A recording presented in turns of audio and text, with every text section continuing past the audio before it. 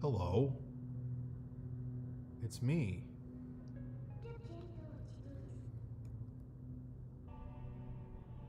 Oh my goodness, we're here. We're painting a big old worm, folks. We're painting a worm.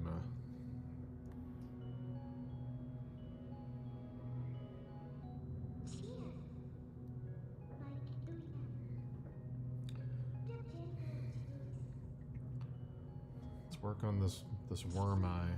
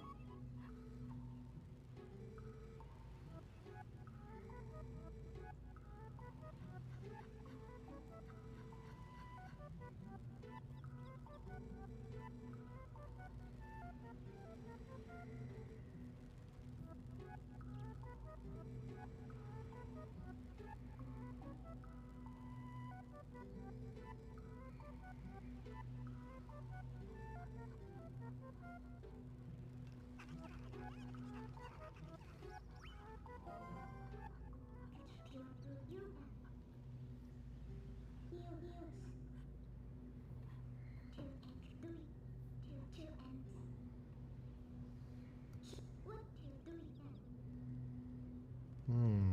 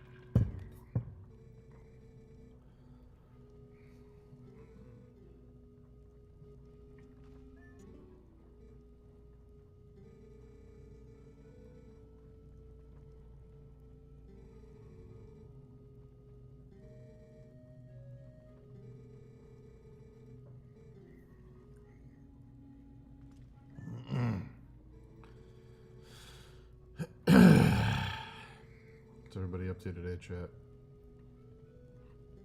What's everybody doing?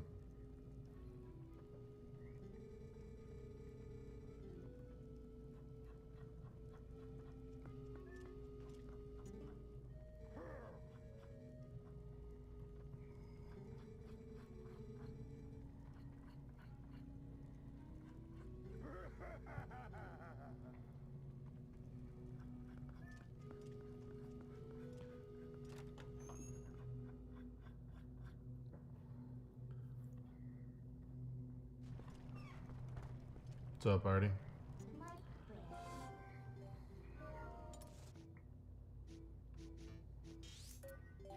Superman comic. Excellent. Good to see you, Jacobo.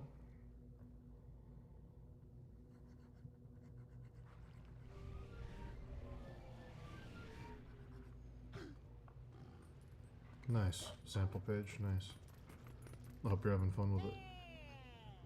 What's going on in your sample page? Describe it for us.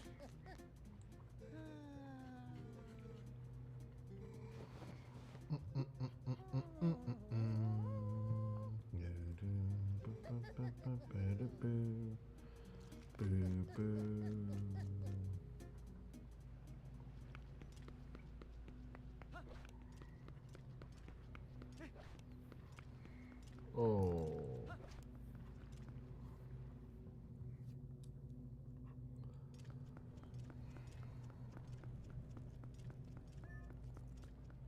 Nice.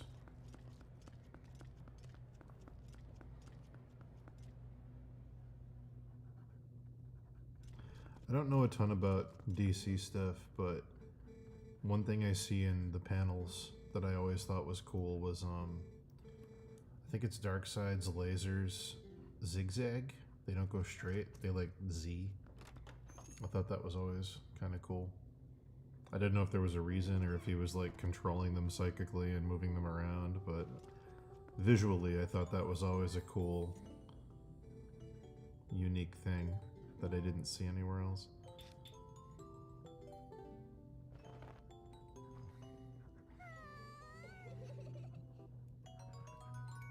Oh my god.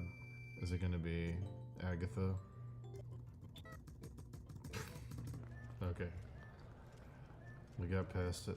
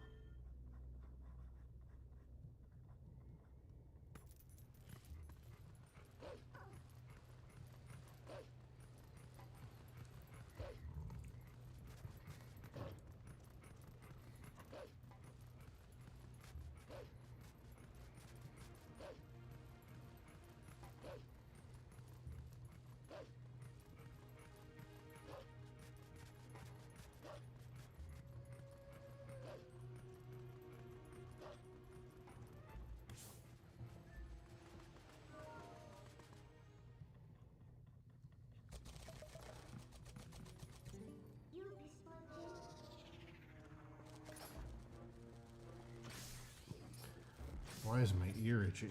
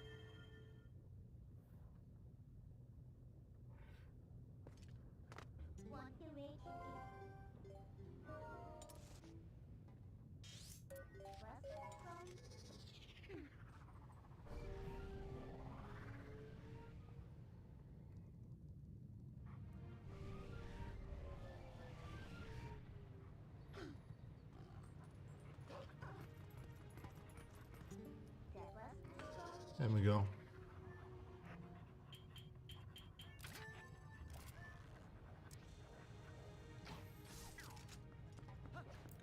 Hey, Mega Pussy.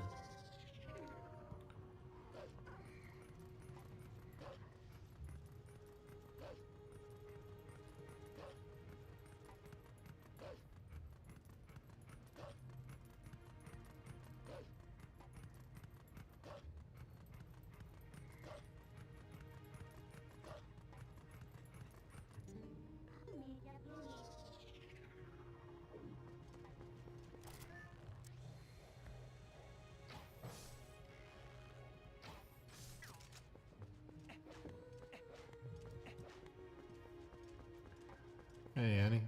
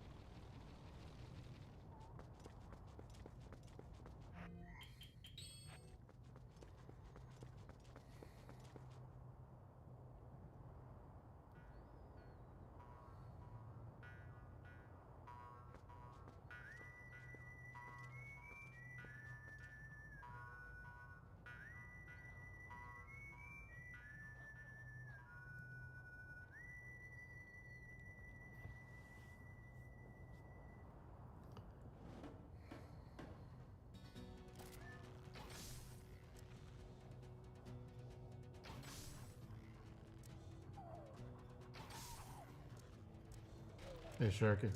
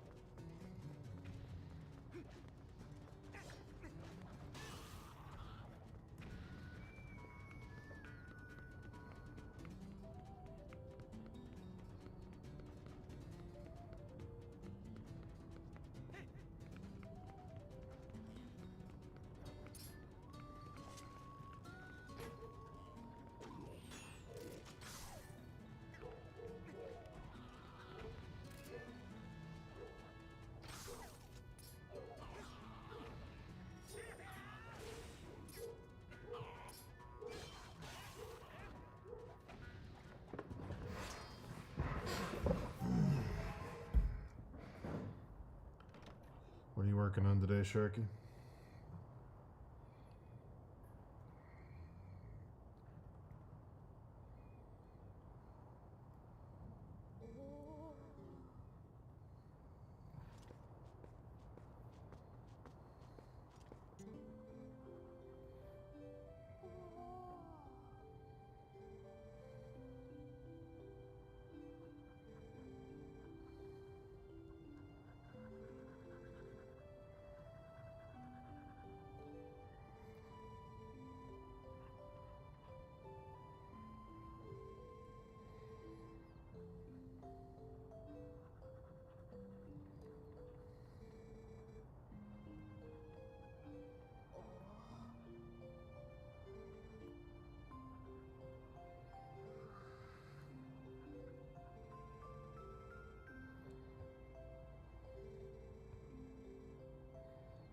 Nice.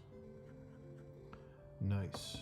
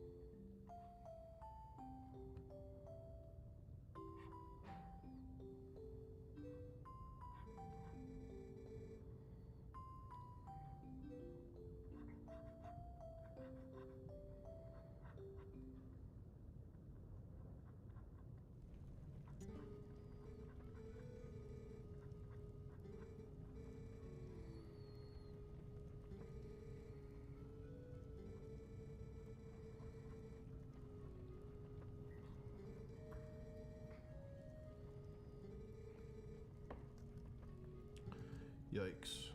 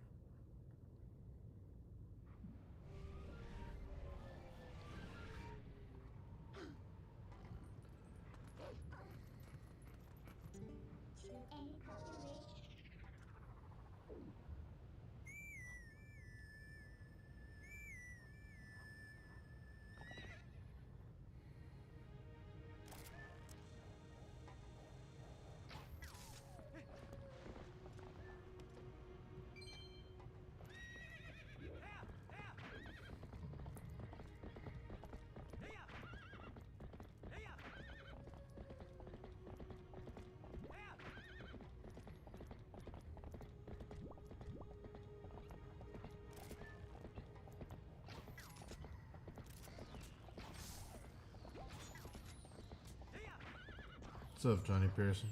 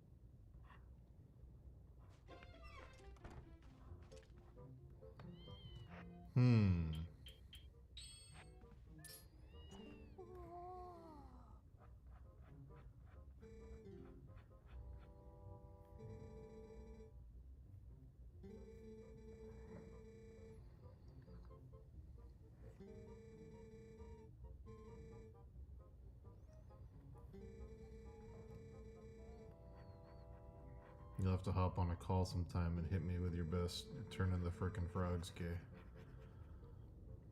You'll have to.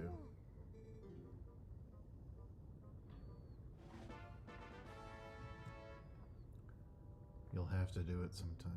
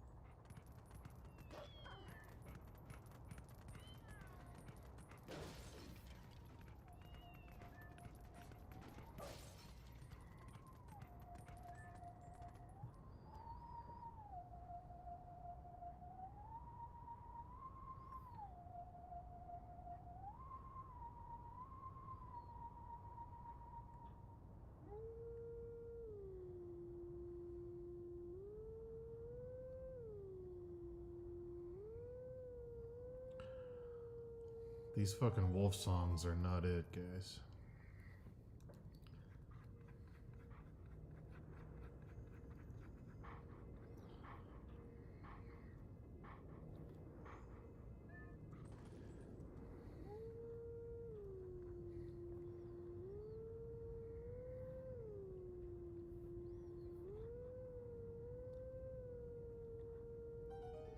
Gross.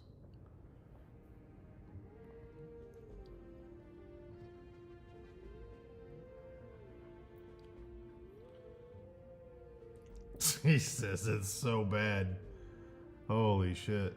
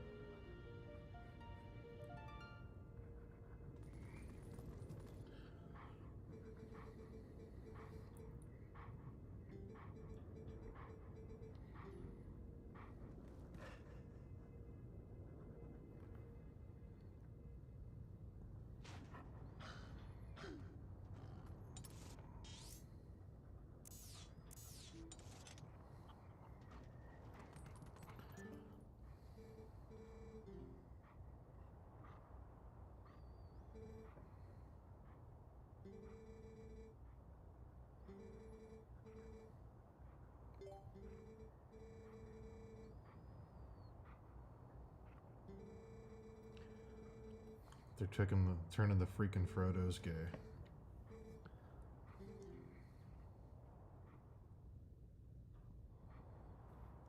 Helm's Deep was an inside job.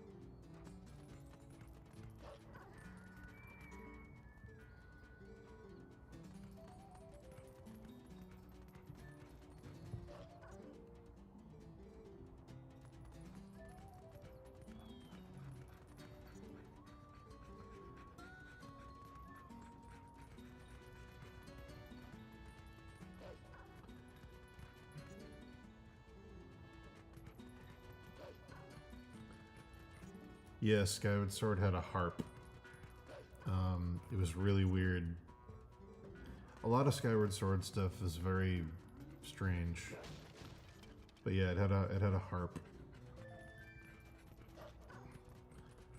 You were supposed to kind of like wave the Wii remote around like you were strumming it. It was strange.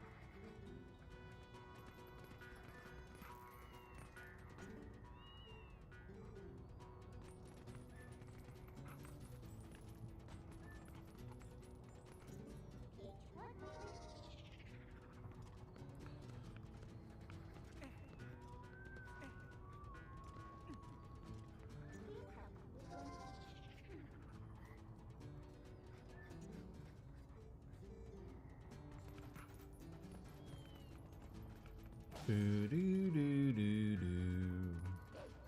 Dibba-dibba-dibba-doo. Dibba-dibba-dibba-doo. Dibba-dibba-dibba-doo. Boo-doo, boo-doo, boo-doo.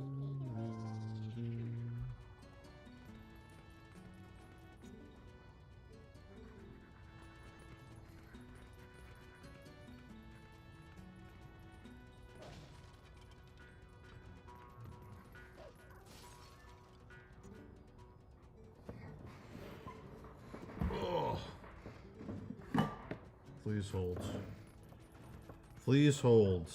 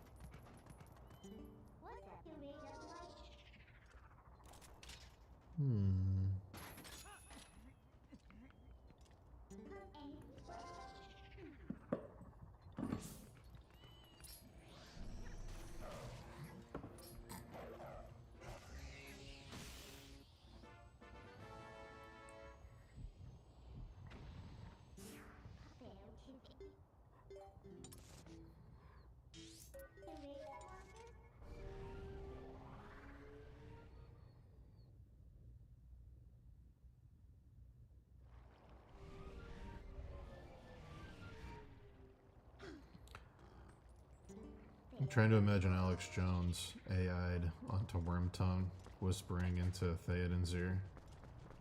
Don't let him in.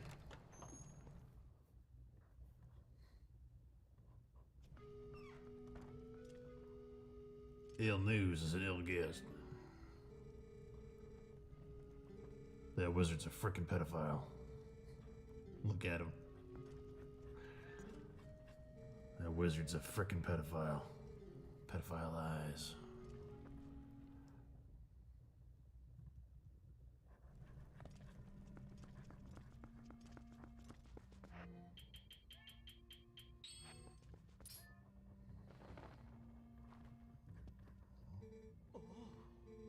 Oh! I miss when Zelda just had little vocal cues.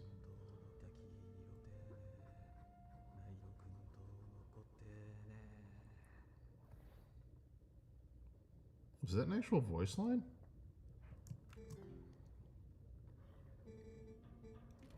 Dang. I wanted a screenshot of that statue. That's sick.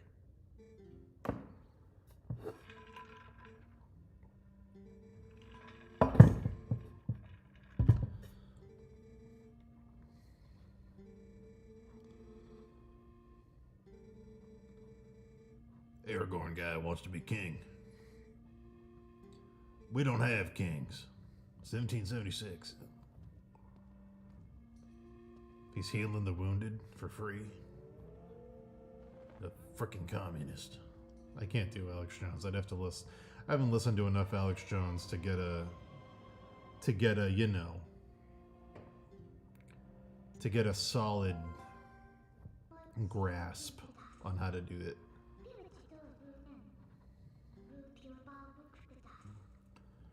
I'd have to listen to more. I think I could probably get there. I think I have a similar vocal range, but question number one is, do I even want to be able to do that? And question number two is, what would he say?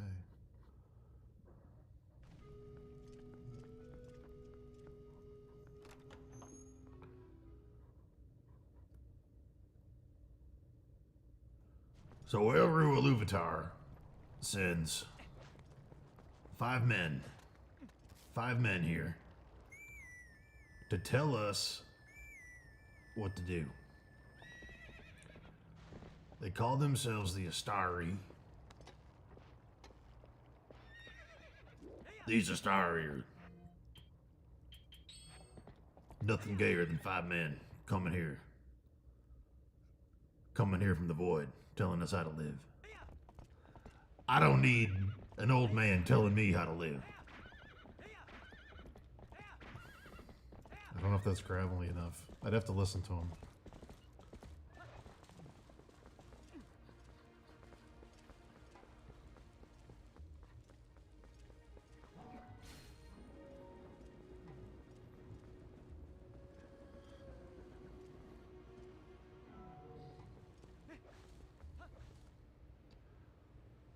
Not a woman among them.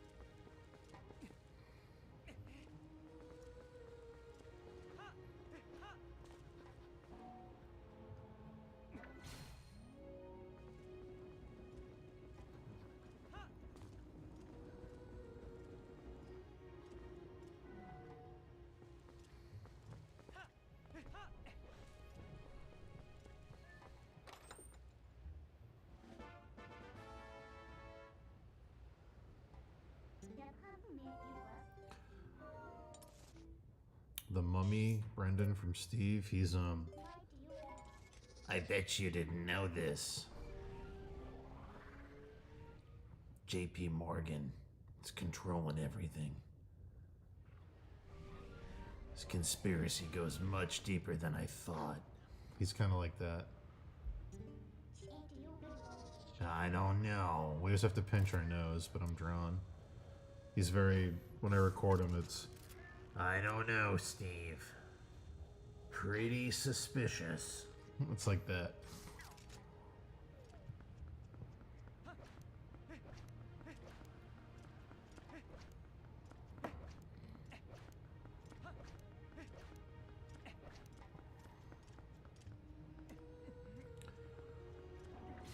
Oh, oh.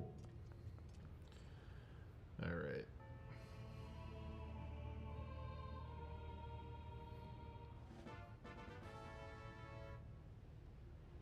Oh.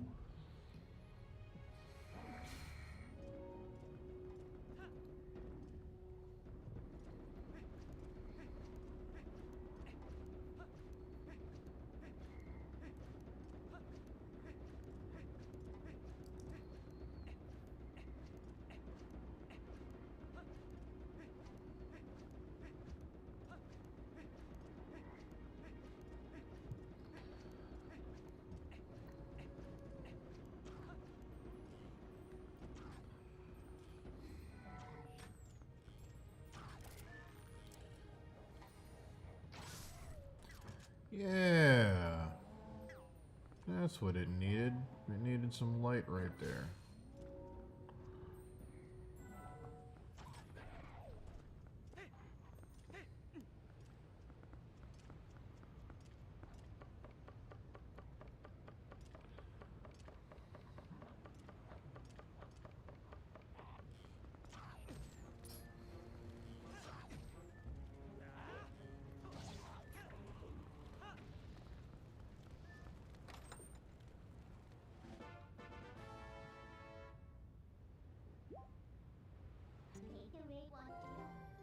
Hmm.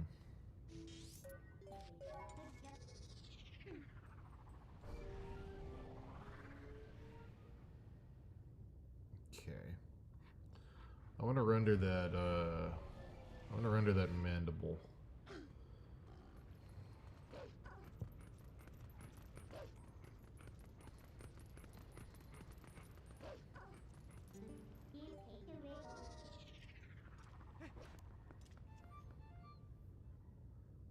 Hmm.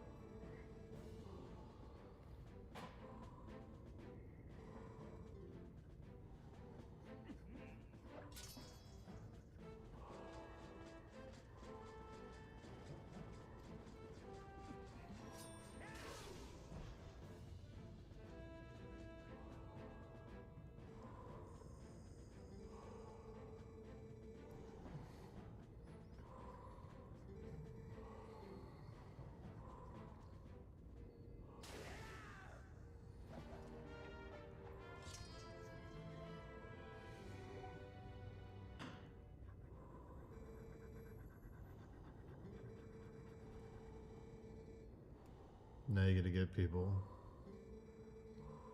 Now you gotta get people to think that the Ewok adventure is better than Lord of the Rings. The Ewok adventure is super weird because, like, I don't know if George Lucas wrote it. He definitely worked on it, but like, there's a bunch of weird Star Wars adjacent stuff in it. Like, the Empire's a thing, and there's like a witch who like uses the dark side, but she's not like a Sith, because I don't think that was really like fleshed out yet. I don't think he really understood like what he wanted to do with all that stuff at the time. So there's all this weird stuff in it. There's like monsters and like cool Rancor things and like weird dark side magic and like, yeah, it's strange.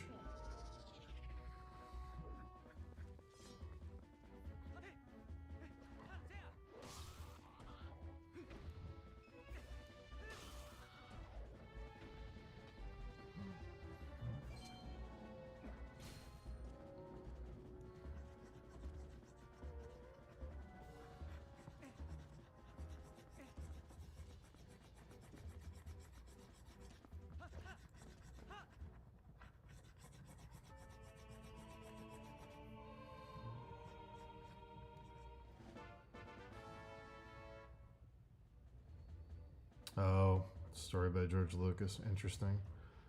So he did write it. Okay. It's a weird movie. It's in a weird middle ground between Star Wars and like, I don't know. I guess it just is Star Wars. I guess it's just Star Wars adjacent.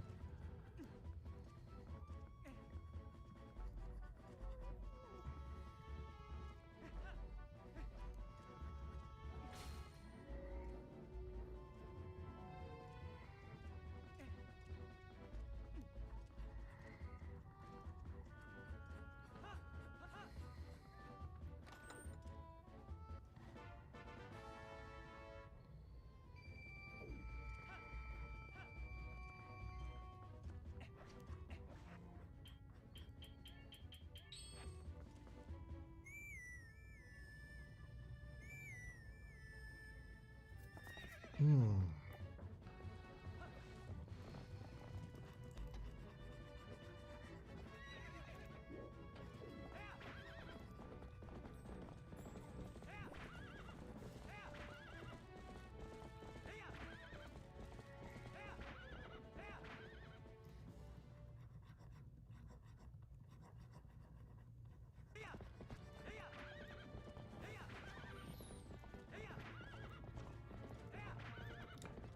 I wonder why they programmed this game so that when you transition to a new area that has the same song, the song still fades.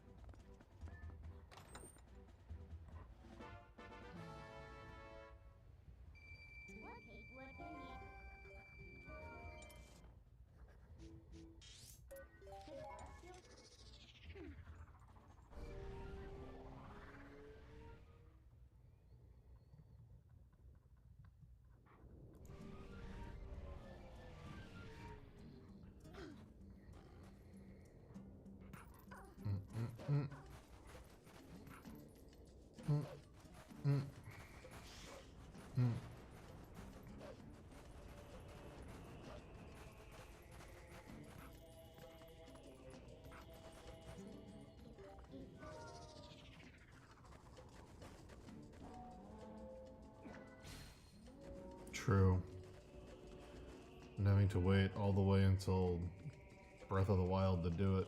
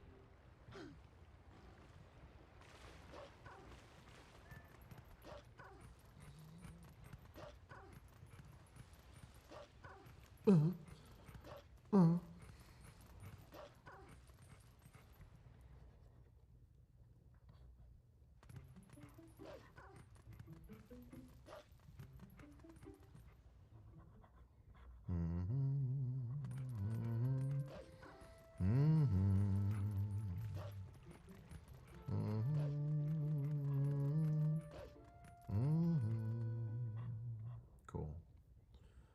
It's starting to look like what I want.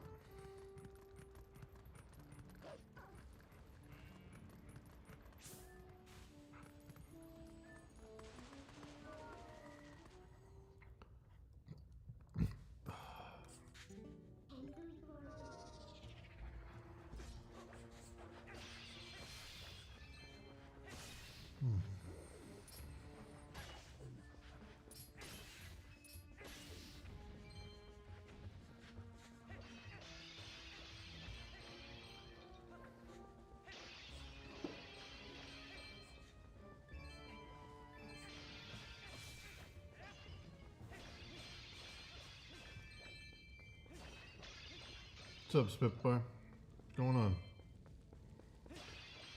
Are you back in the north? Or are you still in a peaceful land of sunshine?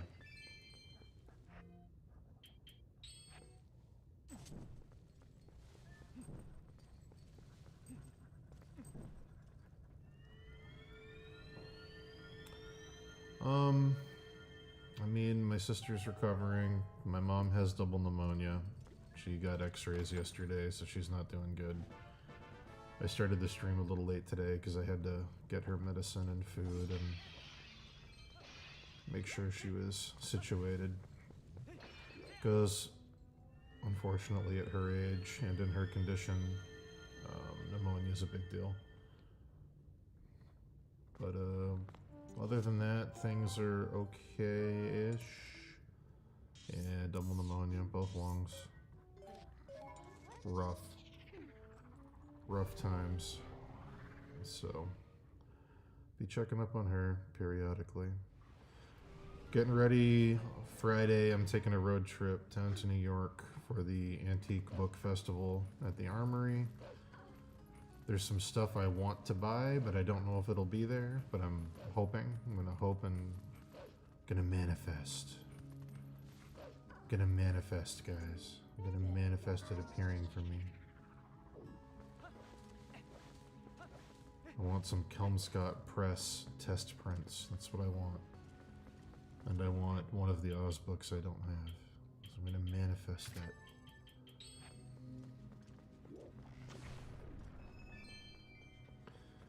Gonna put it out into the universe.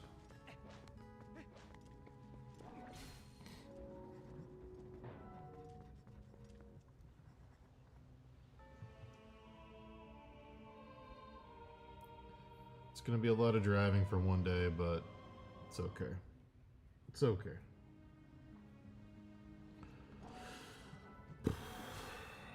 It's worth it.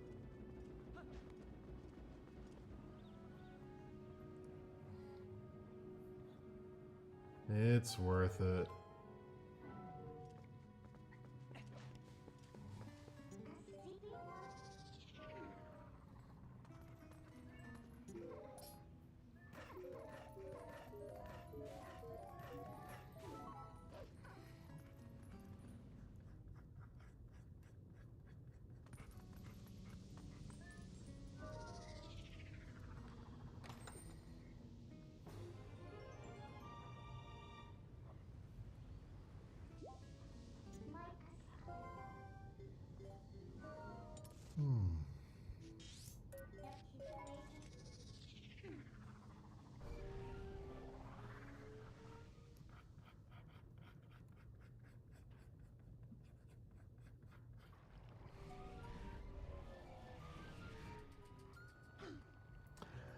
My family, my grandmother called me Eeyore, and my family calls me Eeyore sometimes. Ever since I was a kid, my grandma called me Eeyore. She'd be like, "Want to go to the beach?" And I'd be like, "I guess that sounds fun."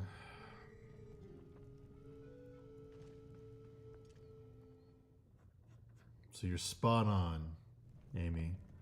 Also, hi Amy. You should come to Memorial Day weekend at my house. I think it's on Sunday. Big ol' get together. There will be food of all kinds. Absolutely, Dan.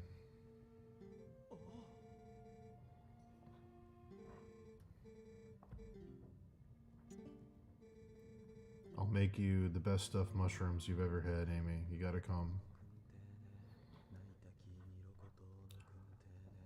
Also, Amy and Spitboy, did you know that there's puppy yoga in Boston? Some of my friends started going to puppy yoga, and I'm like, listen, I never done yoga, okay, but I'm down to try if there's puppies. I'm down. I'm down to give it a shot.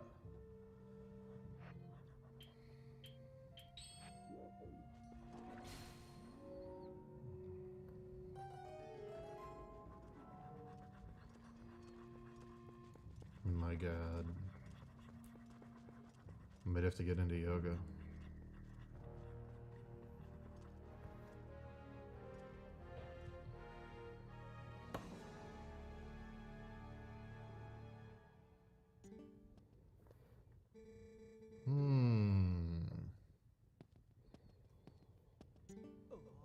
We gotta get together and go out to dinner sometime anyway. We're like way overdue for that. I really want to take you guys to Sarma, if I can get us a reservation. My buddy used to manage it, but he moved on to the Four Seasons. But Sarma's great, and it's got a lot of really good vegan options.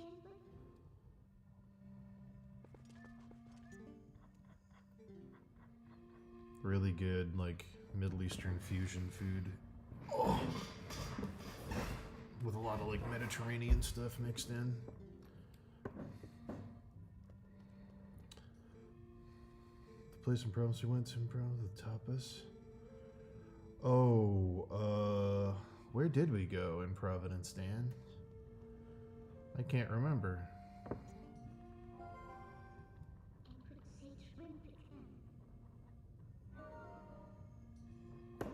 Oh, well then she can truly enjoy my cookout. She can enjoy all the barbecue. Oh my God, Amy. Now you have to come to Memorial Day weekend. I'm going to be barbecuing. I'm going to be smoking things. Oh my goodness. There will be a baked ziti with homemade meat sauce. What the hell? What the hell? All the little plates with Adam. Oh yeah. Yes, that place was really good. Shoot. What was the name of that? It was very good.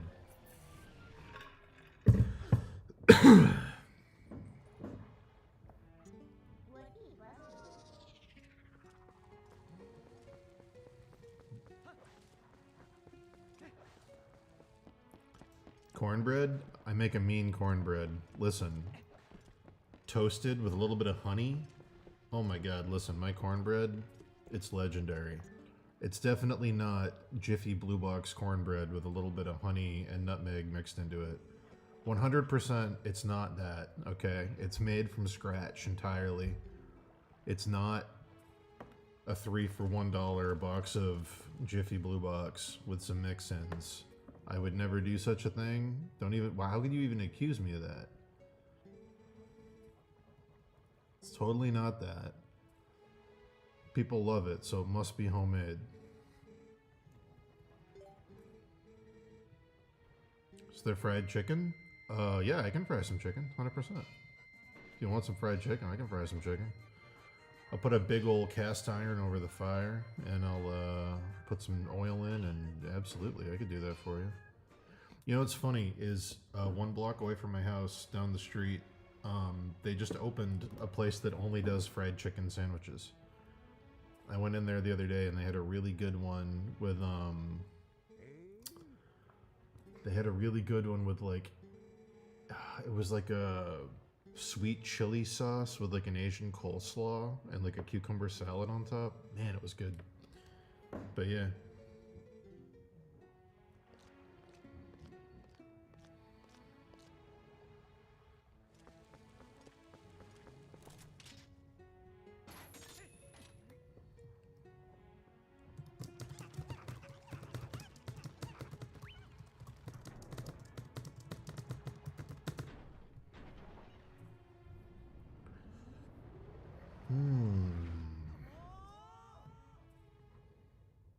Good lord. But yeah, we're also doing 4th of July. If y'all want to come to 4th of July, that will also be a thing. So you know. Many opportunities to come hang out and sit on the beach and eat good food and drink sangria. Many opportunities.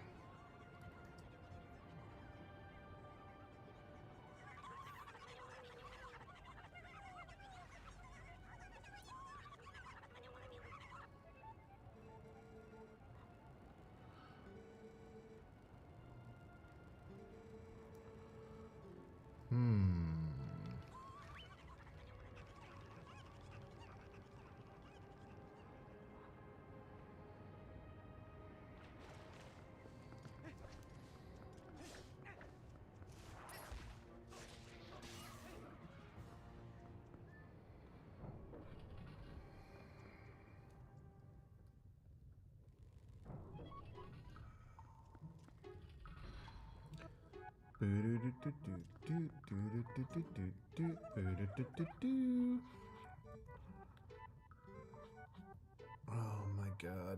I'm so jealous you guys got to go down to... Was it Florida? I forget if it was just somewhere warm or if it was Florida. Or if it was an island. Maybe you went to the Bahamas. I forget.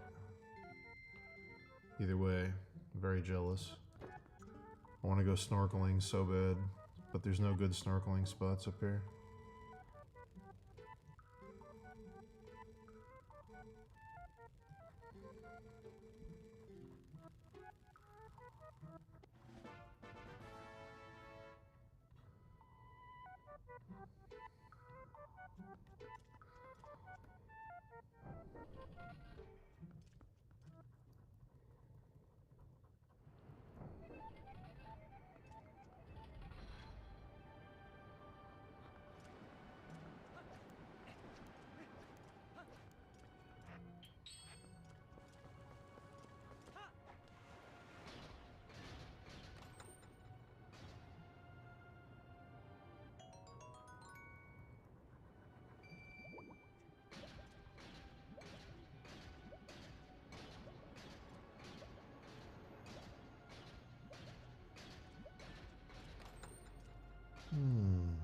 That's awesome. Dan DeSalt and chat, you also need to come to the Sunday before Memorial Day and the 4th of July. You must come. You must be here. Because I miss you greatly. I can find a place for you guys to sleep if you want to stay over and make the trip worth it.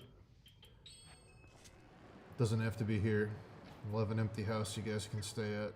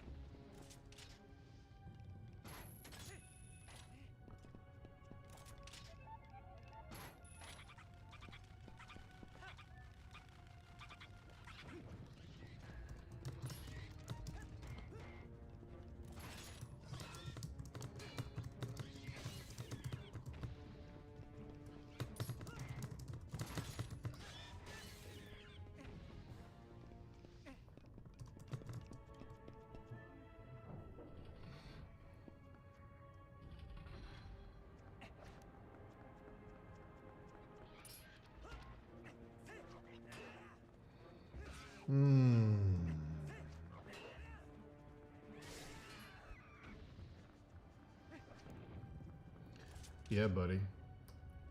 That's not the weekend I'm having a party, so you're good. Also, Dan, we put a new septic in the cottage, in the cabin, up in Vermont.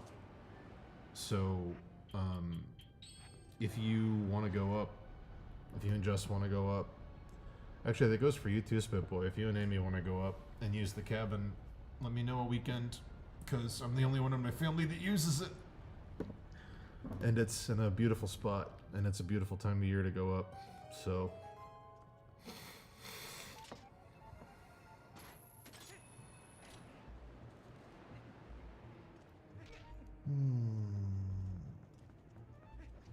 What was up with it? Yeah, it was just the whole mountainside that the... How do I draw this? I'll draw this. It's easier if I draw this to explain it. So there's a lake here, and then it's a very steep drop off because it's a mountain lake. And then the cabin is like here on stilts, kind of built into the hill. And there's like a dug basement, and then the cabin's up here, okay? So the septic was like basically here, the tank. But then the hill kept going up real steep. And the runoff, we had like a historically wet couple winters. The runoff coming down the hill had basically pushed the septic a little bit forward and eroded the side of it. So it had kind of collapsed in on itself, and it wasn't draining the way it was supposed to. So we just had to remove it, put in a new one, and put a new liner on it, because over time the pressure from the mountain, the runoff, had fucked with it. But yeah. Does it fit too? Oh yeah, it fits too easily. There's a Murphy bed that pulls out of the wall, 2 twins, a couch, and a king on the upstairs. Yeah, it'll sleep like 6 or 7 uncomfortably. It'll sleep 2 very comfortably.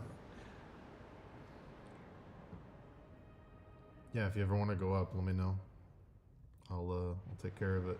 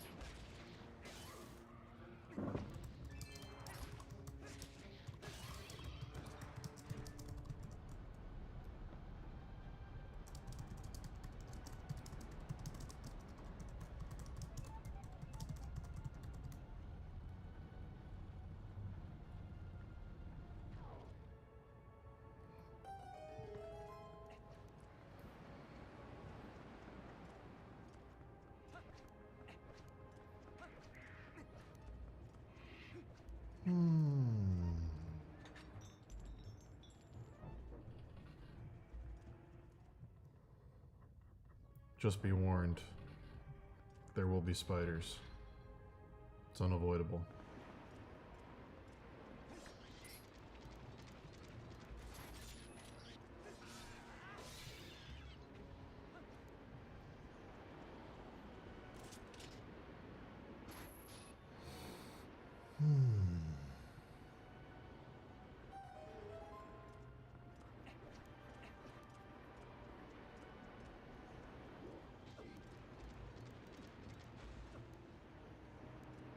Cool, Dan. Good seeing you.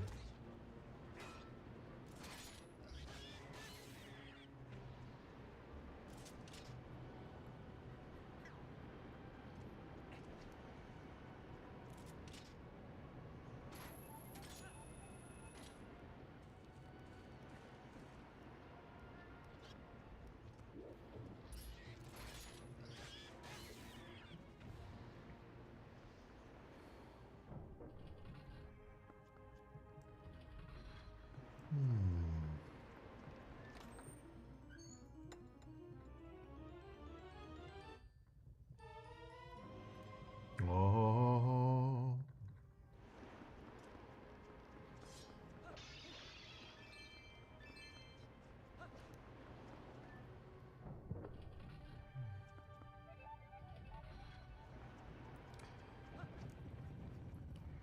I hate trying to visualize these shapes in 3D. Later, guys.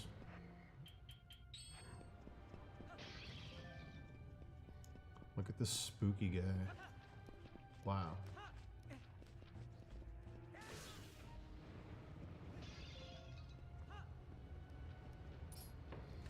I might do major changes to this dude. I'm still not happy with him. I don't know if I like that metal mantle. I thought I did, but I don't know. Gotta keep thinking about it.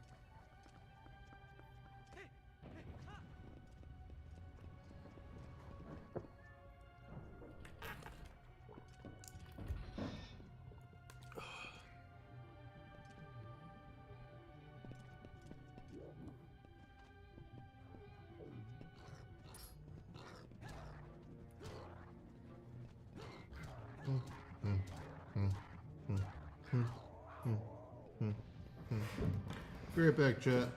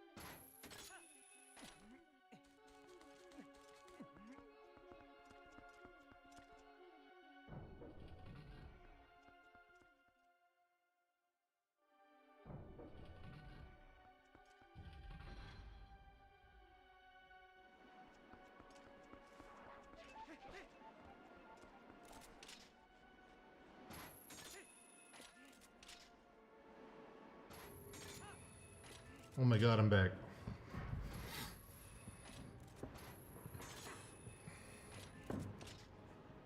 Nose is itchy today.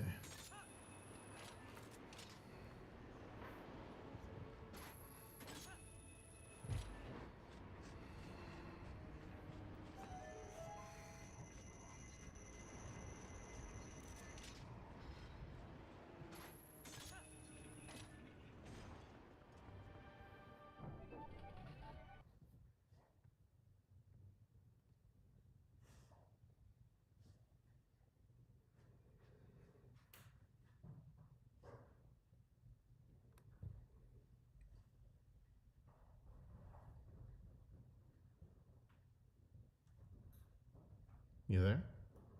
What's up, brother? I'm live. Does that matter? You need me to mute myself? No, you're good. Alright, hold on. I'll check the levels here. Keep talking. Hey, Hello, how hello, you doing? What's hello, going on? hello, hello. I Alright, am here with you. Hello. alright, nice. Chat, it's Dave. Hey, what's up, everybody? What's going on? Oh, nothing. I was just got to do a bunch of work stuff, Hmm. so figured I'd call you. Yeah. But, If you need me to mute myself or anything, let me know.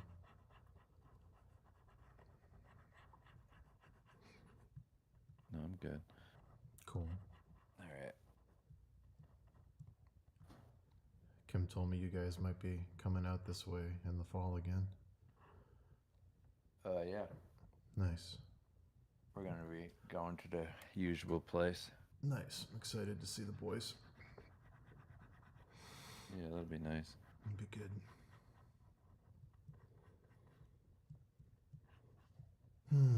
What are you doing right now?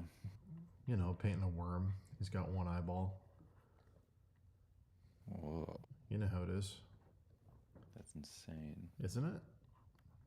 It is insane. Yeah, I know. It is. I like it. Thank you. I don't, but I'm working on it. Hmm. See if I can get to a place where I like it. Oh. You doing anything fun? I enjoyed your you painted a one-eyed monster the other night too. A little goblin with a mace. Mm-hmm. I sure did. Good year for Cyclopses, guys.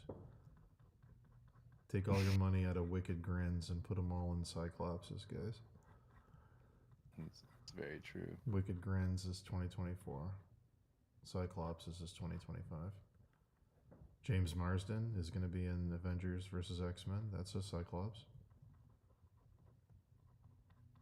Got Cyclopses everywhere. Is that what it's going to be? Avengers versus X-Men? Supposedly, I mean, he's going to be. James Marsden's going to be in Doomsday, and then I guess they're doing Avengers vs. X-Men after that. Okay. They're calling it Untitled Avengers movie. I'm actually kind of bummed. I was really excited to see if they could capture that phase 1 excitement now that they have just restart. yeah, X-Men would have been the perfect opportunity to just okay, cool, now we're gonna do a new thing with new characters people love, and we have the art team with Wes Burt and stuff that are gonna do iconic classic designs. We're gonna cast really good people, have a really good story. I was like, cool, this is an opportunity for Marvel to get back to something really, really solid, build a new thing, and then they were like, oh, we're gonna bring back all the Fox people, fucking Gandalf is gonna be Magneto again. Really? I'm so sick of the multiverse shit. You had such a good you had such a good opportunity to just make an X-Men movie in your 616 MCU universe. Just do the that. way that they continue with this stuff is sort of what's it called? There's a term for it. It's a fallacy, but the thing with it is it's that thing of Gambler's fallacy. I need. It's that thing of I when you tell I'm just using kids as a reason for it, but they're saying finish your dinner. Mm-hmm. but I'm not full. I mean, I'm not hungry, you know? Yeah. Then you're like, yeah, but just finish it. Yeah. It's like, it's like, Sunk. but no. It's sunk cost fallacy. I think it's the gambler's thing. Yeah, Where it's it's that thing like you just need to keep doing it because Yeah. you started it. we already And it's did like, so much of it that we you can't really stop. don't, you Yeah. really don't have to. Yeah, you don't have to. Nobody at would all. care. No, Nobody would care if you just went like, that was the only thing. That was the only didn't thing. work. Yeah, that was the only thing I was like excited for them. Was like, okay, eventually they're gonna do the good version of X-Men that we've wanted ever since that X-Men movie that fucking came out in like 1999 or whatever. Mm-hmm. Like they're finally gonna do the X-Men movie that everybody wants to see. It's gonna be great.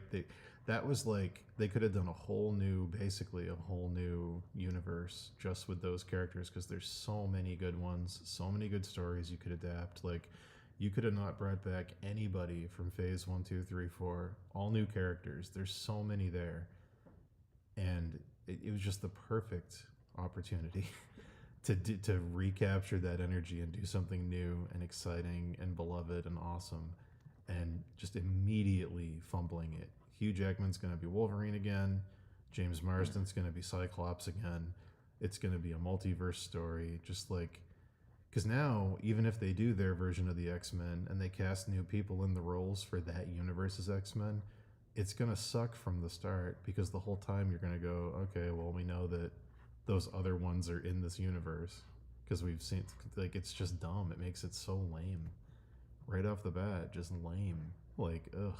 I think about it like, think how big the world is right now. Yeah. Like, there's some guy in India, you know, jerking off somewhere Yeah. in a small apartment somewhere. It's monumental. Sure. He's doing this thing.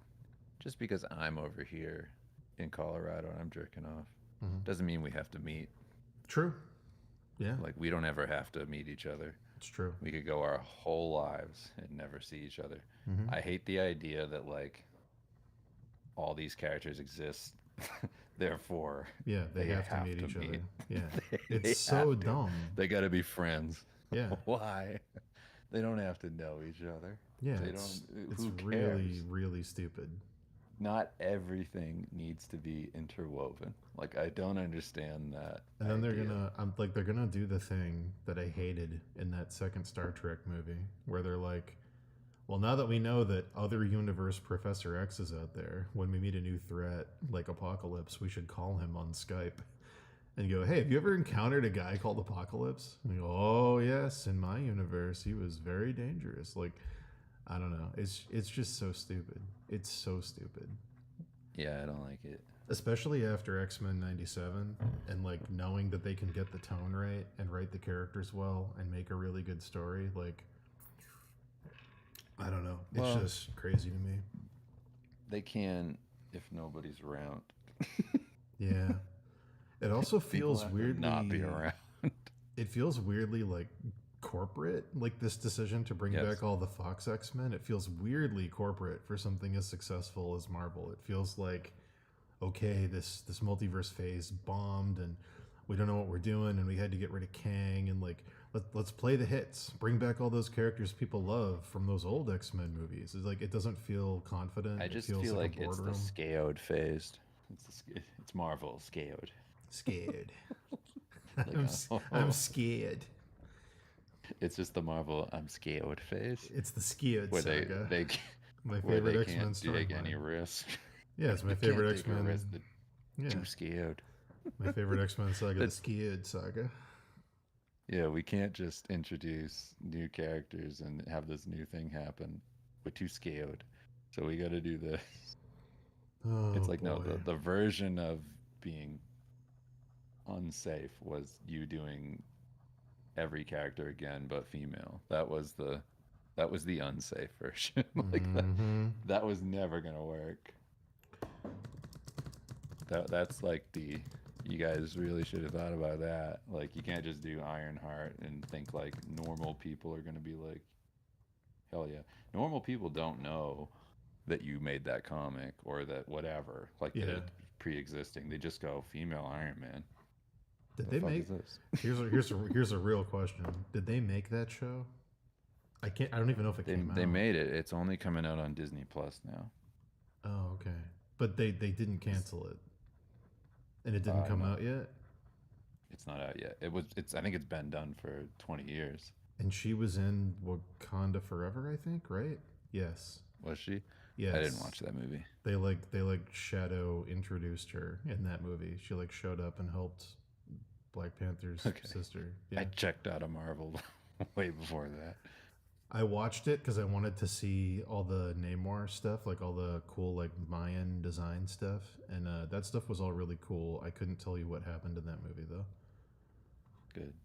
The fight at the end It was works out for me. very strange. I don't remember exactly.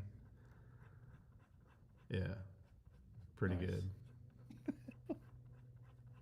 Yeah, I hate scared executives. Scared. Scared executives are the worst. Where they just go, well, we do have all this amazing history of infinite stories and characters and things we could do, but Mm-hmm. I'm too scared. But scared.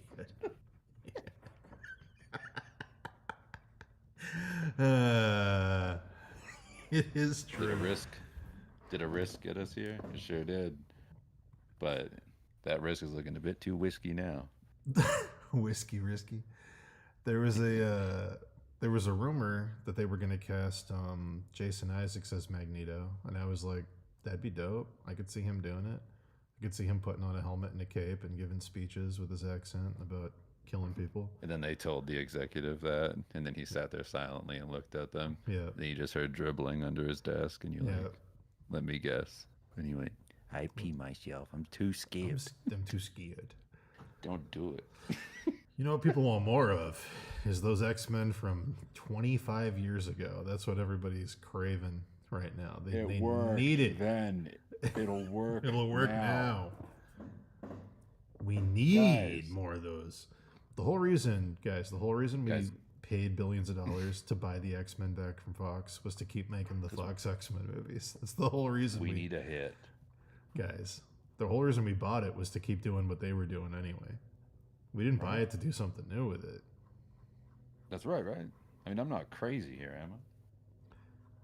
Makes me think of that. We're just gonna do it. Makes me think of that scene from The Office where he's like, Michael, is it cheaper or more? Is it cheaper to hire a new employee or to train a current employee? It's just that. It's like, we already got a Magneto. Let's just do the Magneto we already got, guys. We already got one. They love him. We already got a Professor Guys, X, they love him. Also, don't you understand that? Listen, how many X-Men movies do they think they're going to make with Patrick Stewart before we don't have a Patrick Stewart? Just until he's dead. I'm just saying, Patrick Stewart is, even in Multiverse of Madness, I was like, Patrick Stewart's not going to be around much longer. Did you watch any of the Red Letter Media stuff about the Picard series, or did you just avoid all that? No, I didn't watch it. So the Picard series did a really funny thing to address Patrick Stewart being old, because they were like, obviously we want to make as many seasons of Picard as possible. Sure. At the end of the first season of Picard, they upload his consciousness into a computer, and they're like, now we can make younger Picards and clone him and put his consciousness in new golem bodies. Did they literally do the thing that, like, Bruce Willis signed up to do? Yeah, they did it in universe, where they were like, now we can put his consciousness in new bodies. So when he dies, they can make a Picard without Patrick Stewart, but he'll still be quote-unquote Picard. Pretty sure when Bruce Willis did that, he did it because he was like sick or something. Yeah, he's something like deteriorating. Yeah, disease. he's got something similar to like MS. I don't think it is MS, but it's something similar to it. Imagine how sad that would be if you were like, I'm at the end of my rope. Put me in the machine. Yeah. I'll sacrifice myself to the machine. Sitting in the room with James Earl Jones, where they're like, listen, James, we need your voice, and we need it in perpetuity. We need you to speak into this anymore. We need you to speak into this computer, so we can make an James, algorithm. We know, James. We don't need you to act. We just need your voice. Long after you're We dead. don't need you to. We just need you to die. Yeah. Long after you're dead, Darth Vader will be alive, James. Oh, oh, wonderful. Yeah. It's just. I want it. It's just so gross. You gotta understand, you're depriving future generations of Darth Vader by dying, you mortal man. Give yourself over to immortality. Yeah. Be like us, the vampire. Join us, James. Become immortal Endless wisdom. You'll be able to live forever. in the computer brain. Don't you know? Don't you know what vampires do? They live in libraries and they learn everything forever because life isn't finite anymore. And then when they become a vampire, we tricked you. It sucks. We all wish we were dead. Just picturing Kathleen Kennedy walking into the Disney archive and turning it on and having 10,000 mosquito-sized machines swirl around like the robot at the end of the Matrix trilogy. She goes, "Give me James Earl Jones." And they all swarm into the shape of his face. "Hello, Kathleen. Do you need me to be Darth Vader today?" "I do. And also You'll be Mufasa." whatever I want, James. "We're making a Mufasa film, and we need your voice, James." "Very well." Sounds Mr. brilliant. I do not say no to this. I think it's a good idea. I'm programmed to say it's a good idea. It Old is. James may have said, I won't play that role.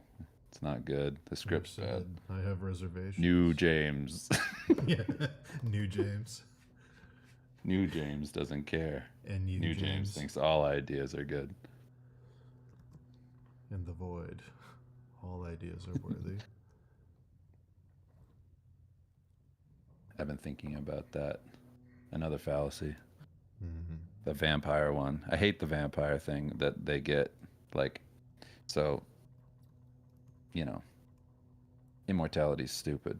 Mm-hmm. Because the whole point that you do anything in your life, like the only reason mastery is impressive is because you die in a certain amount of time, and it's interesting to see that measured against everybody else. A race without Look a at that finish person line. did. Wow. A race without a finish line isn't something anyone wants to watch.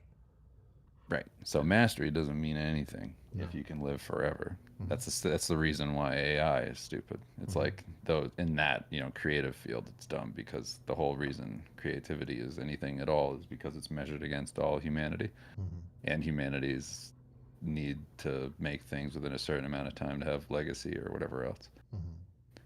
It's like without that, that's not impressive at all because who gives a shit? If I had all the time in the world, I could do anything. Mm-hmm. That's not why you make things. You make things because you don't have all the time in the world, and it's the choices you make in your life to spend time doing one thing over another. I think you're So wrong, it's like- though. I think you're wrong, though. 'Cause- So the idea of a vampire being really, really smart just Yeah. is fucking stupid to me. yeah, it's dumb. They would be really dumb. I think a vampire would be fucking dumb. Well, my favorite. Okay, my two favorite portrayals of vampires. Not favorite as in like this is a fun thing to watch or it's scary or it's cool. My two favorite like takes on vampires. Obviously, Vampire Hunter D, because the only people that survived the nukes going off were vampires that had been alive in the Middle Ages. So they just started building Middle Age stuff again in the post-apocalypse because they're dumb and they just want things to be the way they were when they were growing up. Like, I love that. And then I love at the end of the Interview with the Vampire movie when Louis comes back and finds out Lestat's still alive, and he's like a gross homeless guy living under a bridge, and he's afraid of like light and stuff, like electric lights, because he can't. Things are progressing too fast, and his brain's not capable of maturing for eternity. It like stops at a certain point, and he like can't function anymore because he can't learn to adapt that much. I love that. That's what vampires should be. They should be like scared, old, senile people.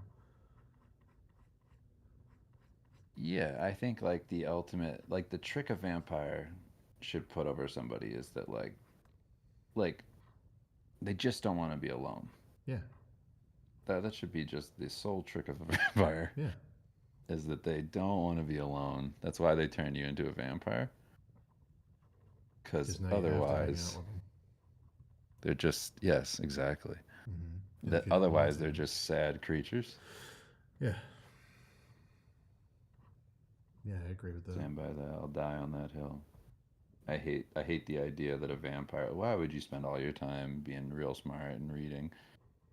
Why would conquest matter to you? It wouldn't.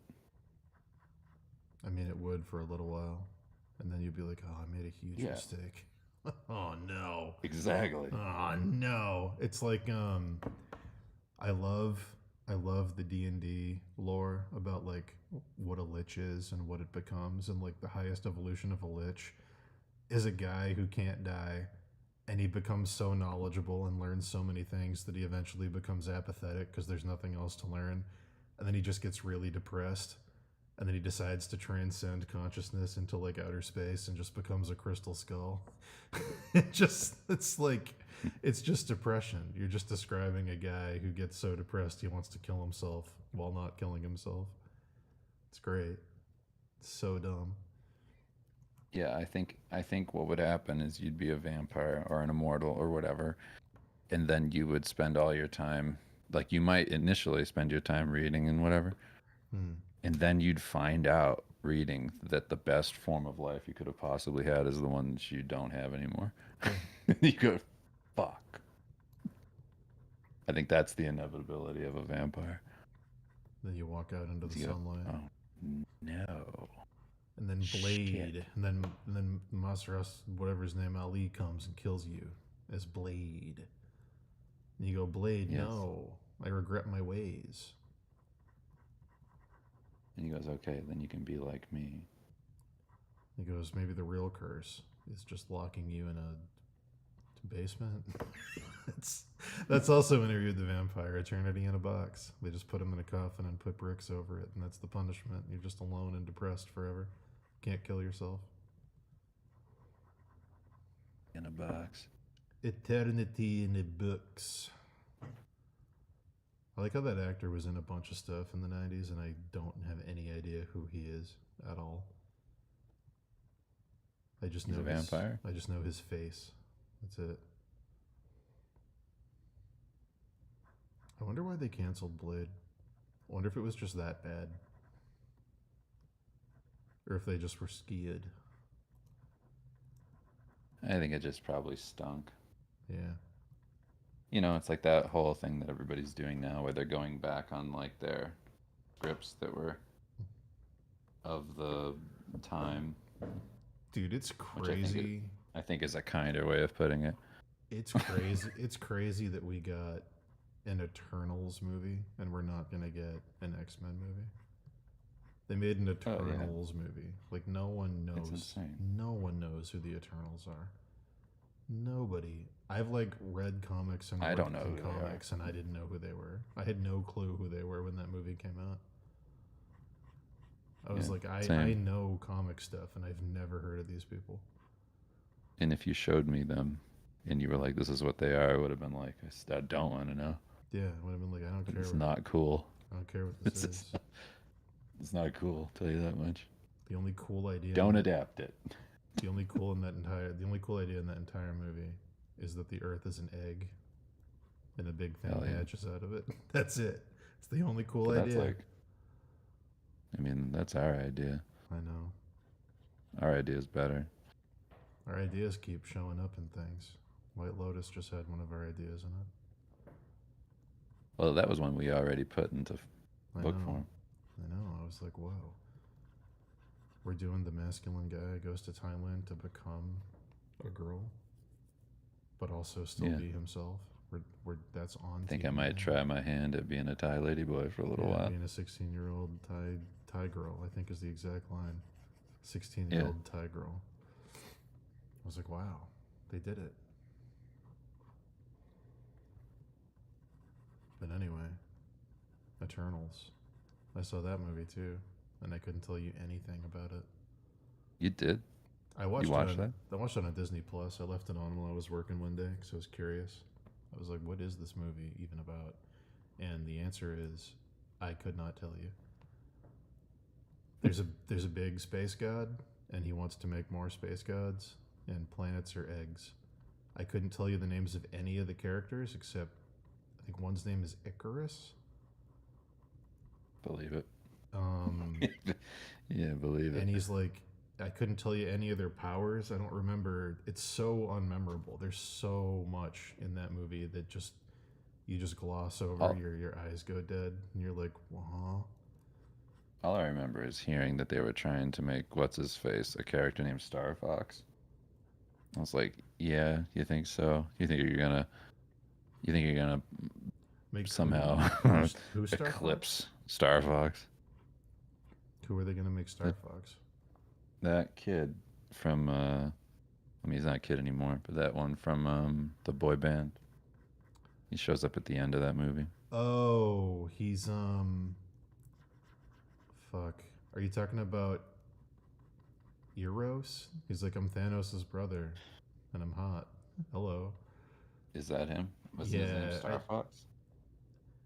I don't know. His name's Eros in that movie. If we're talking about the same guy, he shows up at the end of it, I think, and he's like, "Hi, I'm here now. I'm Thanos' hot brother." And it's like, okay. "Why are you here?" All right. Is Star I'm Fox? pretty sure him in the comics is Star Fox. Yeah, it's probably. Maybe I'm wrong. He probably has multiple names. He probably does have a name like that. What's the name of the fucking? Yeah, Eros is Star Fox. Star Fox. Okay. What's the name of the Guardians of the Galaxy guy that Rambo played? Is it Stakar? Is that his name? Dunno. He's like the original Guardians of the Galaxy member that they threw in as like a cameo with that giant guy made of ice and a bug that's a wizard. I mean, that sounds cool. I think it's Stakar. I think that's his name. Bug Wizard sounds cool just in and of itself. He's dope. He's like a lizard bug thing who does Doctor Strange magic. He's at the end of Guardians 2 for one scene. I'm like, give me more of that. I don't know any of these guys, but give me that. Bug Wiz sounds give good. Me a bug wizard, man. Give me that. But anyway, I'm really excited to see, Wolverine, Hugh Jackman say bub to James Marsden. I don't know. Excited about that? Question mark. Yeah, when 30 years later Wolverine finally put the hat on when I was on my deathbed. And my kids came in and they said, "Dad, he did it." And guess who was there? And I go, "Who?" And they go, "Ryan Reynolds." And I go, It was. Let me die. It wasn't worth it. It wasn't worth it. The Let horrors. me die. Don't waste your life, my son. Don't waste your life on foolish hope. Waiting for stupid loser shit. Pluck the daisies of today. Dream not for tomorrow. Star Car. Yeah, I don't know. In my day, we would have said, "It's gay."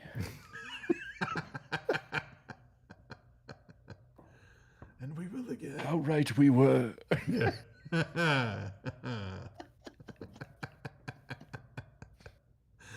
We didn't know how right we were, my son. We didn't know. Things come to pass. It's just Salieri at the end of Amadeus. I thought it was gay. The time. Not like two guys kissing, but like undeserved confidence and lame. But sucks. You know. It all goes back to that perfect South Park episode. We knew it sucked. With the bikers. We knew it sucked, but we pretended. It didn't. They told us not to say gay anymore to protect themselves. Judgment. That's why they did it. And we let them. And then we got, trying to think, She-Hulk. And when they couldn't make fun of it by calling it gay, Joss Whedon. it grew. Then we got Kevin Feige as a robot. called Kevin with periods between all the letters, and we couldn't make fun of it. We couldn't make fun of it, my son. We couldn't call it what it was. Gay. Gay. So it grew. Grew stronger. Because truth couldn't be spoken. Stronger, even still. When truth can't be spoken. The darkness grew. Threatened to envelop us all. Did you know that My that was a son, thing? let it be a lesson. Did you know that that was a thing? What? That Kevin Kevin? Feige was in She-Hulk as a robot? I mean, I don't care, but Did you know? anything's a thing at this point. You could tell me anything. You could tell me anything you want, and I believe it. I go, yep, sure. What an insanely bad idea Of course they did. to put in anything. I can do anything, and you can't stop me. Watch. Yeah. Watch this. Reality can be I'll make her whatever I want dance. it to be. I'll make it dance. And guess what? I won't be gay for having done that. No, no, no. No. You will be racist. What? How'd you do it? You'll be racist. It's just You the- have to like this. It's just the Thanos gauntlet. Like it and watch. Love it even. If you don't love it, Love it, even as You it will be destroys you. destroyed. Love it or be destroyed. I do love how it's like a chess match, arranging all the pieces so people can't criticize anything without being labeled as something. Yes. Oh, I'm sorry. What were you going to say about this? You've activated my trap card. Racist. I got you cornered. Now what will you do with all your racism? I'm trying to think of the ones I haven't watched. I didn't watch What? fuck, whatever the one was with all the Skrulls, where we find out fucking War Machine was a Skrull the whole time. I didn't watch that one. Whatever that one was called. Secret Invasion? Sure. I think that's what it's called. Didn't watch that. Is that out? Is that a movie? It's a series. It's Alright. a whole series with Sam Jackson and Emilia Clarke, where you find That out true? that War Machine was a secret Skrull in all the Marvel movies Was he the whole time? the whole time. And then at the end, they fight a super Skrull Oh, because shit. they go to the battle. Oh, I remember that, where she gets like big arm or whatever. Yeah. Big arm power. They go to the remember battle. seeing that. They go to the battle scene from the end of Endgame, and they collected blood samples from the ground, and she uses them to get the powers of all the Avengers. Sounds good. She goes, "You can't beat me. I am all of your heroes and all of your Skrulls. villains in one." I never saw that because it looked fucking horrible. I never saw Echo. I don't even know what Echo is. I know Kingpin's in it. I always think of like the laundry list of cool characters that exist in Marvel. Yeah, like I go, all of the X-Men, that they could do a movie Why about that every one? single one. Well, I don't mean that, because like that took a while. I get why they didn't do it right away. But like you have so many things like Guardians of the Galaxy that you could do. I know. Like not everything needs to be that stuff, but like man, there's so much you could have done Yeah, with the characters you did have. yeah. There's a million things. Hmm. Man, this new season of Daredevil is just... It's just nothing's happening. Here's an Really? episode. Here's an episode of the new Daredevil Born Again. Ready? Here we go. Matt Murdock Sure. walks into his office and he sits down, and his friend who knows he's Daredevil goes, "Crime's getting out of control, Matt. No one's doing anything about it. Even the police are corrupt still, 4 seasons later." And then Matt goes, "We gotta let the system handle it. I can't put on the mask. This isn't just my city, it's our city. I can't be the only one. fighting against it. Cut to scene of Wilson Fisk sitting in the mayor's office. I can't believe they elected me mayor of this city. Just delivering every line like that. Every line is yelled gutturally somehow. But as mayor, I love this city because this city is my family, and my family is my home. Cut Is to- my city. My family is my home, is my city. And my city is my family, and family is my home. My heart is in the city, and home is where the heart is, and this city is my home city. Can you feel it beating? It's just, I don't know. That's all Nice, it is dude. home and city. And he can't say that I'm Daredevil. He has to say, when I put on the mask, I become a different person. Like, okay, your name's been Daredevil for 3 seasons. You can say I'm Daredevil. You don't have to say the mask. When I put on the mask, I can't be that man anymore. It Did sucks, Buckshot show up yet? dude. It sucks so bad because Whatever his name is. they filmed. Okay, so I guess what happened is they filmed the whole season, and then Charlie Cox and Vincent D'Onofrio watched it and said, "This is fucking horrible. We want to do reshoots and we want creative control." So then they were like, "Okay, a little bit," and they let them do some reshoots, but not as many as they wanted. So then, okay, it comes out. The pilot episode is like incredible. It's like, oh, this is going to be the greatest thing ever. Pilot episode starts. Spoilers for anyone who hasn't seen it yet. Season's not over, but so opens up. They're at a bar. It's him and that dude that plays Foggy, and all their friends are there and they're drinking. Okay, I couldn't remember what his name was. Foggy. I was yeah. gonna say Kermit dies, Yes. Yeah. but I can't remember his I can't remember his friend's name. Bullseye shows up, murders. not Fozzie. Bullseye shows up, murders Foggy immediately, dead. Daredevil and Bullseye fight in an extension of the one hallway scene that they took from Oldboy. They do a whole apartment scene where it starts at the bottom floor and they fight all the way to the top floor. And then he finds out that Nice. Foggy's dead and he snaps and he kills Bullseye. And you're like, great, Okay. here we are. Stakes, main characters are dying, moral quandary, Catholic guy murders somebody. Here we go. And then it's been 6 episodes since that of I crossed a line I never should have crossed. This is my city, and my city is my home. And if I hurt my home and my city, my home. Well, if you won't protect the city, I'll protect the city because the city is my home. And here in my home was where my heart is, in this city. And that's it. That's been the whole show.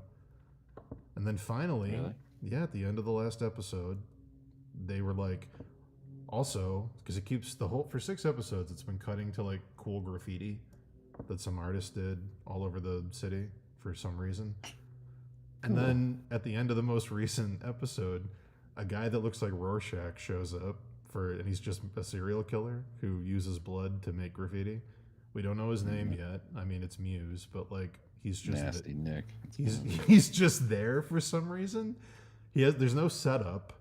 There's no like there's a serial killer on the loose. Just randomly with 2 episodes left to go, they just throw in, oh, there's a serial killer. Here he is. He looks like Rorschach. Hope you enjoyed the show. I don't know. I don't know what happened. Why did the quality of all their writing just plummet? Like, where did the talent It's just go? because there's too much safety. I mean, for sure, it's the I'm scared stuff. Scared. That honestly, that's what it is. It's just those guys making sure that everything's perfect when there's what's that dude? Fuck. He said the ugliness hypothesis. You know what I'm talking about? I have no clue. That what we find ugly right now in all media or whatever is going to be the thing that everybody looks back on and loves. So it's like sure. Like 70s ha- movies everybody hated, everybody loves now. like grain Yeah. and stuff, or Yeah. like jittery things, or just artificial, like video fragmentation things, like pixelation, like all that sort of shit. Yep. I think like the problem with everything is that crystallize it too much. It's like you need to just let it be, let things be a little wrong, let Mm-hmm. things be a little shitty. Make sure that you're just putting stuff out on like your instincts. Make sure that you're trusting your gut a lot and not constantly questioning and redoing everything. Mm. And then just put stuff out. It's like, don't think about this being the best thing you ever made in the history of the world. Just put stuff out. Just put stuff out that only you like. It's like you love it, you did it, you were like I was confident in it, and now here it is. It'll find a place in the world. Yeah. It's like that. They just need to do that, and I think that was like obviously what they did with like Phase Iron Man, one. Yeah. and then they just decided that that was it. They were like, well, we were confident once, and we just took a huge risk, and the risk paid off, but we can't trust ourselves anymore. So like, let's make a literally a committee that just signs off on every single thing being contextually correct within this broader blah blah blah blah blah over and over and over again, which would have been fine if the broad thing was something that everybody like loved, but Mm. or was leading to something that was based on that passion Mm-hmm. maybe. But they don't have that passion, so like now you're just kind of forcing it to be some bigger thing over and over again, and you're like, okay, now we've decided that it's that thing of like me and you, right? Like we made that first Steve book and we were like, this needs to be a book. Yeah. Why does this need to be a book like every other book? Why did we decide that? We decided that because we didn't know any better.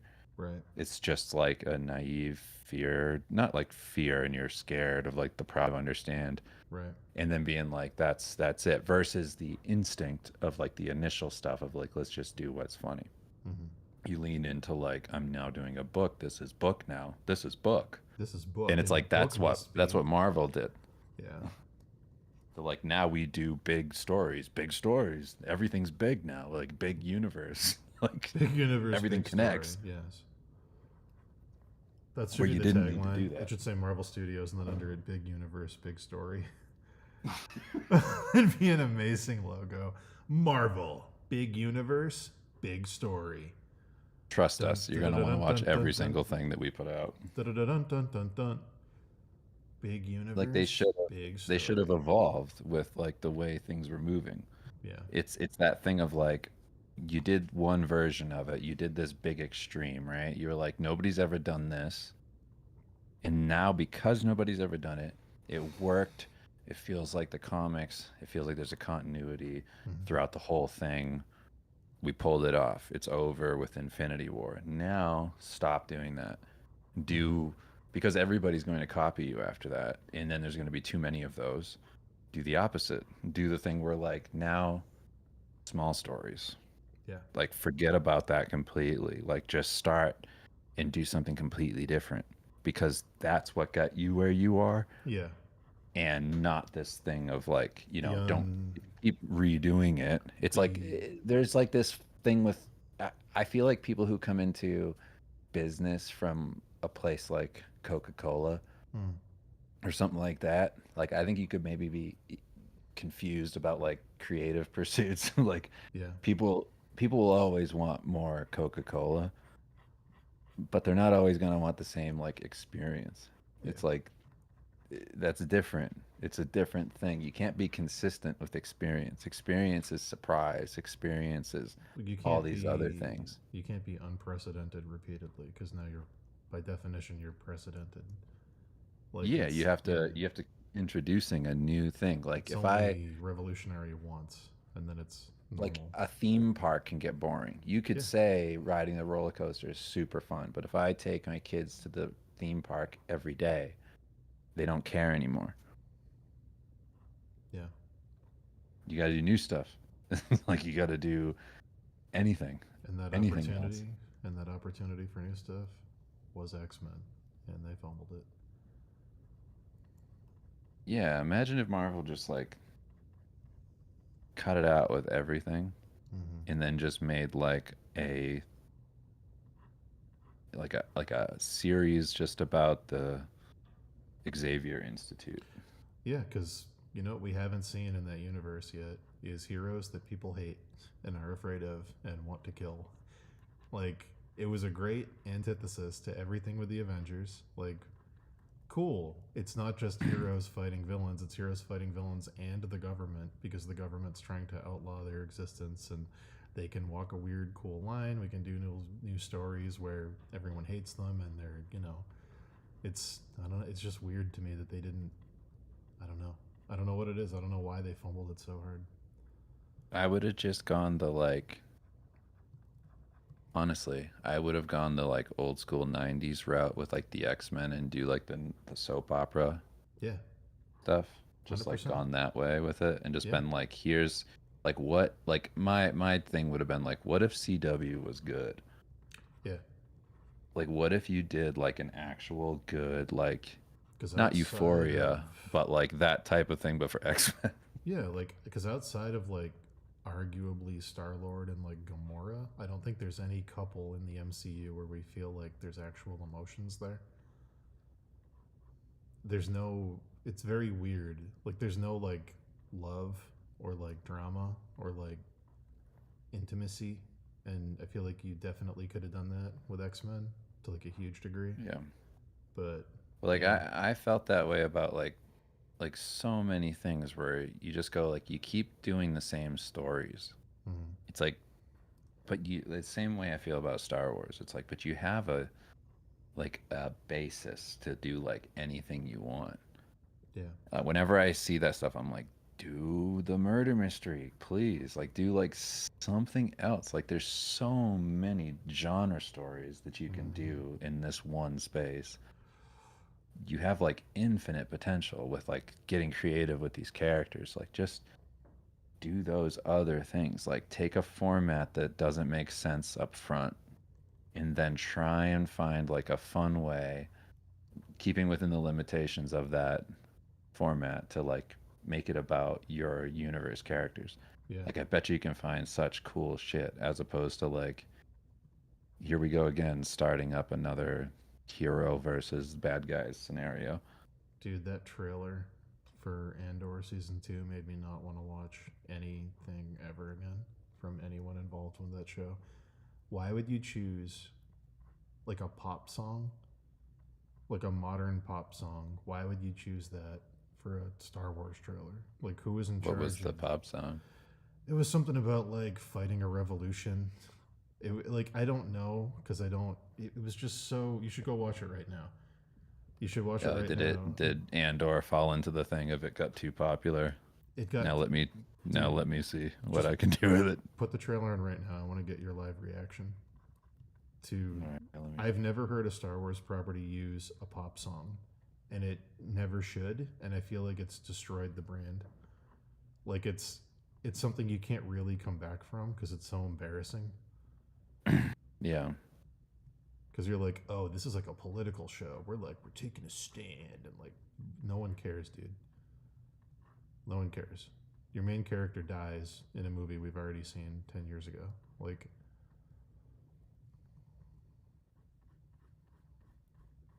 I just think like I don't know. remember that Importance of John Williams thing where they took the soundtrack out? Yeah. Go Yeah. watch that trailer right now for season 2 of Andor and appreciate how important John Williams is for this entire brand. Because holy shit.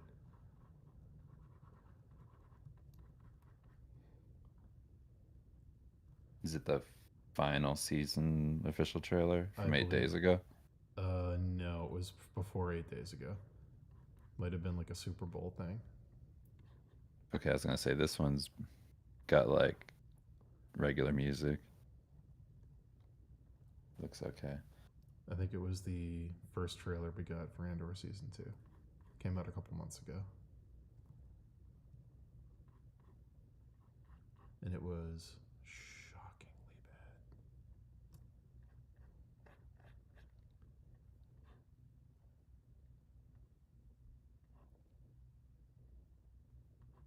I'll give you an over the shoulder grin and I'll give you Oh, a pop song, but I won't give you both.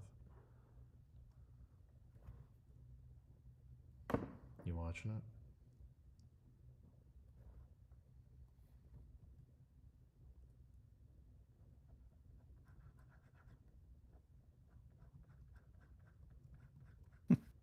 Enjoying it.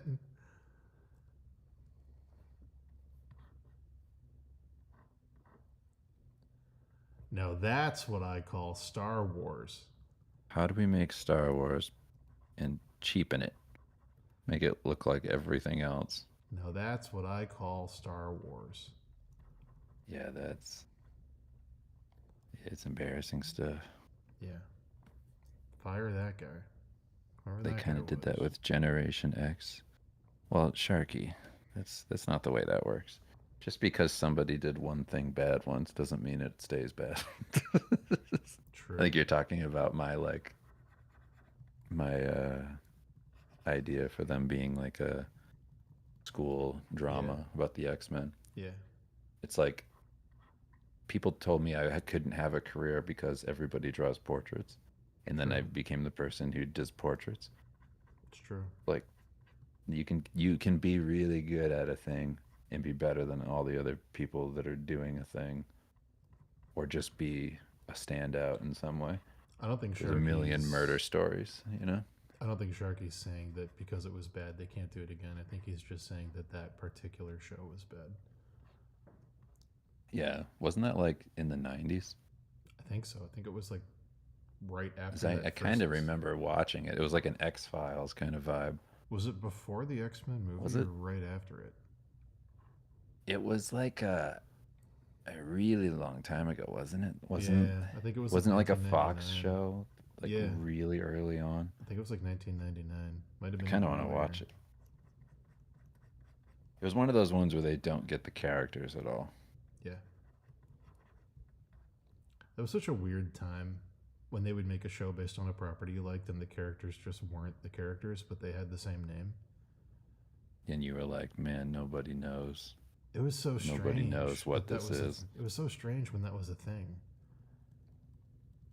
My dad used to tell me when I was little, he'd be like, he'd be like, if only they could just get you in the room Yeah. when they make these things. He's like, you do so good. Mm-hmm. When I was like a little kid, because like he was always like, they need to talk to little kids about this stuff. Yeah, it's true. And I was like, I know, Dad. My dad I used to said a have that similar- conversation a lot. My dad said a similar thing when I'd watch movies like that, and he'd come in and go, "What is this gay shit?" And he'd go, "Don't watch it, or you're gonna be gay too." And then I'd say, "But Dad, I like Ninja Turtles." And then he'd take his belt off and be like, "Do you like it enough to get hit?" And I'd turn it off and I'd run. It was good. You go, It was a good time. And then you found out it was right all these true. years. All these years later. If you guys are wondering Finally. about the importance of a father who believes in you and a father who doesn't, just look at me and Dave. Good old Dad. Yeah. Good old Dad. If you're gonna have kids, chat. Just love them. Just believe in them. Just treat them right. Goes a long way. Trying to think of what other show did that. Was it like a? Wasn't there like a Constantine show? There was some weird. There was a couple weird like sci-fi channel. I mean, shows obviously there was back like then. obviously there was like Smallville. I never watched Smallville, but even as a person who never watched it, I was like, that's clearly not Superman. But like, there was like a weird phase where they did that, where they were like, here's the characters you love, except they're not. The biggest one I remember is The Flash. That was the one my mom watched. Your mom That, watched like, that? That like early '90s Marvel show. Whoa. That's crazy.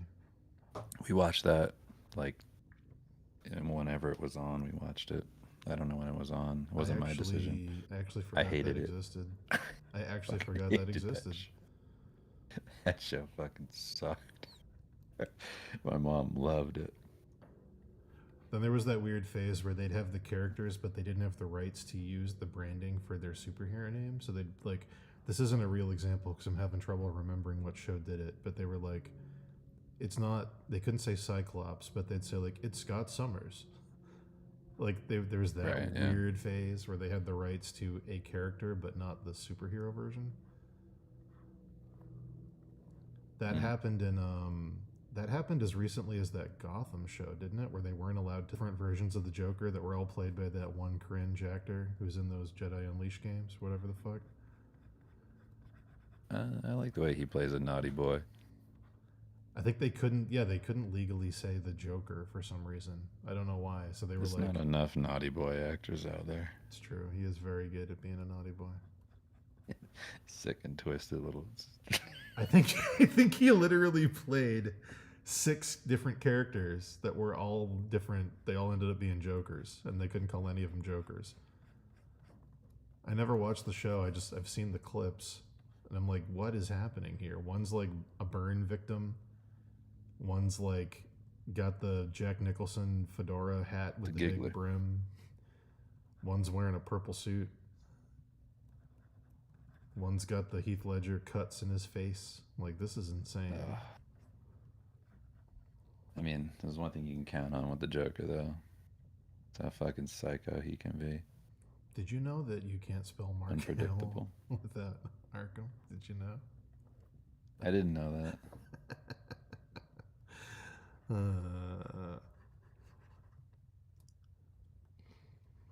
didn't know that. You want to hear something that Loic told me? Tell me. So, chat. Loic is 4. I was putting him to bed the other night, and I was just about to say goodnight, and he goes, "You know what I'm gonna dream about?" And I was like, out the door, and I went, "Wow, what are you gonna dream about?" He goes, "Oh, I'm gonna dream about a castle." And I go, "Okay." And he goes, "I'm gonna be a knight." And I went, "Nice." And he went, "And there's a sad man." And I go, "Okay." And he goes, "There's a sad man, and he lives in the dungeon underneath the castle." And I go, "Okay." And he goes, "And I'm gonna go into the dungeon and I'm gonna cut him into pieces." And I went, "Nice." It's a Dark Souls And game. nice. It's just a Dark Good Souls. night, He's just Loic. describing Dark Souls 2. That's great. It's a sad That's man in a dungeon. awesome. Underneath the castle, I'm gonna cut him into pieces. That's great. You said Axel. I think you're describing the lost sinner from Dark Souls 2. Very good. Oh, this was low. Axie's Oh, yeah, ideas it's are Loic, my bad. Loic's been on a violence kick lately. That's good. Glad he's getting in tune with that. He goes, "I'd chop him into pieces," and I go, "All right, chill, relax." It's literally the Tim and Eric. You know how to do with a girl like you? Cut him into pieces. Whoa! He always does it where he's like Lair. laughing. He's always laughing. And then I chop him into pieces. It's pretty good. Alright. Okay. Don't though. You know what I'm saying? Don't tell anyone that. But also, I love that you're using your imagination. But also, don't tell anyone at school that you said that. Yeah, I go, there's plenty of things we can talk about at home. I don't want you telling everybody that you chop everybody to pieces. Yeah. All right? I'm gonna scare folks. Scared. People are gonna be scared. But yeah, it's been a big thing in the house. I'm trying to think of Good what. job. Is there really a season of Constantine that's only half a season? They canceled it halfway through. I gotta watch that. Is that like, is that a CW show? It might be. Yes, that's a CW show. I remember that. Hell yeah. Don't watch it. I kind of want to. I just want to know how bad it is. I just want to know. I mean, I feel like all of those shows, all those CW shows are just a continuation of the Flash universe of what my mom used to watch. They probably Like they're are. the same type of budget. They look the same. They're shitty. They're the same type of like shit that my mom watched. where you're a kid watching it and you're like, this is like everything I don't want to see Yeah. in the comics. This is They the got- stuff when you're a kid that you don't read. Remember when the Sam Raimi Spider-Man came out and we all thought it was going to be the worst because every superhero movie up to that point had just been the worst, Yeah. and then it was the best. Like, what? What happened? Yeah, and you go, holy shit, somebody actually read one of them?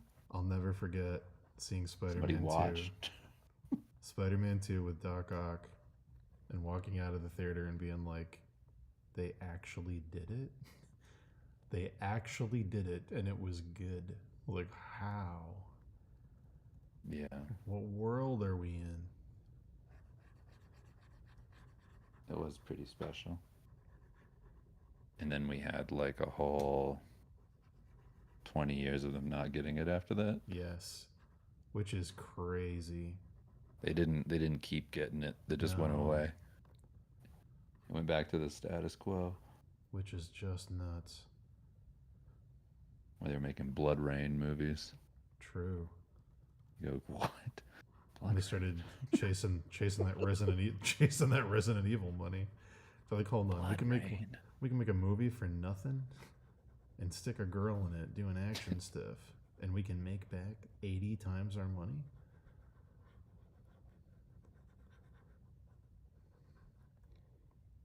Yeah, it's crazy. It's crazy when they didn't get it. That was always shocking to me. It's crazy that Ben Affleck Daredevil movie made enough money to greenlight that Elektra movie. Well, it's because people were hungry. They just wanted something. Yeah. It's nuts. And Evanescence was like, Evanescence was part of the reason that movie got greenlit. You are correct. yeah, they just went, well, I like the song. I guess I like the movie. I guess I like Daredevil. All right, I like Daredevil. In my version of that boardroom meeting that I hope happened, someone had a chart up of people listening to Evanescence over the months. They go, guys, this song's only going to be hot for another year. We got to make this movie now. Right now. Remember how important soundtracks were Mm-hmm. for like any one of those movies to succeed? Until they weren't. Yeah, like think of like Queen of the Damned. Queen of the Damned Like- was just a soundtrack. I was just going to bring that up. That movie was Yeah, not a like movie. there's a ton of those. That movie was a From that- vehicle for a soundtrack. Early 2000s era, Mm-hmm. that's like, that was the staple. It was like, you just needed a good soundtrack. That was a big Mhm. part of it. That's sort of like, that's why I appreciate what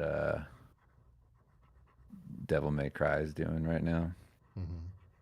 Like they had Evanescence make a new song for the show. And you appreciate that. Yeah, it's really funny. And that they did that, and they did like Limp Bizkit and Papa Roach are in the trailers. I was like, whoa. Ooh. I was like, what? That's amazing. I appreciate Like, it if it's a joke. I mean, it's not a joke, but it's very funny. It's the right time for it because all the kids are wearing Jinko jeans. Like everybody's back. Mm. They're back. It's just what it is. The Shame kids are is, hungry for it. Shame is dead again. Let it come back. It's like all those, I don't want to call them musicians, but all those people that I send to you on Instagram Reels that do that Limp Bizkit style music. Mm. I'm crazy. All those people. Yeah. Well, they are crazy. It's back. I mean, if you're going to dress Scares up like me. that and sing like that, you are crazy. Yeah, that is crazy. It is scary. It is. I'm scared. Somebody like that I'm scared is that influencing anyone. my kids. I'm scared that anyone can become that. Because if they can, so Don't. can I. And that's the scariest thing of Don't. all. Yeah. Don't influence my kids. Don't do it. You're too scary. Back to being scared. Last night, someone asked me how we walked a fine line of being too cringe or not cringe enough in the Steve audiobooks. And my answer was, honestly, the entire process was Dave just yelling at me in a recording booth to do things cringier and louder until we got something we liked. I think that was just the process. It was literally, I think that's all it was. Like, Yeah, I when you just- started to do something that was really dumb, it's like more, more dumb, more, louder, worse, louder, worse, dumber. worse. Say it again. Say it again in Say this Mikey time. likey again. Say it a ninth time. Go deeper on the likey.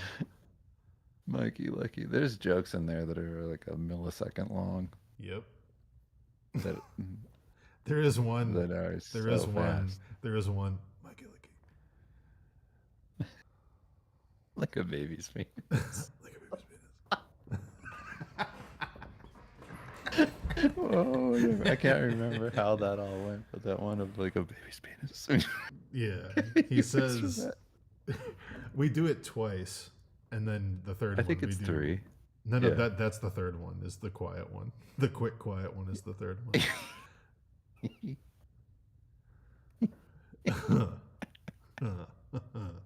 Yeah, where something's really small. I forget Yeah. what it is. Like a baby's penis. Like a baby's penis. All of those made me laugh. Those are like the like if I were giving like a speech in a locker room and we were a football team, that would be the stuff I play for. I respect This this. is our bread and butter. This is what we're all about. This is what we do. This is why we're here. That's the reason we're here. That's why we're here. Frog area. Frog area is why we're here. Screaming in a rat voice until you lose your voice for 3 days. Pretending the cops are killing you. You commit. This doesn't exist without committal. Forcing myself to not look through the window, because if I saw Shane laughing, I wouldn't be able to do a take. Making a guy like Shane laugh made it all worth it. Did he laugh a lot? Oh yeah, I had to stop.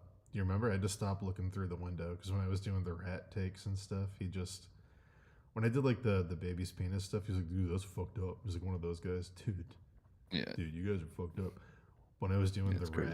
rat stuff, screaming and doing all the rat voices. Rat.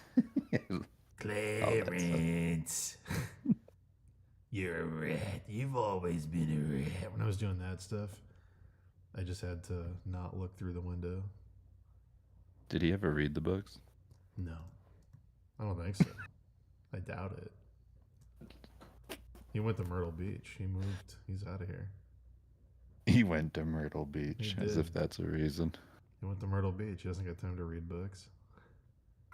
He's in Myrtle Beach. Myrtle Beach, baby. He was one They of don't those read guys books in that Myrtle. he had the not a beard, but just a long goatee, and then like the gauges in his beard. ears, and like the shorts that are a little too long. He was one of those guys. Hell yeah. Looks like he played bass. You know, The shorts. the shorts that were too long. He was one of those. I like that. Yeah, looked like he was a skater at heart, but he was too fat to ever do it. One of those guys. I can say I can say he looked like Lyle, but no one in chat knows Lyle. But you know, Yeah, I know what you're talking about. He's Yeah. a Lyle type. one of those penguin-bodied guys. Get a body like a penguin. The penguin bass players. Yeah, penguin bass player body type. Yeah. Big shoes, big shorts. No problem.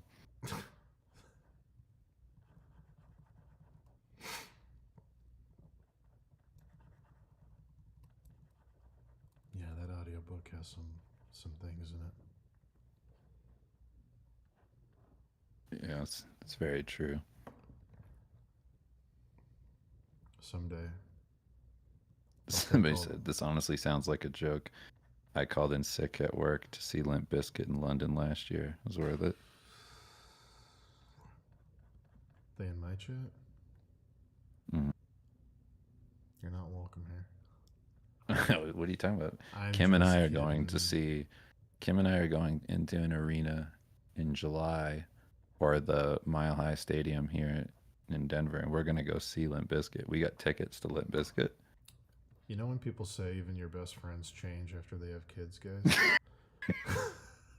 You know how they say that you'll drift apart inevitably no matter how close you are? Kim told me we had to go. All I right. got the tickets. It's Limp Bizkit, Pantera. Sick. Somebody else. Do you think Pantera's gonna come out and help him do like a rendition of like Nookie or something? I hope so. And then it's Metallica. Sick. I want to say like Slayer's gonna be there too. It's like a crazy Yeah, lineup. it sounds like an Ozfest 2001 lineup. Yeah. It's like the Ozfest I went to where POD was playing, and people were so mad POD was there they tore the lawn out completely.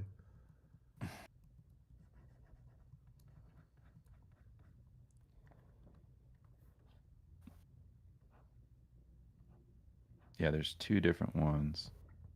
Oh, Suicidal Tendencies, Hell yeah, dude. Pantera, and Limp Bizkit and Metallica. Sick, dude.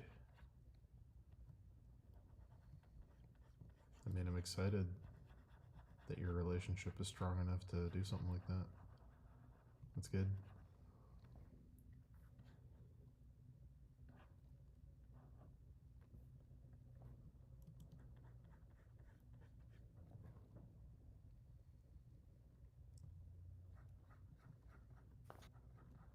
All I can think of is like when my dad started listening to fucking Sublime, and I'm like, this is not the music you grew up with. This is not anything that you relate to. It's just something you remember because it was 20 years ago. Now you're just listening to it. That's all. It's the only reaction I have to that.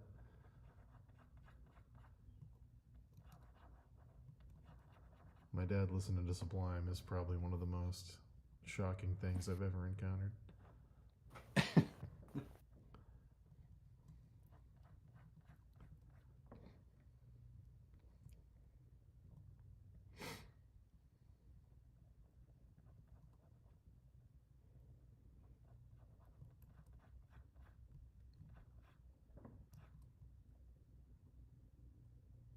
What's going on?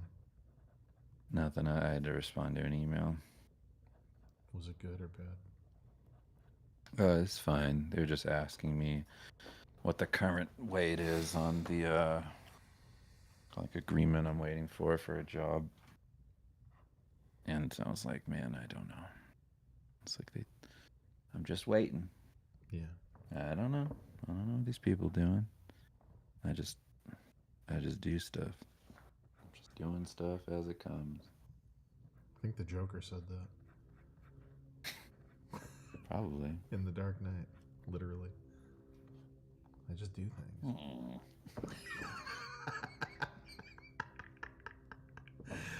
A little too much Joker for me. Money. What is money? It's stupid.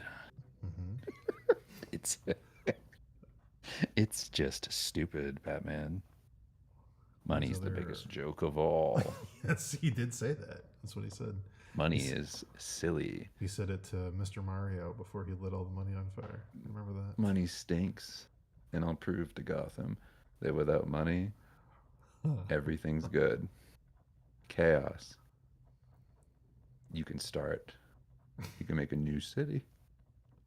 Chaos City. Yeah. Yep. Chaos City. It's our new pitch for DC. Just the gang members not getting behind what the Joker says anymore. Because it doesn't really work. It doesn't make sense on paper. They don't agree with it. But, all right. I hear what you're saying. How... But we do need how the is money. It better? Yeah. Explain to me how it's better, though. Like, okay, we killed... Batman's dead. He's out of the picture. I mean, but so are the cops. Yeah. If there's nobody left to make the money, how do we get it? The question they never asked in that third one with Bane. If no one's working and no one's making and money, making the money, how do we take it? Who are we taking it from? if the feds we freeze do? all the banks in Gotham, then how do we rob the banks? And then let's just say Gotham is ours. Let's just Do say, we need to become politicians? yeah, I don't want to do it. am I the new mayor? This part's fun. That part sucks. I don't want to become a governor. It's the thing we were talking about last night of the villains realizing that Bruce Wayne could fix poverty, but he chooses not to. Because it's not, he's not the way he's doing it. This way, he just gets to have Guys, fun. guys, we got a problem. He's not actually trying to save the city. He's just trying to fight us. He likes it. He likes That's the fighting problem. us. He just likes fighting. Guys, I think we got bigger problems. He doesn't want to stop this. In fact, He likes it. in a lot of ways, he created most of it. Oh shit. Pushed you into some chemicals. Made me funnier. Yeah. Now I'm so funny. I'm so funny, I kill people. I'm so funny. Just like the Joker's new origin story is he got on LimeWire too young. His sense of humor got twisted. Started watching guys get eaten by lions. He's just an edgelord. I can laugh at everything. When everything that's just whatever isn't funny anymore, you gotta go deeper. I've seen every Faces of Death, Batman. I'm messed up. Hoo-hoo-hoo, Batman. They couldn't make Blazing Saddles today. Watch this, Batman. He just says the N-word to him. Yeah. Can you believe it? Stop it! Bet you didn't see that joke coming. Just racist jokes. It's not funny, Joker. You just don't get it. It is funny to the people of Gotham. They've changed. They enjoy racist comedy now. It's funny. I've won, Batman. It's funny. I'm funny. And soon everyone will be laughing. And you'll be the only one who doesn't get it. It's funny that I don't know. When did the trope of random black guy walking up to something and complimenting it in a black guy way stop being I gotta get me one of those. Yes. That fucking Batman Begins thing. When did that stop? Because they were doing that in like every movie and it was so fucking weird for so long. And then it just awesome. one day it just stopped completely.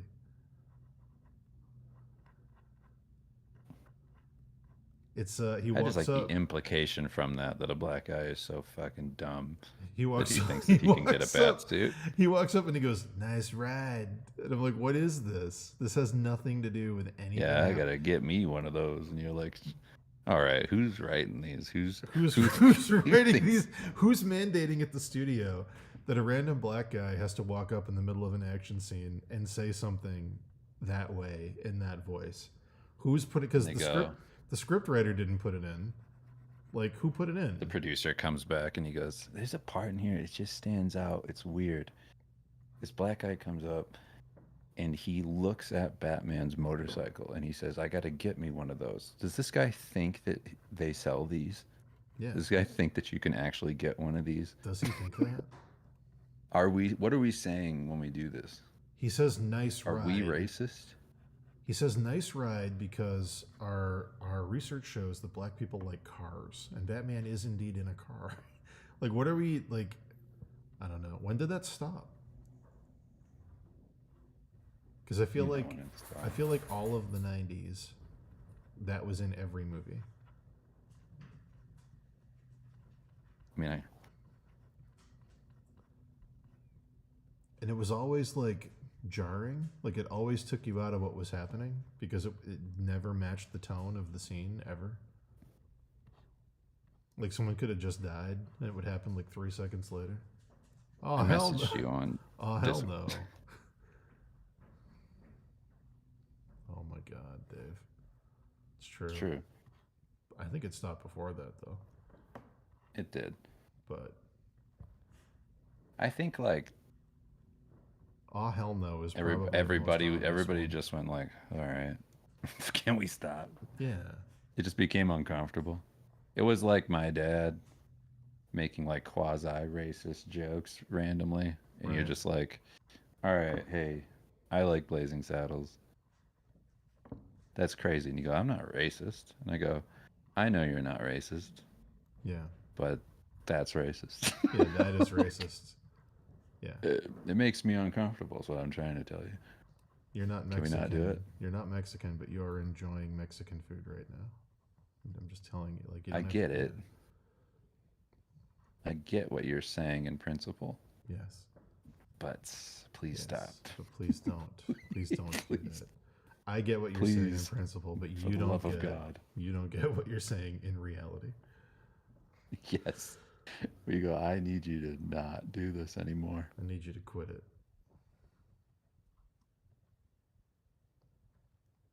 It's like that, like up until recently. Hmm. I mean, I guess it still happens, but like every single Japanese anime black guy Oh was God. just the Yeah. most racist stereotype of a black person. You go Insane. like, all right, Insane. calm down. Yeah, that's one of the most egregious ones ever. You guys, this is crazy. What you guys are doing. Yeah. It's just when nobody's around, what you do. When nobody's around, just guessing. Just guessing. Maybe this.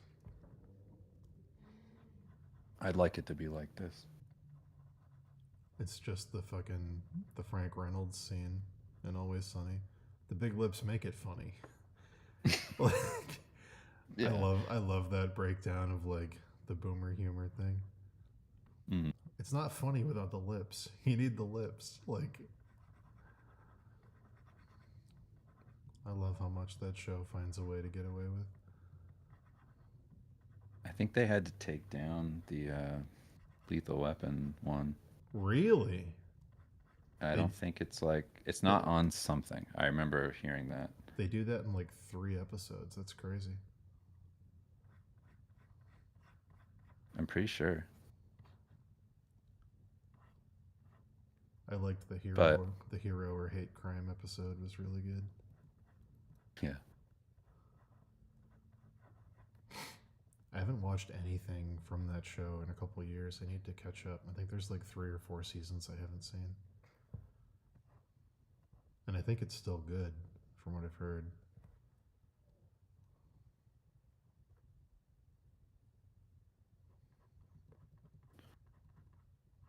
Yeah. I like just kind of checked out. I didn't really watch it. Yeah. Not because I didn't want to or anything. I just,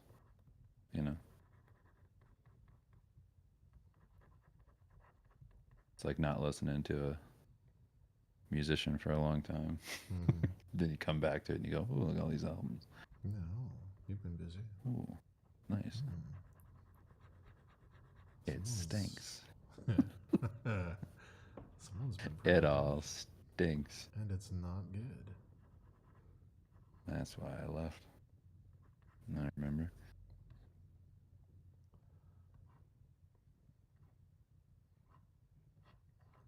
You heard all the Final Fantasy IX rumors? Yeah, about the anniversary website and stuff. That's going to be the Switch reveal thing tomorrow. Part of it. Supposedly, they redesigned all the characters, and they released a new toy line with the new designs. And why would you redesign your characters unless there's a new game with new models coming out? Yeah. I like Final Fantasy IX's designs. It's like one of the best ones. I think the So redesigns look pretty good. If you're not gonna go with I what didn't see them. they look pretty solid. What'd you see them on? I'll pull one up right now. Redesigns? Yeah, Did I just search that? they're on the toys. I think it's on the products. There's action figures where they like it's more like anime. I like the original designs better, but if Like you're on the store? Like on if you go to like Final Fantasy IX Yeah. new store? yeah, I'll send you one right now. If you're not Okay. going to use the original art, like ideally they would do good 3D polygon models and then put like a colored pencil shader over it and use the original art. But if they're not going to do that and they're going to do Let's something see. more anime, then these aren't offensively bad.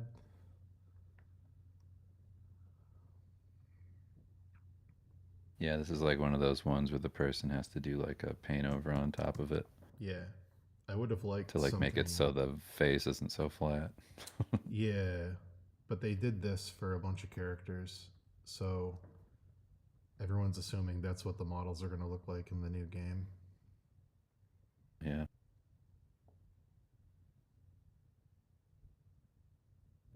But yeah, Do you think like when they design these that what? do you think they factor income? Yeah, of course. They have to. They go, we need a certain type of veneer on this Yeah, this needs to be machine because washable. people will come on it. This So it needs to be washable. This needs to be machine washable. Yeah, this has to be able to go in a dishwasher and come out unmelted. I always think that when Yeah. they're like anime girl figurines, I'm like, is there like a special varnish? There is. Is there like something on this Yeah. that repels cum? Yeah, for sure, 100%. They have to factor that in. It is a factor. Yeah, I'm not big factor in that community. denying it. Yeah, they have to know what they're getting into. They know their fans. I wonder if those dudes, like the ones that are like, you know, have like a foxtail in their ass So specific. and Yeah. they make like whimper sounds and stuff. Yeah.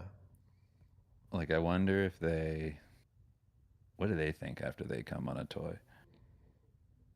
I don't know. They probably think about their dad or high school bully or something. Then they go to bed. It's just a void. Yeah.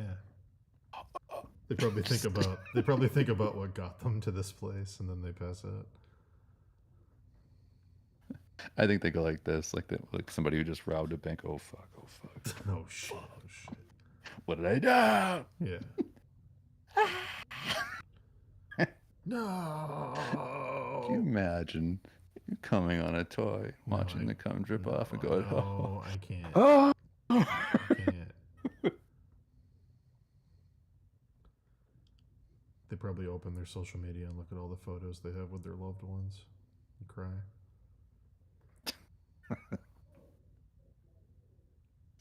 Dry breath. Yeah.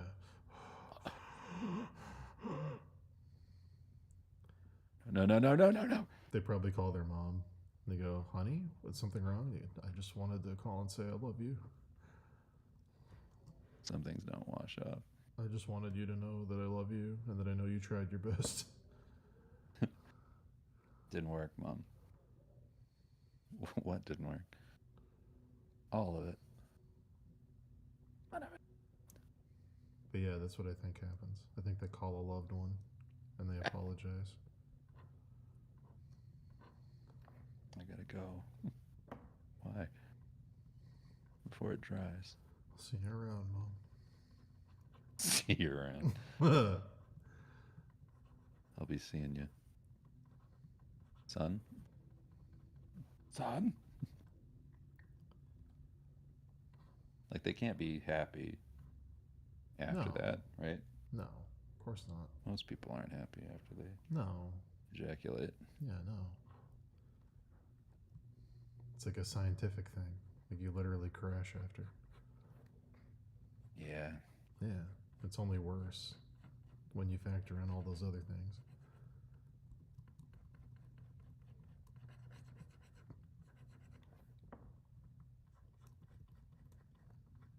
I was just thinking about what you'd have to do to drown it out. Just blast white noise after you come on and in your room just staring at it. Turn on 3 radios, turn to 3 different stations at the same time on 3 different corners of your room. Derek Jeter's on. The stock market crashes today. The dog was all there. Just drown it out. You're just panicking. It's just that breathing sound from inside of a mask. Maybe they just take a shower like at the beginning of Red Dragon. They just go, no, no, just yelling, wearing a hood in the shower, no. And then eventually they stop and start laughing.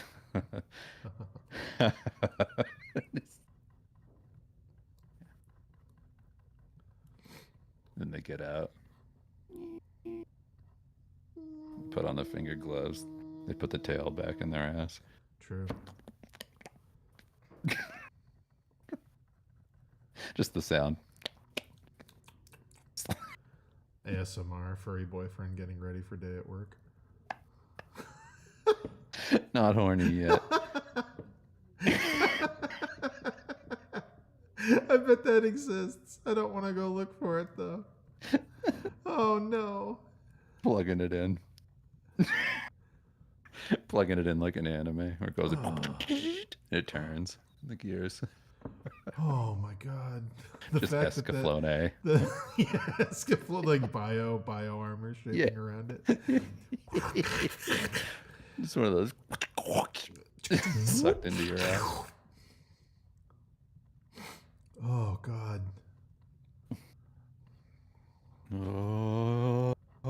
Little tentacles shooting out of their body and wrapping around it and pulling it in. Tentacles The pulling fucking into your ass. like the Guyver unit. Yeah.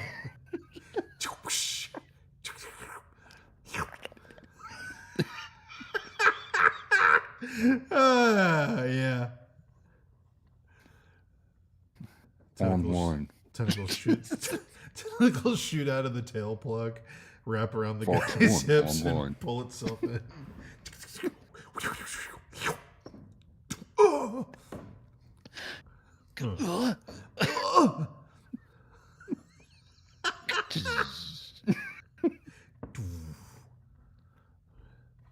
They get the voice inside their head. Online. Glad to be back, Adam. It's my body, you're just in it. It's our body. Just the Venom voice. Yeah. It's just Venom, but it's a guy.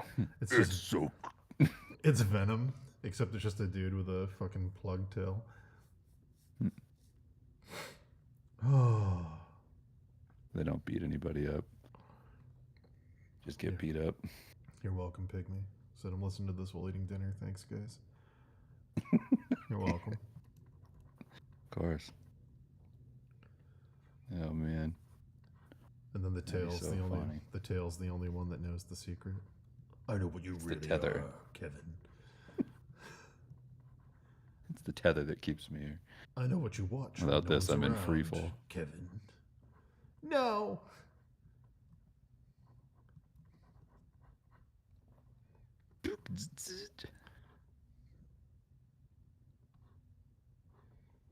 Maybe they just hear It's swarming. maybe they just hear the Green Goblin voice after they come on a toy. Very good. It's all sticky now, Kevin. So, you did it again. I'm very proud of you. Daddy's son. Yeah. Disgusting. You're nothing. Being critical of him. Even the Green Goblin's critical. Poor little boy, needing an anime toy to come. Pathetic. Why don't you? It's just his dad. Why don't you go out and get a job? Yeah. Just the green dad goblin. It's Shut up. very good. Shut the fuck up. I don't need you. I don't need you. You're right. You need a Nothing. job. You need a 9 to 5 with benefits. End of the You're month, useless. you're moving out. Getting close to the end of the month. Do you have rent? Yeah. I don't. What's it to you, Gobby?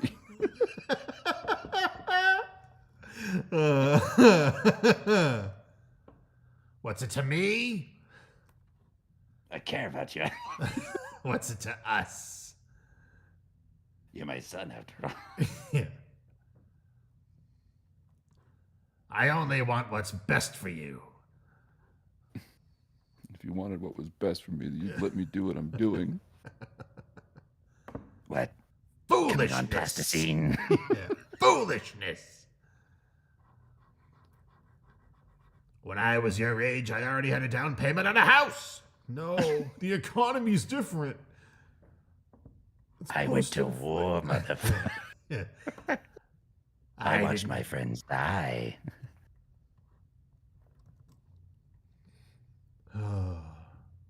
What have you Yeah. done, Robert? My name's not Robert. Your generation's soft. Soft! Not like me. Not like God.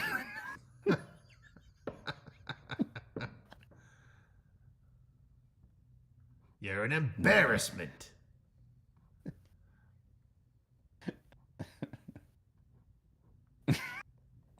Very good. Hearing your dad's voice as Green Goblin after you Yeah. come on an anime toy, looking in the great. mirror.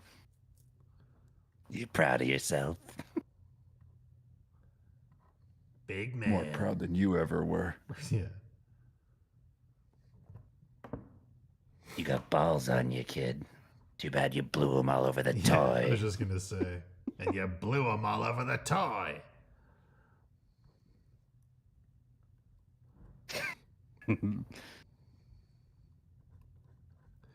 Oh. Baby gonna cry. You can lie to yourself all you want. But you What's a can't lie to collectible me. covered in cum? Yeah. It's not worth anything. You're not collecting these for an investment. It's very good. Yeah, it'd be fun. Maybe fun a to good do. time. Good short film to make. Yeah. Coming Call on the anime guys, toys. Call the guys at Smosh. Told me we have an idea. Oh yeah. Guys, we have an will. idea.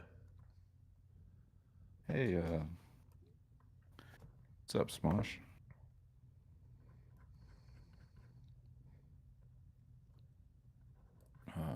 I got pee. What? Are you coming back, or is this a goodbye? Yeah, no, I'll be right back. I'm just Are gonna you, pee. you promise? Yep. All right. See ya. Bye.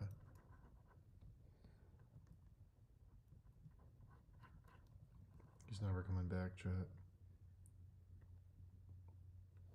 He's never coming back. That was the end of it.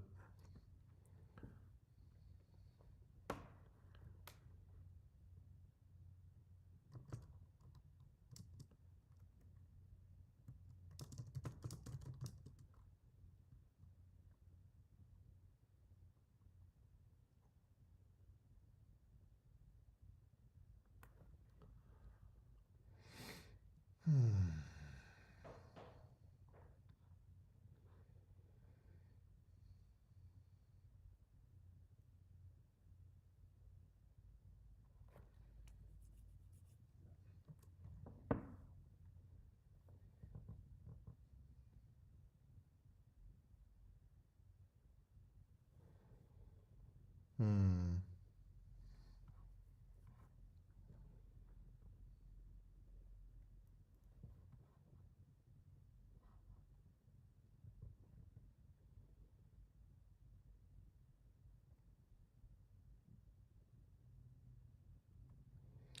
I don't actually like that.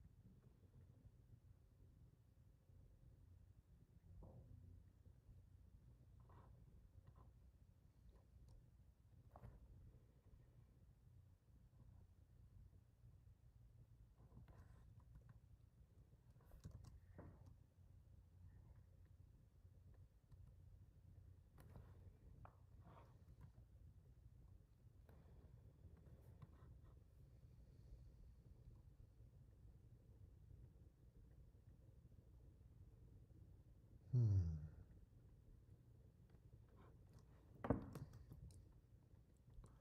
Love you, pygmy.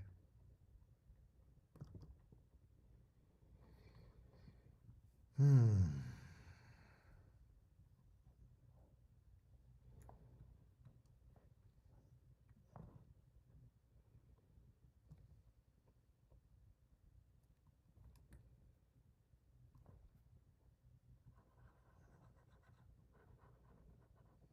I'm back. What's going on? You know, Yeah. I was just thinking about Gabi. That's what I was thinking about. I was thinking about how similar the goblin voice is to what we did for the rat voice. Very similar. Yeah.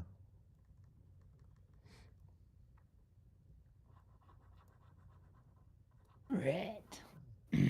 Yeah, Gabi's good. Daddy Gob. Yeah, Daddy Gob.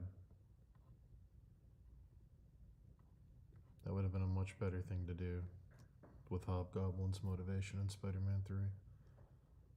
Son's a loser. Yeah, just hearing the Goblin Mask talk to him. You're nothing like me. You'll never be anything like me. I always think it's funny in those movies that like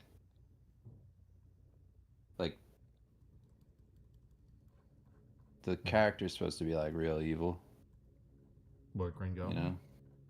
Just any of those characters, anything Sure. like that. Yeah. But they don't do things that are like really that mean. Like No. they're not even as mean as like I would be. No. So you always think like, am I worse than the Green Goblin? Am I like, Yeah. you know what I mean? I mean, Because they have to like resist you're a doing the worse. things for the rating system. You just don't commit as many crimes. Like they don't It's do just mean. a funny thought. They don't do mean things, but they do like kill people sometimes or like rob a bank. But they don't like bully people. They don't like say mean things. It's a weird. Right. It's a weird line. They're not like cruel. They're just like I don't know what you'd call it. They murder. They're not people. rude. Yeah, they're not rude. They'll kill people, but they're not gonna like make fun of them first and make them feel sad. They're just gonna kill them. Right. Yeah. Whereas like a real villain, Yeah. they'd probably be pretty horrendous. Yeah. I think I the just think it's funny that average. we've never really seen it. I guess The Boys probably does it, but not really. Not like what I'm saying. I think the average comedian talking to a heckler in a crowd is meaner than almost any supervillain we've ever seen on camera. That's what I mean. Yeah. They're not that mean. Like No. dads are meaner than supervillains Yes, in a lot of cases. for sure. I really liked that Gen V show. That was very. What was that? That was very good satire. That was like the Boys spinoff about the college for superheroes, and it was the two main characters. One of them is like Ant-Man. She can shrink, but to shrink, she has to make herself throw up. So it's like an eating disorder thing. It's like a commentary on that. Yeah. And then the other girl can use blood to do like crazy magic stuff, but to do it, she has to slit her wrists. So it's like so on the nose. They're like the two things that like girls are struggling with at that age: body dysmorphia and fucking suicidality. We're gonna make those the superpowers. It's like this is.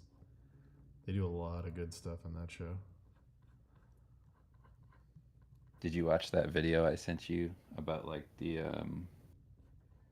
that breakdown of like cringe culture with the Gen Z thing? Yeah. I thought that was so good. I was like, that explains so much. Yep. I gotta watch I was like, that made a lot of sense. I was like, ah, okay. Like that, because I always wondered that stuff where I was like, why they called each other out so much on like all this stuff? Mm. And like, why aren't things weirder? Like, where did all that kind of go? Mm-hmm. And I was like, right. If you were perpetually like online, if you had to deal with all the scrutiny that you have to deal with, you would self-censor the shit out of yourself. Of course. Like you'd be so protective of like being ridiculed. Mm-hmm. And then when other people are weird or genuinely whatever, you would make fun of them because you're watching them do something unsafe. You're watching them be like this risky version of what you could do. Mm-hmm. So that makes perfect sense. Mega Pussy in chat wants to know. I love that name. Wants What's to that, know Mega Pussy? He wants to know what the video name is. I don't know if you remember the name of the actual video. What? The one we're talking about. The thing, the Gen Z thing? Yeah, the What do cringe you- thing you're talking about. It was on Instagram. I don't know the name of it. Oh, I didn't know if It was. I didn't know if it was clipped from something bigger. I don't think so, but it was like some kid talking about that, or not kid. He's like probably around our age, but it was a really good breakdown. I can send it to you. I can Sure. copy the link. I can. Do you get like texts in? Yeah, I can get texts. Okay, if you can just put that in the chat because I can't. Sure. I probably can't put links in your chat. But I thought that was such a good breakdown. It actually made me more like. I thought it was helpful because like making stuff and whatever. Yeah. I was like, oh, that's actually a really helpful analysis of like that mindset. I didn't really consider all of that. It's one of those things where you like can't quite put your finger on it, Mm-hmm. like what's going on. Like you have some like you're like circling it a little bit, Yeah. but you're not really sure. And then hearing somebody say it like so plainly, you're like, oh, okay. That's what I've been trying to figure out.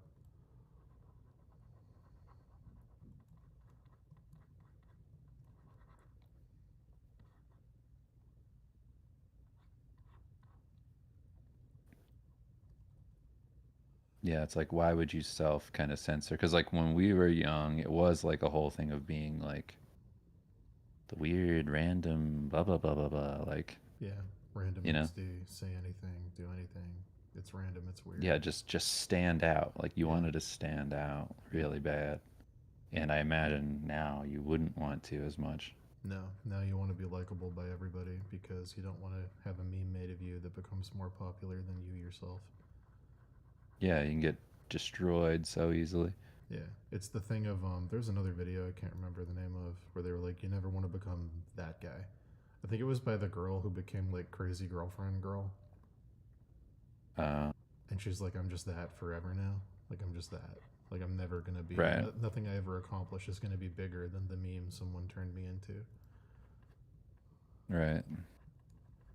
So yeah, self-policing so you don't become a meme forever.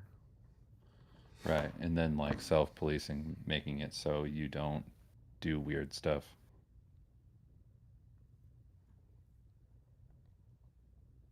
Or at least you don't step out of line too much. Yeah, and then you don't take as many risks and nothing. You never find the gold because you never dig through anything else. Mm-hmm. Yeah. Yeah, it just felt so like accurate. I was like, all right, there you go. Yeah, it is weird. Because I felt that way. I saw that. I mean, one of the big ones that came up to me was like, Kim showed it to me. That thing where, what's his face? Timothy Chalamet. It's in the video, but Timothy Chalamet was like saying that thing about, who he wants to be. Mm-hmm. And people were criticizing him for saying that, Mm-hmm. how he wants to be great. And I was like, that's so weird. Like, I didn't get it. I was like, what do you mean? You're criticizing this like young dude for saying he wants to be the best at this? What's wrong with that? And then hearing that in the video, I was like, okay, Yeah. I get it. Hopefully it is going away. I feel like it is. I hope so. I feel That's a like- pretty gnarly one. I feel like it took, well, not even actually. I was going to say 20 years to figure out the effects of the internet, but it's really just the effects of social media, which is only like Yeah, social media sucks.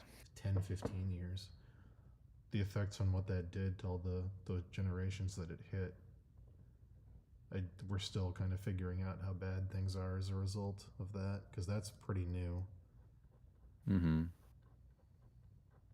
And I think it really destroys people's brains. Yeah, I think by the way that like everybody shares stuff and whatever, like Mm.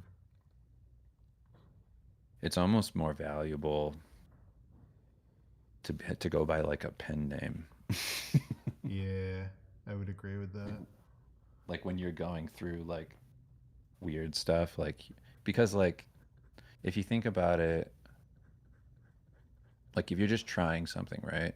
Hmm. For the first time, you're like, I want to do this weird project, and like I don't know how this is going to be received, but it'd be so easy to figure out it's you Hmm. that it's like you can't really do that. Like you can't really be like, I'm gonna be like anonymous doing this thing for a minute. Hmm. Like you just can't. That doesn't exist anymore. That anonymity. Like you can't really do that.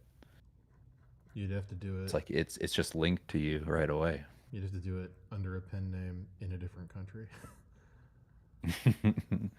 Write your novel under a pen name and then translate it into Japanese and only release it in Japan and see what people think. Yeah, like there's this guy, his name's Akira Yoshida, Hmm. and he's working on this Garfield um, manga. Oh, that guy. Yeah, his stuff's crazy. I saw that on the Matt and Shane, Patreon. Yes. It's crazy. So he, you know, in order to do that, Yeah. can't even put his name out, period. Well, I mean, you got to think about like in Japan, obviously culturally it's different, but like if Akira Yoshida was Western, if he was like in America and you put something like that out, it could like destroy your whole career. Mm-hmm. Like people wouldn't want to hire you because they wouldn't want to be associated with like the Garfield like hentai guy. But like Yeah. I know over there that's more like a lot of mangaku people do X-rated stuff. Mm-hmm. But like yeah, And mangakus. yeah. But yeah, I mean, if you did it here, it would obviously that would be the end. Crazy. It is. I wonder how many that guy's done. It feels like something there's like hundreds of, but like Matt and Shane just haven't found access to them yet. Yeah, who knows? It's like when you find a cool new book and you find out it's part of a whole series you never heard about. Mm-hmm. There's just tons of them. Mm.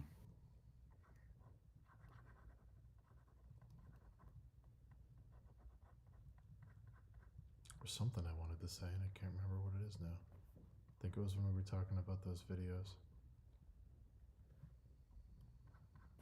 What? I don't know. I'm trying to think. There was something I wanted to ask, but I can't remember.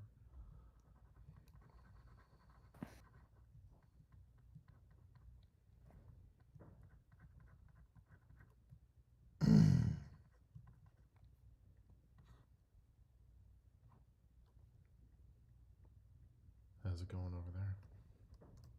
Well, good. Just working on a bunch of revisions and stuff. I have multiple client things I'm doing right now. Nice. I'm trying to get everything everybody wants out. Yeah. It's just a bunch.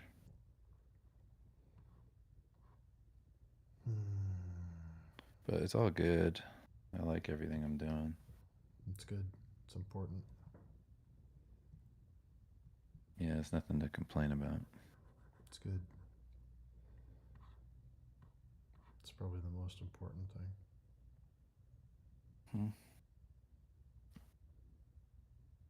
I would say, like, best part about what I'm doing is that everybody's happy. Everybody's like, everybody's happy with everything I'm putting out, and I'm happy with it.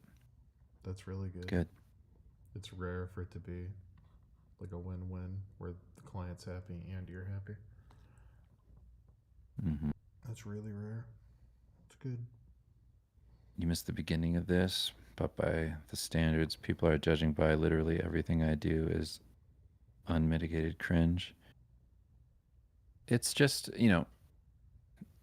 I think what like a lot of people are experiencing, and I don't want to like always bring it back to like how we grew up, Mm. but I think that we have a really good understanding of it because we grew up with like you're judged for everything. Like that was like our culture in Boston, like around Boston, Yeah. is like everything is like you should be ashamed of that. Don't step out of line. You're gonna get made fun of and beat up. You're never gonna live it down. Yeah, and I think like everybody's kind of dealing with that now. Yeah.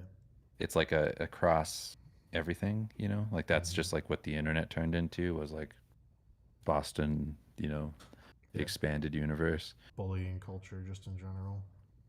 Yeah, and it just Yeah. became like normal. Where like now you get made fun of for like any form of sincerity. Where like that was always the case. And like we had to kind of step out of that because like I talked to like pretty famous people and just being like, how do you do stuff that's sincere? Like how Yeah. do you not get embarrassed or like feel shitty about doing this stuff that's so open? Like how do you do it? Like that I'd have those conversations all the time. And it was like weird to get the response that I'd get because it was always kind of like, why wouldn't you be able to do that? Yeah. You Why know, are you like embarrassed in why the first aren't you place? just comfortable? Yeah. You're like, oh, you didn't grow up on the East Yeah, Coast. and I was always just like, well, like, and now that I see it in like young people, I go, oh, like you're dealing with all this stuff that like I had to get over, Hmm. and it's unfortunate, but like I totally get like the basis of it, like where they're coming from with like being judged like that. But you see the impact of like what would happen if cross culturally like everybody thought that way. Yeah. It's like you'd have just all the same shit over and over again. And like you have to be cringy. What, you know, not cringy. That's stupid. You have to just be willing to be yourself You have to have in every confidence. facet. Yeah. Yeah, Because you unfortunately, have to be able to do that, or else before nothing new happens. cringe wasn't really like a term when we were growing up, but like if you were like Gay confident, was. yeah, gay was cringe. That was the thing, because gay didn't mean like you like same-sex people. It just meant what cringe means today. If you did anything that stepped out of line, that wasn't like what was expected of you for whatever position you were in, like if me and Dave decided when we were kids, if we decided like even doing art for a while, even that was like, oh, you're gay. And like today that would just be, oh, you're cringe. And like, I don't know, writing anything, writing a book or something, or writing a song, or literally anything, any kind of creativity was just shit on completely, because it was almost like a what do you think you're better than me kind of thing. Like it felt very like, I'm not confident enough to do something that I want to do, so if you do it, I have to attack you to make myself feel better about my inability to do it. It was just a lot of that. Yeah, it's I like if you can't, told anybody how you actually feel about something, yeah, I can't do there's it, a big therefore problem. you can't do it. Mhm. But yeah, it's weird to Yeah, see other people dealing with it. yeah. So it's really interesting now to see like young people just doing that to each other. It's like, oh, because it's so funny to be like, it's so funny to see like people use terms like toxic, whatever, toxic Mhm. masculinity, toxic, whatever. It's like all that stuff. Like you guys do that. Like Yeah, that's all that is. Cringe is just that. yeah, Like it's just that completely. Like that's whenever you say that and you stop somebody from doing something hmm, that's earnest, then that's what that is. It's you being an uncomfortable person with yourself. You're like, what the fuck you doing? yep. It's just that guy again. He's back.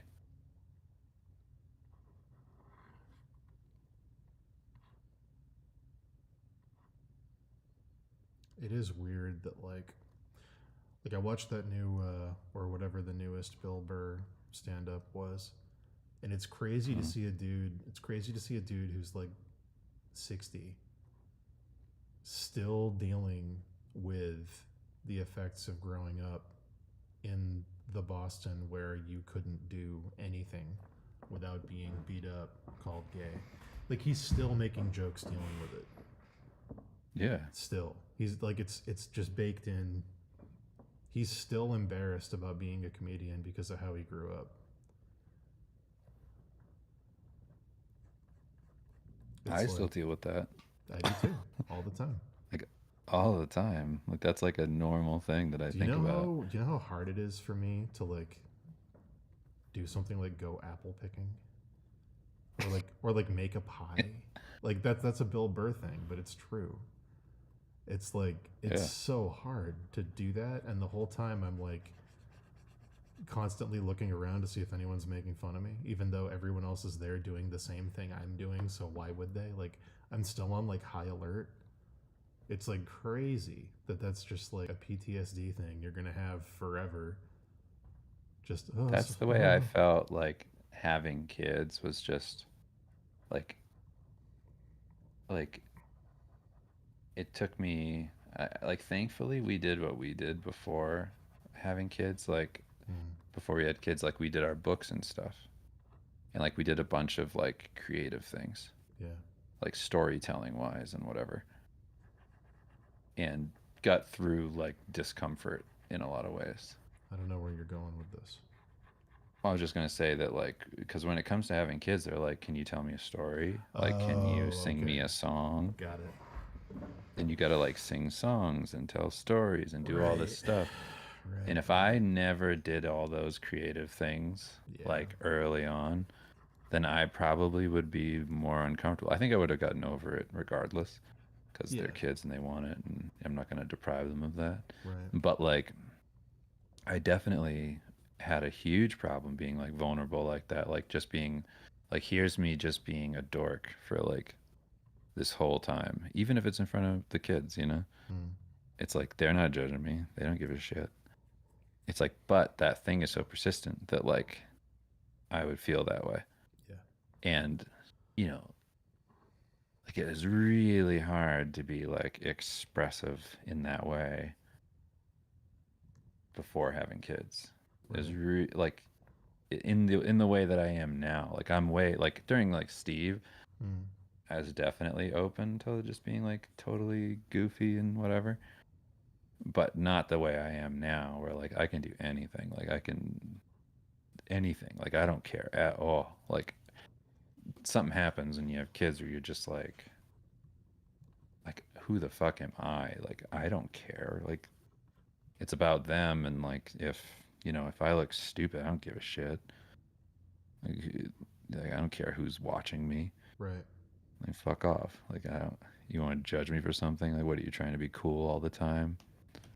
Like the yeah. It's like you lose a lot of that, thankfully, mm. but it's definitely there. Where like I catch myself doing that sometimes, I still where I'm like like, oh, he wants me to sing. Oh shit, I should just it's do it. it's crazy how much stuff I still get afraid of as like an instinctual response to things, and like I have to like be like this is fine and like force myself not to think about it. It's crazy that I still have that gut reaction of like fear just from growing up like that. It's so weird. Yeah. It sucks. Yeah, you have to shake that like you It gotta be cool sucks. all the time thing. Yeah, it really sucks. Like, I don't know. It's very strange. Yeah, thinking that you have to like appeal to somebody all the time, like Yeah. some invisible strongman Yeah, it's weird. who's going like, "Come on, man." Yeah, don't be gay. Yeah, that it's always in the back of your mind. But I also literally had the experience as a kid of my dad beating me and telling me to stop crying, and he wouldn't stop beating me till I stopped crying. And that's like Did it insane. work? No, of course not. No. All it does is teach you that you can't express any authentic emotion for the rest of your life, and if you do, something real bad's going to happen to you. So then you Of just course. create a cancerous ball inside your body that slowly condenses like a black hole, sucking everything into it. It's like it's there forever. It's never going away. You can choose how much you feed it, but like it's wild how many people we're told don't express any kind of authentic emotion as a kid. Just don't do it. But it makes it, I mean, like, I feel like for people like us. Yeah, I feel like when I see that in like youth now, yeah, with the whole thing we're talking about, it makes me go like, oh, yeah, like because if that had been the dominant culture, like imagine how yeah. If it wasn't lame an shit would be. if it wasn't an outlier and it was the everything. Yeah, like you Yeah, need people in California to wear too many bracelets. it's true. Unfortunately, Unfortunately, that is true. You do. you need people to step out and be Yeah, like, I'm going to try this thing and it might not work. I'm so jealous of my friends that I'm not gonna say who they are. Dave's gonna know who I'm talking about. I have some friends from West Coast who are so comfortable, like going to breweries and trying craft beers and going to brunch and ordering all the things, and they just have so much fun. Life is so fun for them, and I used to hate them for it and make fun of them, and then I realized I was making fun of them out of like a defense mechanism because I wanted that. I wanted the life they have desperately. I desperately wanted to feel comfortable enjoying things that I didn't feel like I could enjoy without getting made fun of. And I would constantly make jokes about them. And it's like, but no, I just wanted the freedom to be able to go Hmm. drink a down east cider at a bar without someone asking me if I was on Getting my the Baileys on the period. rocks. Yeah, Bailey's on the rocks. Yeah. Well, that was a panic response. I didn't actually want to drink that, but it's still a thing here. It's still not gone that if you order a cider at a bar that has cider on tap, someone's going to make a comment about if you're on your period. It's still Yes. it's still a thing. It's crazy, but yeah, I mean, I had that here, like coming to Colorado, because like people aren't like they are in the East Coast. So like I just judged them as like just wimps about yeah. stuff. Where I was like, anybody who had a chaser with a drink, I Oh, was like, a chaser? Like, yeah. You saying it, what? I had the response. You saying it, I just felt it. Yeah, Yeah, where like I was so used to it being like just, deal with it. Like just do this thing and whatever. What's funny though? It's a mix because there is like a survivable tough guy thing. It's like you don't want to be like now that I have kids, I can like see it from a different perspective of like I understand both of them mm-hmm. because you don't want your kid to be so emotional that like they're out of control or that they're not somebody that you can rely on, Yeah, right? of You course, don't yeah. want them to be like weak is the wrong word maybe, Mm. but like you don't want them to be unstable. Like you want them to have that thing where like they're not going to break under pressure. Like you shouldn't cry about everything. No, Not everything is a problem. no, Like you should have an ability to understand that like yes, I'm feeling this thing. This feeling will pass. mm-hmm. I'm feeling sad. I am not sad. you Right, know? right. Like it's a feeling I'm having, but that doesn't define me. Yeah, it's an Like experience, and the that experience will go away. yes. Yeah, It's like so you need that. So you can't be like so soft in that way so that people can like trust, depend on you, mm-hmm. know that you're going to be like a rock, whatever, Mm-hmm. whatever that means. But like you also can't be so void that like you can't cry when your dog dies. True. You need to do both. Because not crying when the dog dies is going to kill you Yeah, over time. that's the kind of thing that slowly condenses into a ball inside you and kills you, for sure. Yes. Yes. That's the worst part of like what I'm talking about. Yeah.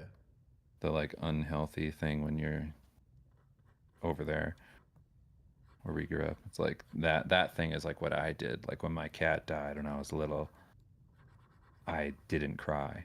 Mm-hmm. And I remember like heavy breathing on the ground dying. And I was just with my brother and my dad and I'm watching it die. And I'm like shaking and sweating and stuff because I'm holding back so hard. Mm-hmm. And it's like that type of stuff Yeah. is brutal. And I would never do that to my kids, Yeah, Like that's the I'll shit. kill that. Yeah. I think that's the weirdest thing. Like, I have a nephew. Dave has kids. Like, I think the weirdest thing now is sometimes I'll be like babysitting, and I'll think of he'll do something that I did when I was a kid that I got punished for like brutally, and I'll be like, I can't even imagine doing that to this kid. Like, Yeah. how do you even get there? Like, it's crazy. Like, it didn't really sink in until I was babysitting a kid that age, and I was the same age like my dad was when it would happen to me. But like, yeah, I knew it was bad, and I know I didn't like it, but like, I didn't realize how fucking crazy that stuff is till I'm in the position to repeat it. Hmm. Like, Where you holy could shit. choose to abuse this person, Well, it's also realizing like like him. how much power you have over a person's life and development. Because like suddenly you realize how much power that stuff had over your life and development. And you're like, okay, like I'm actually like shaping how a person is going to feel forever Yeah. with my reactions to these things. Hmm. Like it's crazy. It made the whole thing.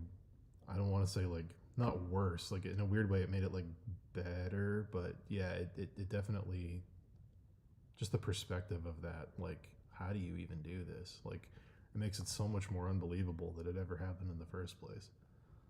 Hmm. I had to do a thing where like I was like Axel looks to me all the time to like who to be, you know. Hmm. So uh, I was putting him to bed, and I was laying down with him, and he told me he's like, "I love you so much, like I feel like I'm gonna cry," and I was like, "Well, then you should," you know. Hmm. And then he was like, he was fighting it, so I had to just like get down deep and force myself to cry. Hmm. I was like, so I just forced myself to cry, and then I just started crying, and then that allowed him to do it, and then he started crying. Yeah. But I was like, you know what I mean? Like, oh, I can't like, I can't be like the wrong example. Yeah. You have to get in touch with that so they Let know him how to just get let him in know touch it's with it. okay, Yeah. Yeah. because you can easily just like it's that thing of like show don't tell. Hmm. Like you can say like do those things, but if you don't do those things, they won't do those things. Right. Yeah. It is. It's very weird. Like helping to raise a kid and realizing how much of that stuff you have to be very aware of, even if it's not like your first instinct on how to react to something. You have to like take like 10 steps back from who you are and your natural responses to stuff, because it's like they are developing and everything you do is potentially a landmine that's going to resonate forever. And it's like you got to be really conscious of all your reactions to that stuff and any kind of weird holdover trauma or, stuff you have going on from how you were raised that you don't want to throw forward onto them. Well, yes and no. You also don't want to be like a super perfectionist. Like the thing of setting like an unrealistic expectation for a kid is you don't want to hold back everything that's like wrong with you. Like it's just Oh, I don't mean that. I mean how you react to them doing things that you were like punished for, like expressing emotion and wanting to be creative and stuff. Like, right. yeah, But I meant if you do, all you have to do is talk to them about it, yeah. because that's gonna happen. Like if you were the parent, you're around the kid all the time. Oh, you're You're saying not like, gonna be yeah, perfect. you're saying like if you fuck up, it's okay to be able to Yeah, talk to them about you it. gotta tell them. You Yeah, gotta be like, I messed up. yeah. I got I angry. was wrong. Yeah, I can get And angry just be too. like, and here's why I did that. And Right. just be like, this happened, and like, I took it out on you. Like as long as they know that like you know, Mm-hmm. Yeah. then it makes it them feel like safe to be like, oh, okay, even you knew that was fucking stupid. Yeah, they don't have to feel like it's their fault that you overreacted or you had a response, because otherwise they're going to default to you're the adult, so what you're feeling is correct and what they're feeling is incorrect. And yeah, they're Yeah, going to yeah. somehow make it their fault.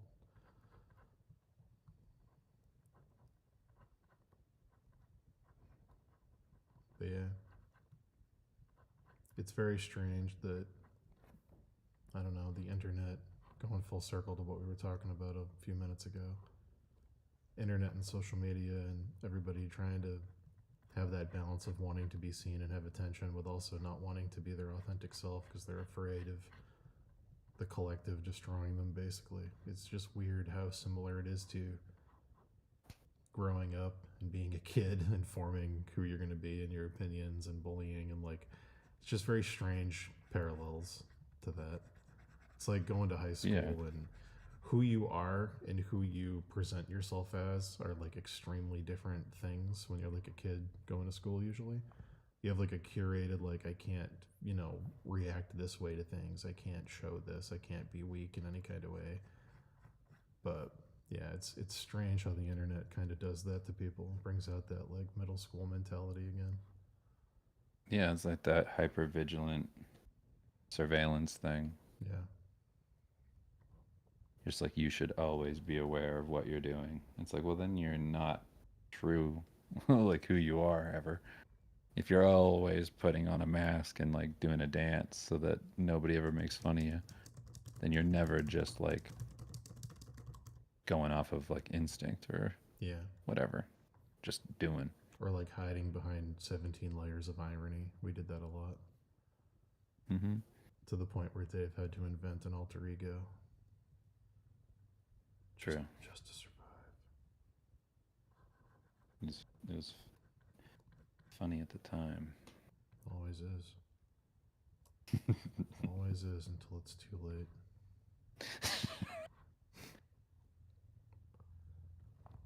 Until it consumes you.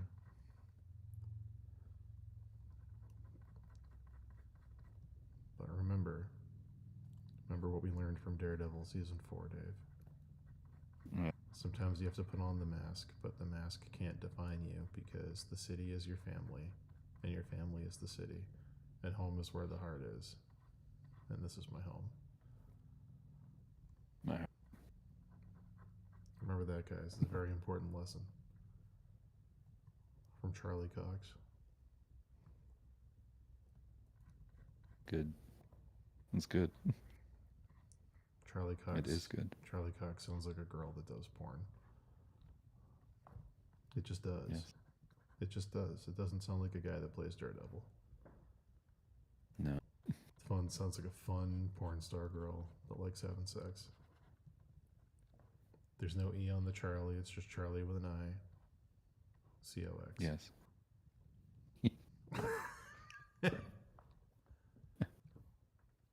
But unfortunately, in our reality, it's Daredevil.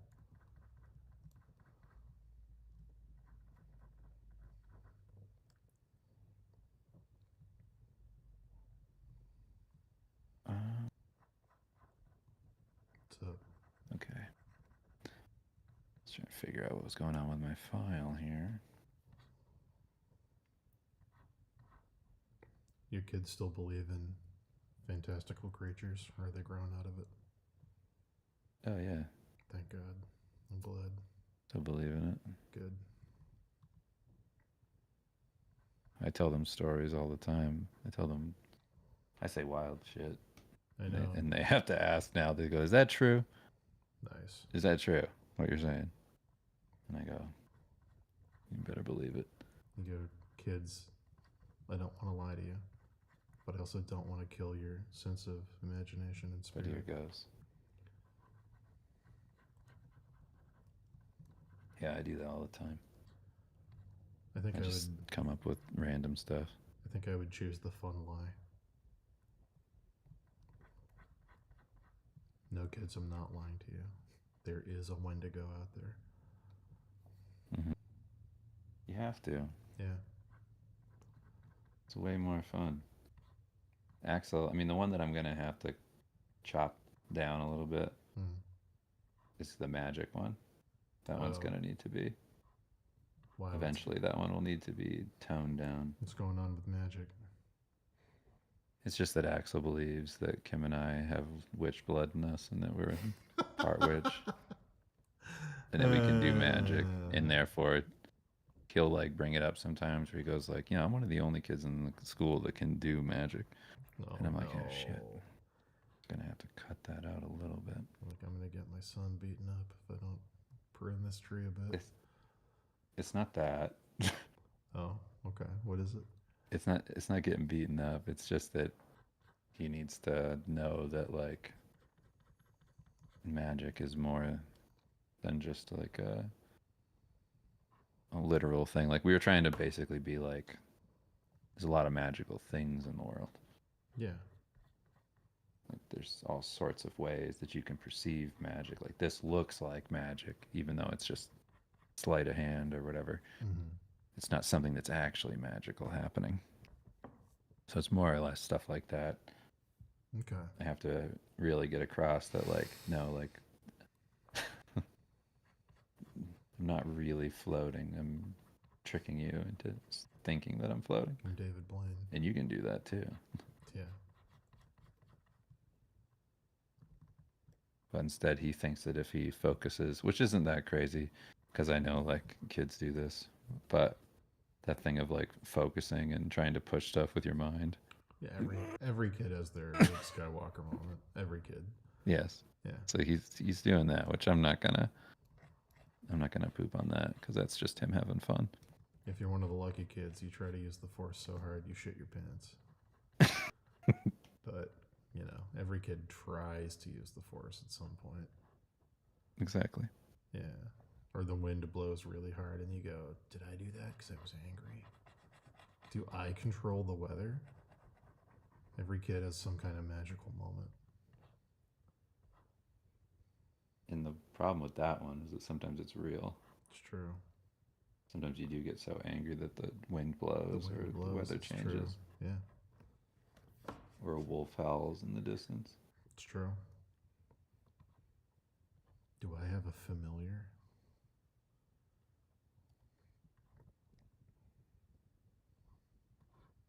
Do you remember any magical thoughts you had as a kid? Or magical experiences? Too many. Let's hear one. There's too many of them. Let's hear one. Like the fast Bigfoots that lived in the woods. Yeah.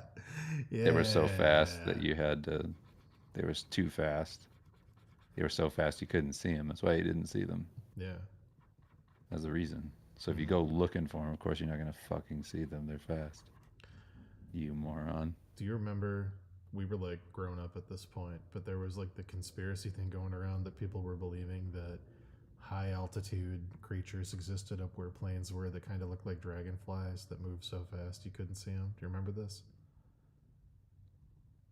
No. Someone we know was I big don't. was big into this. Really? Yeah. Darlene was big into this. She was? Yeah. I remember talking to you I about don't it. remember I this. remember talking to you about it over there where it was like it kind of looked like a dragonfly and it had like high vibration wings and it moved super super fast course. and it lived way up high. And they were like Yeah. they I mean, think, all of that yep. rings And I true. was like, how can you be an adult, like an adult with kids, and believe this? Like, what are we doing? Like, what? Wow. It's easy. You just have to be. What did the super fast A little bit desperate. Sasquatches? What did the super fast Sasquatches look like? What kind of Bigfoots were they? They were all different kinds. Oh, sick. Some of them were small and quick, Mhm. and some of them were the size of mountains, and they didn't move fast. Whoa. There was a queen yeti that had a crystal in her forehead, and actually they all had crystals Okay. that powered them. Did they make them fast or make them alive? It's not important. I mean, it is to me, but I don't know. Hmm. Not exactly sure. I didn't know if it was like a regular Yeti puts a crystal in and they get fast, or if it's like there's a cool rock out in the woods. When you put a crystal in it, it becomes a Yeti. I didn't say that they accepted me and that I learned everything about them Gotcha. through my exposure to the tribe or whatever. I understand. You were just a witness. I get it. Yeah, I just saw them a couple times. That's the one I remember. I told you that one. That was Yeah. the one where I brought that kid out there. Mm-hmm.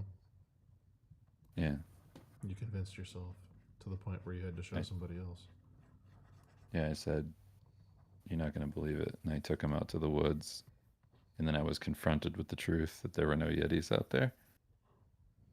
It's a pretty sad way to find out. Except I was like, they'd show themselves to you, If you believed. but not today. They're Your too lack, fast. your lack of faith. There goes one. There goes one. Your lack of faith disgusted them. They're hiding from you because Yeah. you don't believe in them. I swear to God, they're out here all the time. They can smell your must. Yeah. You disgust them. You stink like raw meat. The Yetis hate it. Come back another time. Come back another time. You're not ready to see them They'll yet. in time they'll reveal themselves. When they're ready to be perceived by you, they will make it so. But not Yeah. yet. Not at this time. Not yet. Not yet. Trying to I think bury of a GI Joe in my yard. Trying to Not think of yet. trying to think of a good one. I'm trying to think of a good magical thinking moment when I was a kid. There were a lot. I'm just trying to think of one that's as good as your Yetis. Dude, I have so many of those. UFOs, everything, dude. There was a place in the woods where two trees fell at the same time or something, and they like made a big X. And Shit, get out of there. they were holding they were holding each other up. I remember there was there was nothing out there, and then Hurricane Bob happened, and then after Hurricane Bob, I was playing in the woods, and this place where there used to be nothing, two trees had fallen and made an X, and they were holding each other up, and around the trees, all these smaller trees had fallen and made like a big circle. And it was like too geometrically significant for some reason, and I was like, "Oh, there's like power here. There's like a magical place." Snakehead Ridge. Yeah, I was like, "This is." I was like, so then I was like 5 at the time, I think 6 maybe. Yeah. And I was like, "This is a gateway. Like that storm opened something up. Like this is a place where things can travel between here and somewhere else. Like." It did something walk through. And it was also one of those places where, you know those spots in the woods where you go and for some reason all the white noise stops? Willy places. Yeah, where you get the willies, yeah. One of those. Yeah, they're called. So The it was one of willy those spots walkabout. where all the birds chirping stopped chirping, all the wind stopped, and it was just very quiet and like too calm. The weeping willies. Yes, it was one of those. So I'd go out there and I'd wait and I'd look around for things that slipped through the Oh gate, no. slipped through the gate where the two trees crossed. I thought, I remember being terrified. I was like, if I walk through the X, if I go through the triangle on the bottom of the X where the two trees cross, I might slip into whatever world it opened up to. Yeah, but then would you come back from that? That's why I never went through it. I don't think you would. I don't think I would. I think I'd go to the I think you upside stepped down. through that gate. Yeah.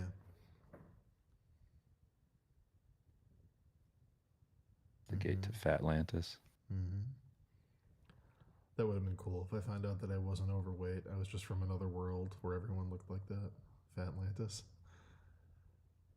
You slipped through this gate many years ago, young Daniel. Ah, my child. You're not a fat kid. Your name here is You're a fat. Spurgula. Yes, you're a Fatlandian. You don't have to lose weight. You're king of the Fatlandians. Your Prentice Crean. Prentice Green. It's a fucking Harry Potter character. Prentice Green. He works at the Ministry of Magic. Prentice Green that's who checks you were. people's papers. That's who you were when you were here, and then you left for some reason. Did you not like it? Prentice Green audits the Ministry of Magic. I can see Prentice Green in my head. That's a Don't go great back name. there, though. No, I'm never gonna go back there. Ever. Even you just talking about it gives me a bad feeling, I do which remember. makes me know for sure I trust my bad feelings. I do remember one day, after a few years, I do remember I went Uh-huh. out there, and the trees had been taken down and cut up by someone. Shut up. And I was like, I remember being scared because whatever came through the gate Portal breakers. couldn't go. Yeah, gate smashers and portal breakers. Yeah, whatever came through to our side couldn't go back. It was trapped now. The gate was gone. Oh my And god. I looked around the wind, and suddenly I heard the breeze for the first time because it's normally unhearable there. And I went, oh no. Yeah, the wind moved Yeah, the wind moved for the first time, in a long time. and its lack of stillness chilled me. Not since Native Americans Whoa, walked these native. parts had the wind moved. Native hangs out with Prentice Crane. Oh, Punch's Queen. Welcome. Welcome. Yeah, you lost your medallion years ago. This opens gates. You're a gate smasher. They're called Gates of Silence. It's where the wind doesn't move. You'll know it from the willies you feel on the back of your neck. I remember burying a treasure chest with my cousins when I was a kid, full of stuff. In a there's a path in the woods, and if you followed it long enough, it intersected with 4 other paths. So it was like 10 different ways you could go. Basically, it was like 5 paths yeah. intersecting, and it was like a giant like star, basically. Oh, I've been to the intersection of the 5 paths. Yes, the 5 realms. Yeah, I've been there. It felt like something out of Narnia, where it's like there should have been like a signpost and a little goblin asking you which way you want to go, and they're like, we're gonna bury. Pussy. They're like, we're gonna bury a treasure chest at the intersection of the 5 paths. And I was Scrunches cream. like, yeah. So I was known like, your mother was really cool. I was your mother like, did stuff.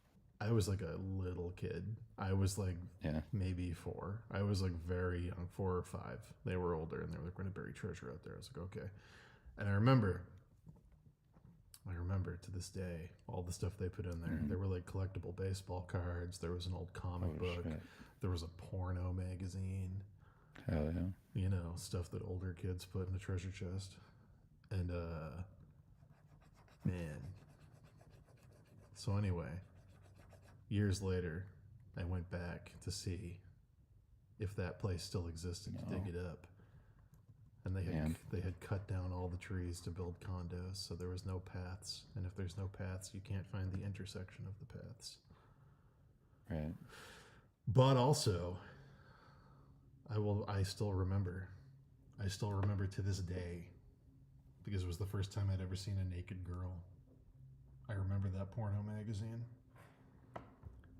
And I remember the woman in it was an actress named Tracy Lords, who I found out years later was secretly 16 the whole time she was doing porn.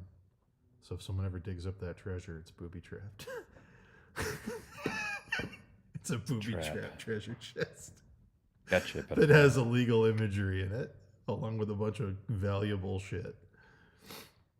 Shield your eyes. Good lord. It was just... Gandalf and a bunch of construction workers. Don't Google Do not artifacts. look upon it. Don't look upon it. You almost looked. The contents This of is that... pedophile The stuff. contents of that chest are seared into my memory. There was a cigarette, all kinds of cool stuff. A porn magazine, a cigarette, a comic book, a baseball card. Put them all together, it opens the gate. It opens the 11th gate at the pathway. It opens the quiet gate. Yes, the quiet gate opens where all the trees are both withering and blossoming. The gate, the trees all come apart. Yeah.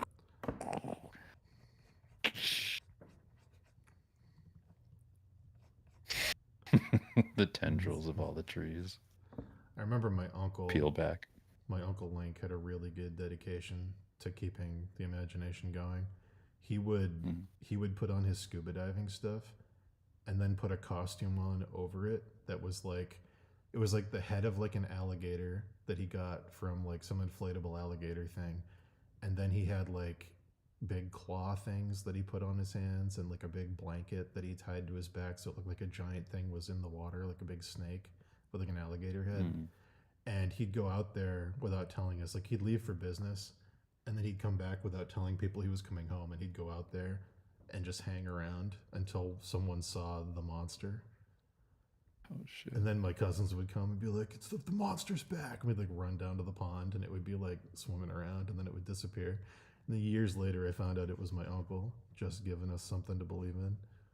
It's great. What'd you think about it when you found that out?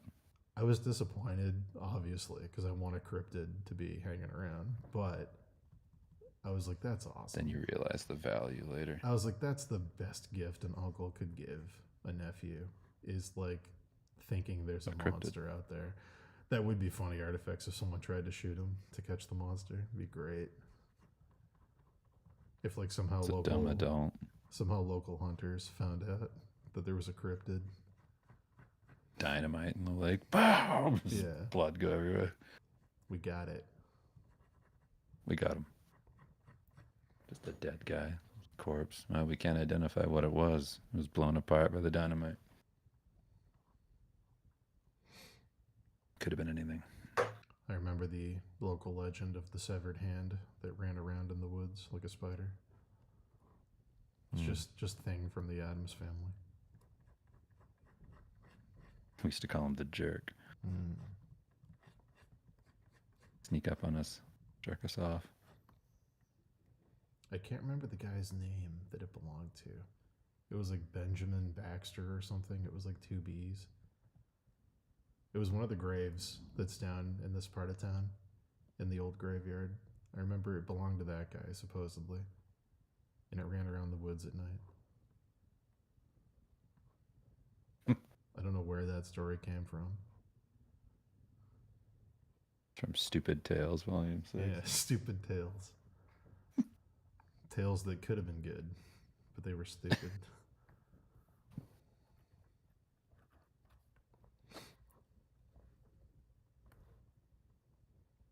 You never buried any treasure, did you? Probably not. Hmm. I don't remember doing it. Possible though. Yeah. Anything's possible. It's like probably the most Stephen King memory that I have. Burying a treasure with like baseball cards and a porno mag out in the woods. Mm. It's extremely Stand By Me.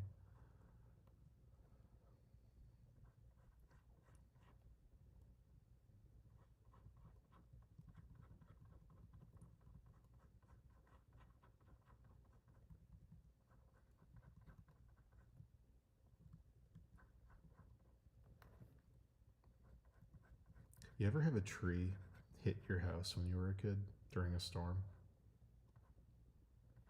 Not till I was older, but yeah. That's a crazy experience when you're like a little kid. Hearing that crack and then having it slam into your house and going outside during like a lightning storm. There's like a tree there. It's so...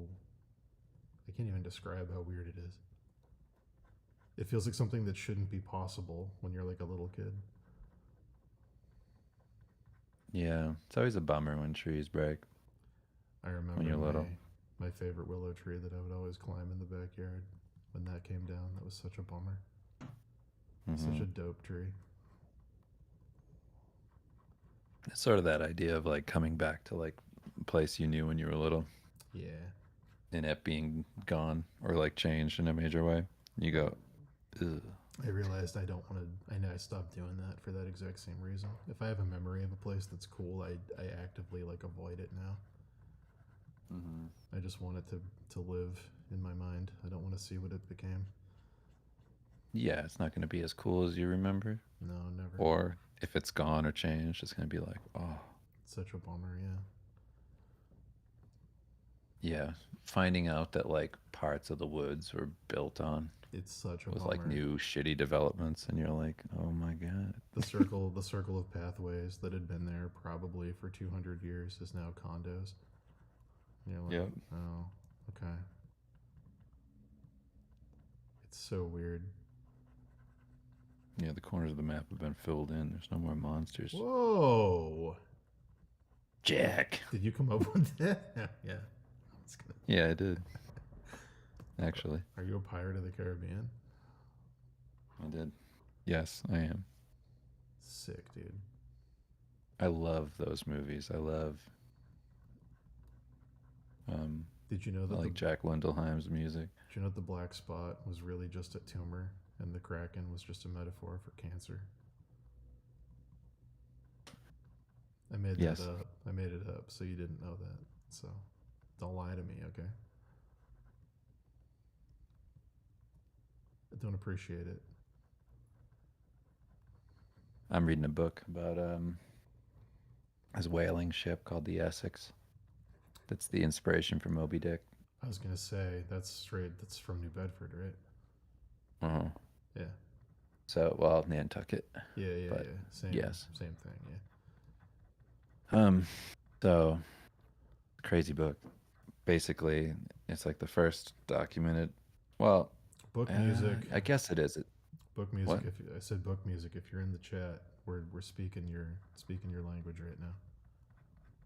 So basically, it's the first time that like a sperm whale like aggressively attacks a boat, because up until that point they hadn't done that. Right. Do you know why it's called a sperm whale, by the way? No, I have no idea.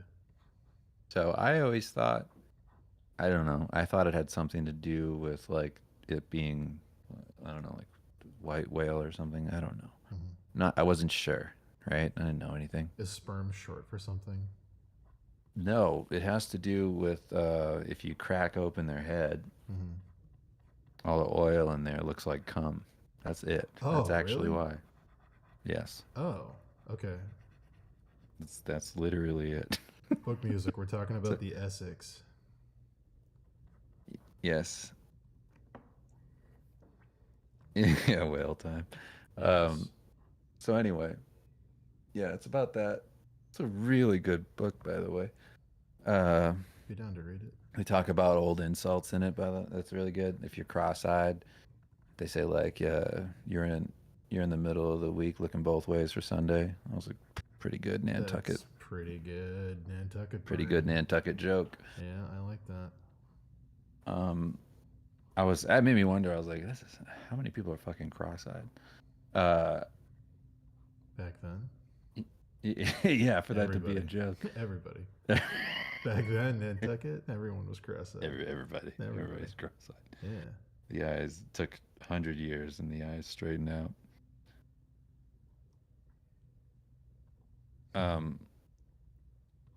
Yeah.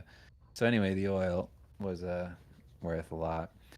I was shocked at how many barrels they could fit on a whaling ship. You could have like 600 barrels of oil. Jeez. And they would be gone for like 3 years sometimes. Wow. Oh, just in like, shipping out and having nothing but like hardtack, which is crazy. Just like hard bread, and like having to eat that, and then like just a bunch of water, and then they would go to at least in the book they go to the Galapagos, and they just like go and catch like a bunch of fucking turtles, like tortoises. Yeah. They end up bringing 180 tortoises on the boat.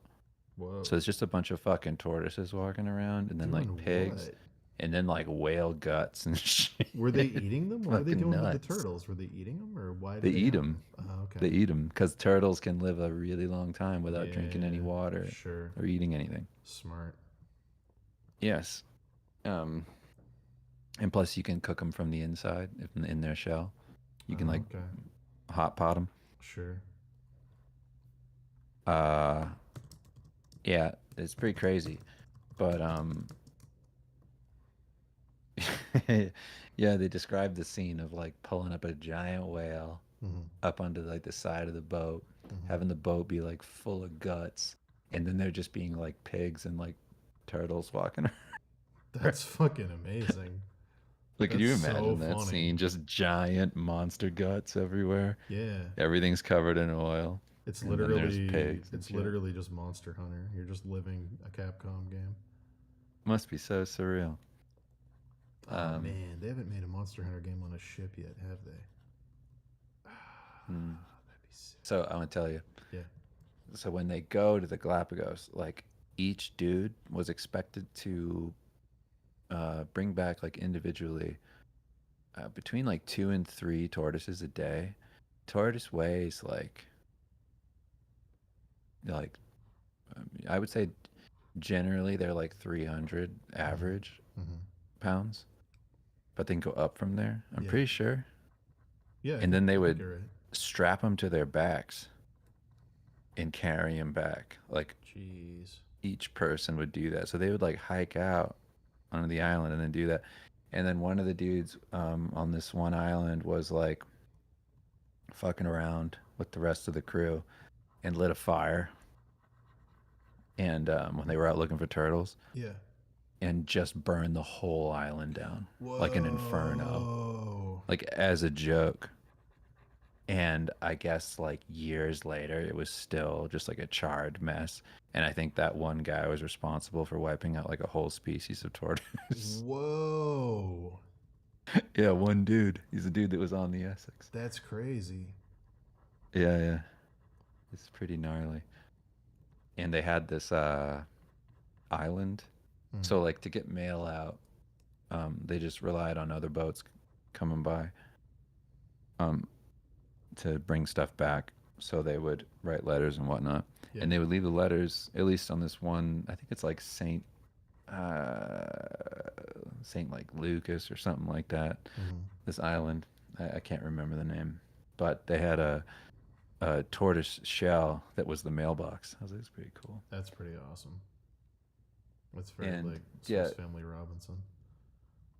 So it's pretty crazy because like these dudes end up, their main boat gets fucked up, so they only have these 3 whaling ships, Mm-hmm. which are just smaller, but they're still like decent. They're just not meant to go like across the ocean in. Mm-hmm. But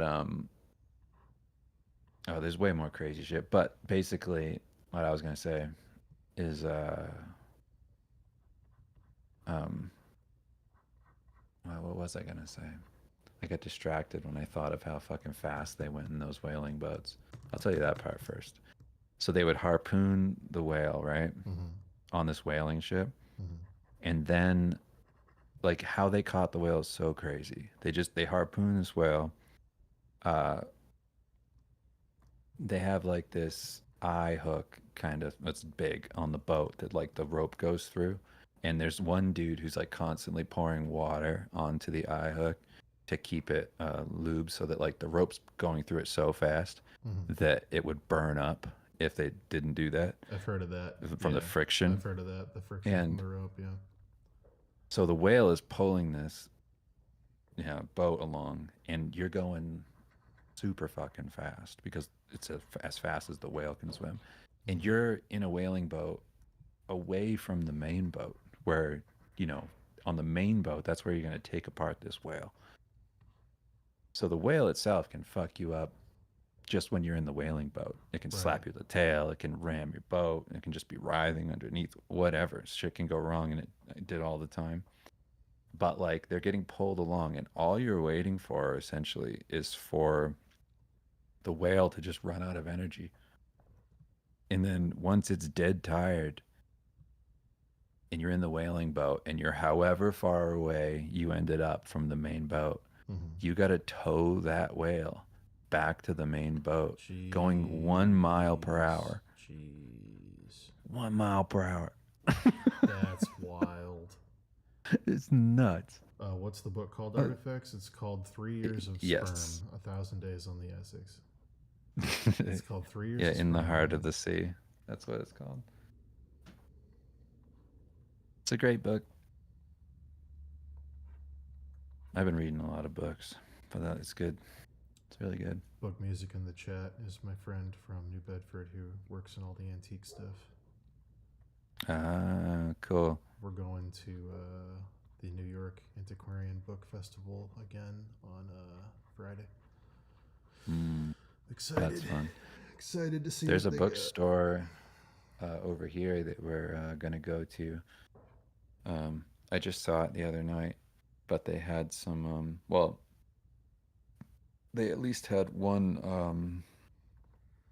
Uh, Oz book. oh God, no! Why can't I think about it? The Illuminated Bibles. Oh, they had okay. Yeah, yeah, yeah. Yeah, they had. They have a bunch of rare books, but they had that. Nice. It looked really cool. I was gonna go and check it out. It's a little small store, but it seems like it's only rare books. Send me pictures. Yeah, I'll show you. There's one thing I hope. I'm just like praying to the universe that they have at the book festival. I really hope so. The first time I went, the one thing they had that I didn't get that I wanted so badly were somehow a dealer there from England had the test prints, like the rejected test prints from like the William Morris Kelmscott Press giant illuminated books. And they had a bunch of them. And like at the time, I was like, $2,000 for one of these seems really high. I'm not gonna, And then like within a week of leaving, I was like, why didn't I fucking get that? Like, fuck. So like, I really hope that dealer's there. If they are, I'm getting one and framing it and cherishing it for the rest of my life. But yeah, it was dope. Yeah. It was just like giant book pages with all the illuminated letters and like the illustration and all the margin detail and like, yeah. I want it.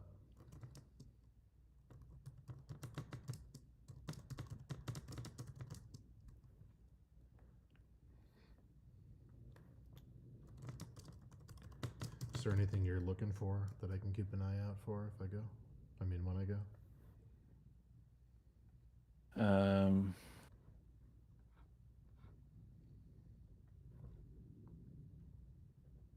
I'm always looking for like Arthur Rackham ones.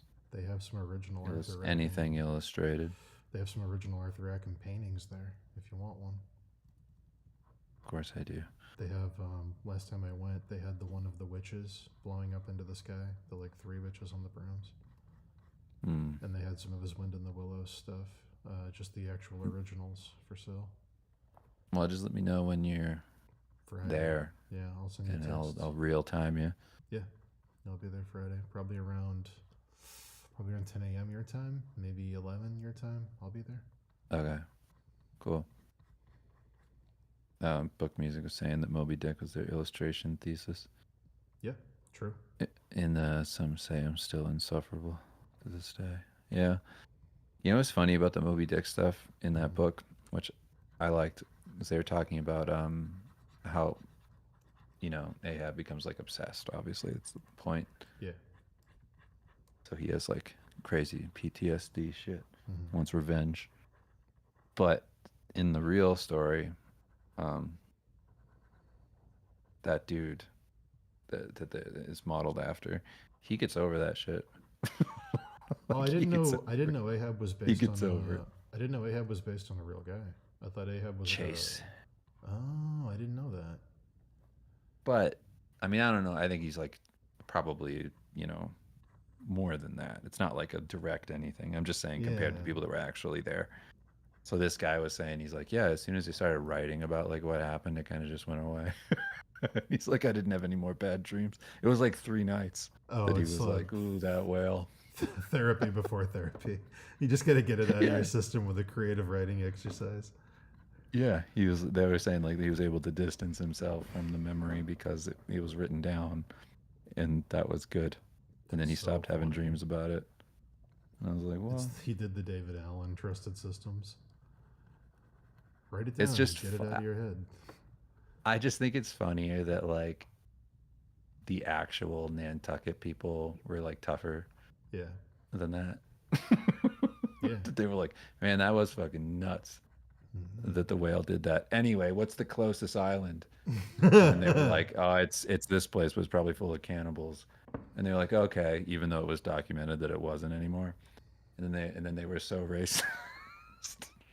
They were so racist that they decided to go the other way for like thousands of miles to South America because they were so xenophobic. Pretty sure there's brown That was people. killing me. Pretty sure there's brown people on that island. Let's sail back to England. Yeah, they eat people, so Not I'd even New rather Bedford. risk everything. Yeah. I'd rather fucking risk everything. Sir, they don't actually eat people. They do. They do, though. By the way, Let's get a. before we get home, you know, and spoiler alert for anybody in the chat. It's a thing that happened. I guess it's not that well known. If you don't want to know it, I'm warning you right now. I'm going to talk about it. All right, here goes. All those dudes end up eating each other. Yeah, of course. So what's really funny Yeah. is they avoid the cannibal island, and then they become cannibals. Yeah, yes. They all fucking eat each other. Karma. It's so good. It's great. It's so fucking funny. I'm trying to remember the name of that real Nantucket lighthouse guy who was on that ship that went down, and they had to draw. They got so bad they had to draw straws for who the rest of them were going to eat. And he, I can't remember the details, but he ended up having to eat his nephew. And he went. Yeah, they went yummy he, Kev. he went back, and It was in the name. he went back, and the Coast Guard was like, "Well, I guess you can live in this lighthouse over here and just do that forever and live alone because no one wants anything to do with you. Like, you're never going to be accepted back into society." Oh, I know what you're talking about. What yeah, was that? It's a real dude, and he just tended the lighthouse forever, having known that he was banished from society for eating his nephew on Nantucket. You know what's crazy? Yeah. What? It's crazy that, like, if you just ate that one dude like he did, Yeah. it's a problem, right? Yeah. If you eat everybody on the ship, though, Yeah. you survived. It's true. It's true. You know what I mean? Like, it's Also- almost worse if you only eat one person, because then it Also- feels like you didn't like them. Yeah, it's true. It feels like it's targeted against that guy. Like you had a vendetta. Yeah, you seem like more of a monster right. if only one person needed to be eaten. And it's your fucking nephew. Yeah. So funny. Yeah, like Book Music saying, yeah, we drew straws. AKA, they all hated that guy and chose to kill him and beat him to death. No, we drew straws, actually. We did the gentleman's thing. We figured it out. Yeah, but on the Essex, they just are like, Have there were, you know, there's like an actual like ranking to like who you're gonna eat. Yeah. Have you read The Terror or watched the adaptation of The Terror? No.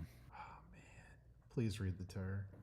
It's like Dan Simmons is good, but it's the best Dan Simmons book. It's the best Dan Simmons book by like a mile. And like, yes, he does do the Dan Simmons thing where he introduces a fantastical element that wasn't actually part of it to make it like historical fiction.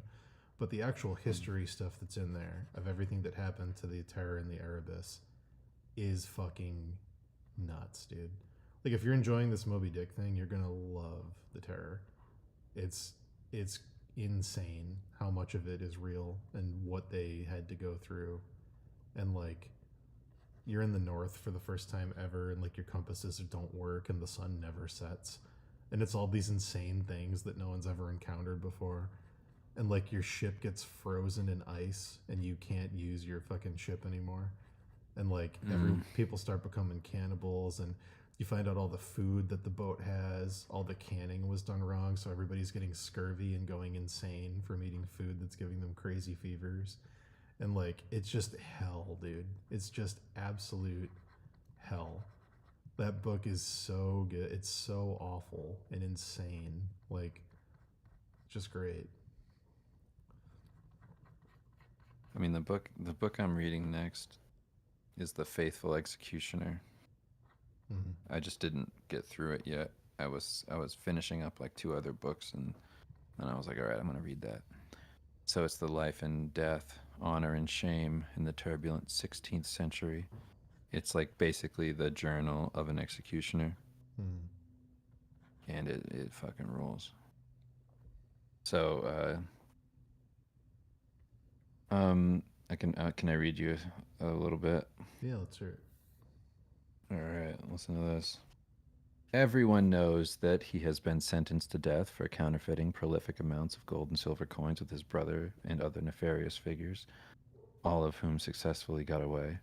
More intriguing to the anxious spectators, he is widely reputed to be skilled in magic, having divorced his first wife for adultery and whored around the countryside with an infamous sorceress known as the Iron Biter.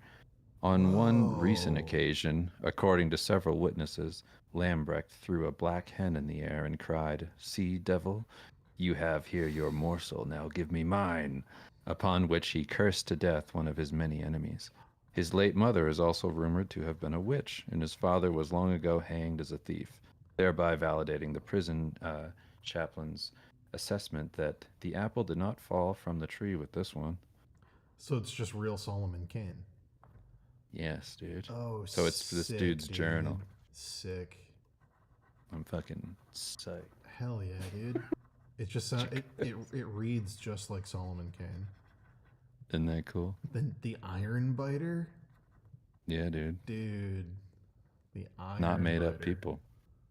It's real. That fucking. Or at least what they rules. believed. I want to know. Yeah, I wanna excited. I want to know what the Iron Biter looked like. Well, I'll let you know if the book goes into detail. That's awesome. So sick. So yeah, it's just this guy who killed a bunch of people, and he's like wrote about it. Apparently, he's like a intellectual dude. Intellectual headsman. Mm-hmm. He's like Finally. very like he like really like thinks about what he's doing, He's a headsman with a head on his shoulders. Finally. and he has like real things to say about it. Like he doesn't think is that bad what he's doing.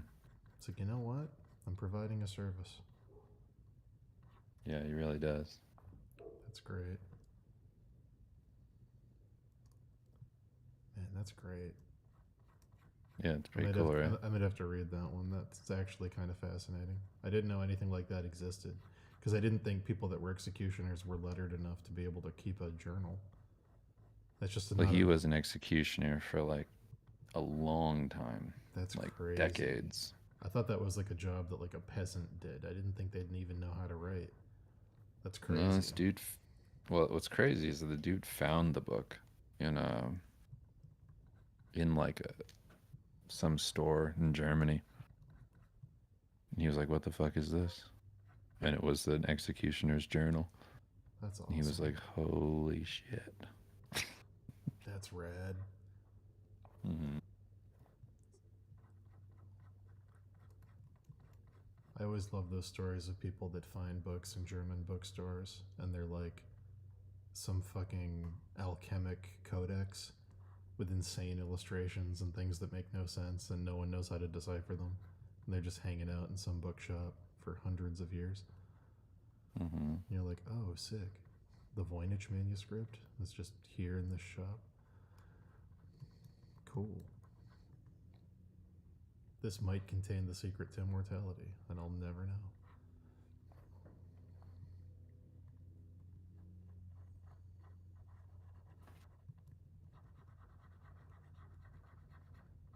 Yeah. So if anybody in the chat wants to check it out,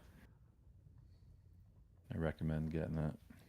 It'd be a dope show if you like adapted that. Every episode is an entry about a different person he has to kill, and at the end of the episode, he kills him. You get to know the person and all the superstitions around him for the episode. Yeah. It's like 6 Feet Under, where every episode it starts with someone dying, and then the episode's about them having the funeral. Same kind of thing. Gross Girl wants to know. It's if crazy to have the- an account of something like that. Gross Girl wants to know if it's the book by Joel F. Harrington. Yep. Cool. That's the one.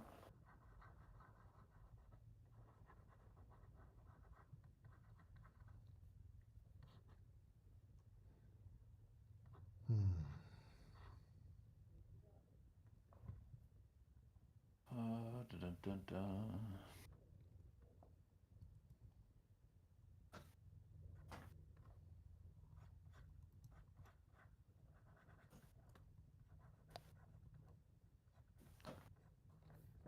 Sorry, I'm in the midst of looking for my revision stuff.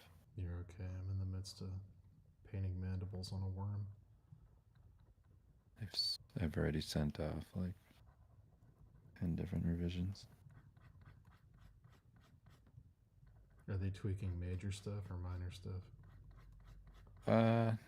Minor, nothing crazy. That's good at least. Yeah.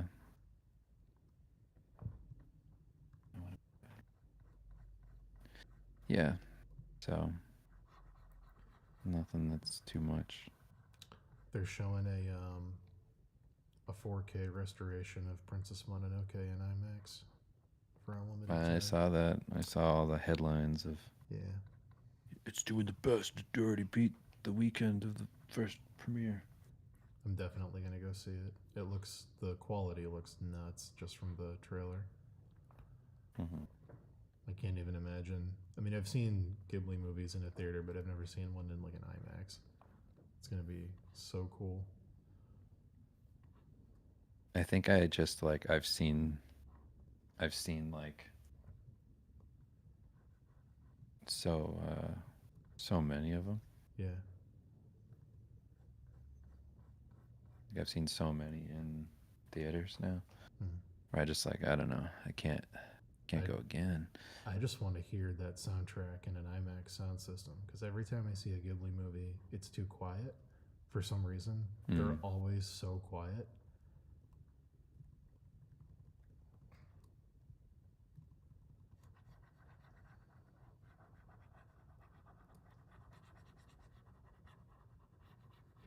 Yeah, I'm definitely got to see that. That's like the one. Before I knew Ghibli was a thing as a kid, Princess Mononoke would be on Sci-Fi Channel at 3 in the morning sometimes. That was the one that I rented when I was little. That was the first one I ever saw. Me too. It's my first Ghibli movie.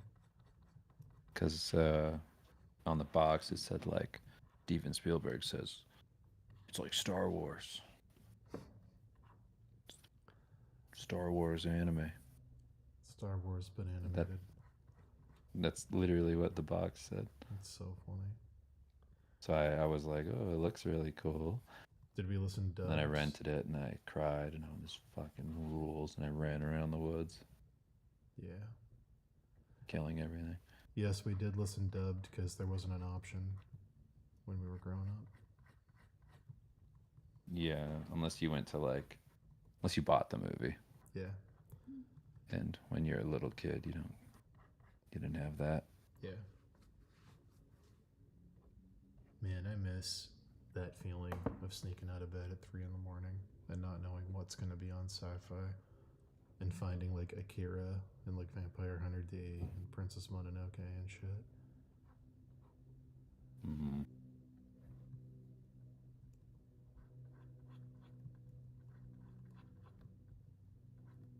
That first exposure to Vampire Hunter D when I was like 6 or 7, being like, this is the coolest shit I've ever seen. I have no idea what this is. And then seeing it with the Amano artwork on the VHS box at Blockbuster and being like, what? It's that thing. Yeah. It's that thing that I love.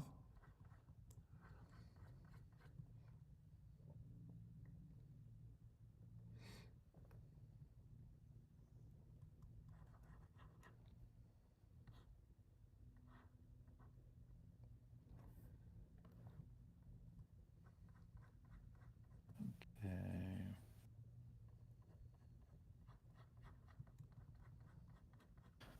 I'm just meticulously going over my sketch. Mm-hmm. Big ol' image. Mm-hmm.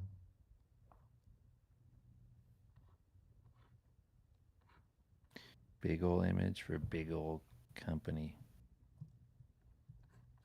That should be your tagline on your website. Big ol' Try images big ol' images for big ol' companies. Dave Raposa. It'd be you folding You need a big image for a big company? You folding your arms, looking over at us from a 3/4 stance, smiling. Big ol' images for a big ol' company. Get a free quote today. And that is kind of what I do. Yeah. Just big images for big companies. Yeah, that's literally it. Big image, bigger company. Dave Raposa. Do you have a big company looking for a big image? Don't look any further. Hi. Hey. My name is Dave Raposa. For over 20 years, I've been making big images for big companies. And now... Are I'm you here a to big do it for company? you. Do you need a big image? Are you a big company, or do you want to be? Big images are an Are you looking integral for one? part of becoming a big company. Yeah. If you don't have a big image and you're a big company, you're a fucking moron. Yeah. Providing big images anyone can afford for the right price.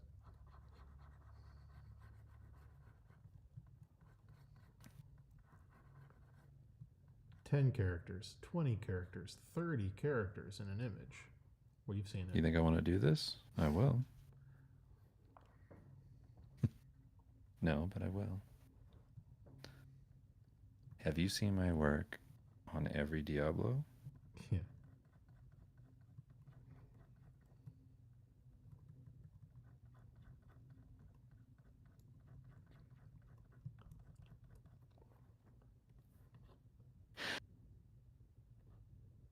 Featuring many character classes up to and including warrior, mage. I keep getting messages Hmm. from like email accounts Mm-hmm. that are like 8 years old or whatever. You know how like Gmail's like if you don't use this within a certain amount of time, it deletes them. Yeah. So I get those occasionally. I just got one right now. Mm-hmm. That's so much babies. That's the name of It says It's so just- much babies. Yeah, I was like, what is this? Somebody try to sign into my Gmail. What's this alert? I was like, what is that? What's it say?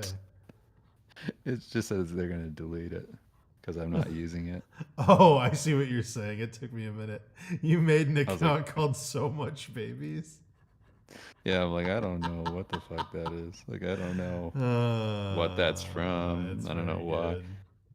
I mean, a lot of those are just like, I don't want to get an email. You know, like I don't want to get junk mail. Yeah, of course. Yeah, you want to sign up for You just make something. but you don't want it to. Yeah. Or you get something for free or whatever. Mm-hmm.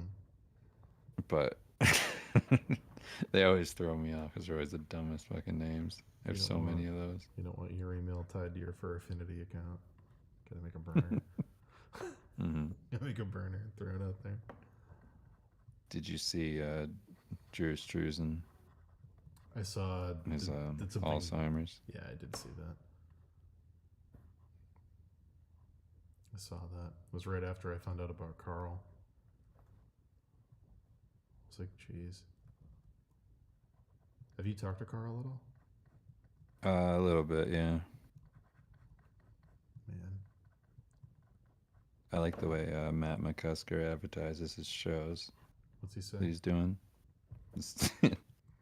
So he just like pushes tickets for his shows on his Instagram. Mm-hmm. And this one's him quietly playing the piano in front of the thing. But the actual text from his post says, San Antonio, Texas, seriously, what the fuck is your problem? Come to the fucking show. Because he's not selling tickets. That's great. Yeah. So I got word that they're just doing a couple things and then they want to get back with Akira Yoshida. Oh, really? Hmm Oh, that's sick. I was wondering. Yeah. I hadn't seen anything from Akira in a while. I didn't know if they. He sent Akira a text the other day. Did he? Yeah, explaining That's what's going good. on over there. That's good. Yeah. That's really good. Oh, you know. I said, cool. It's cool that Akira's getting that. Yeah. Glad they keep you in the loop about what Akira's doing. Glad Just to hear saying. you're a big fan. Akira hasn't been silenced. Just say that. Just waiting. Yeah, they're just doing whatever they're doing. Apparently, I'll tell you not- about it. Apparently, not selling tickets in San Antonio. Yeah, Apparently, that's not what they're doing. I'll tell you what for after. Cool. But I listened to one of their prank call things. Mm-hmm. It was really funny. They called this one guy from like it's like their old prank call videos. Mm-hmm. It's like him and Shane Gillis, Mm-hmm. and they call up this guy from Craigslist who's trying to sell a bunch of stuff, and they tell him like Shane just tells him like I'm not interested in any of that stuff, and he goes, but I do have like a car that I don't want anymore. I need a favor. I'm willing to give it up if somebody can do this thing for me. And the guy's like, what? Because he calls this guy because clearly he needs money. Mm-hmm. And the guy's like, what? What do you need me to do? And he's like, I got this dog, and the dog's just, it's a problem. It bit my nephew. All this. No. And then he goes, I'm gonna need you to kill a Jack Russell Terrier. Then I'll give you a 2001 Honda Fucking Civic. insane. For a Honda Civic. And he says, I don't want you to use a gun. I want you to strangle it. The guy doesn't realize it's a prank at this point. No, not right away. He has a problem with it, obviously. But then he's like, I don't know. He has said he has a friend that might be interested in doing it. A friend. I just love That's the so idea. insane. You're gonna need to strangle a Jack Russell Terrier for a 2001 Honda Civic. I love when it's that specific, when it's the make and model instead of a Civic. That's incredible. The idea of strangling a dog for a car. That's so dark. I got a friend who might do it. That's so funny. Not me, but I know a guy. Me? I think that's horrendous. But I know a guy.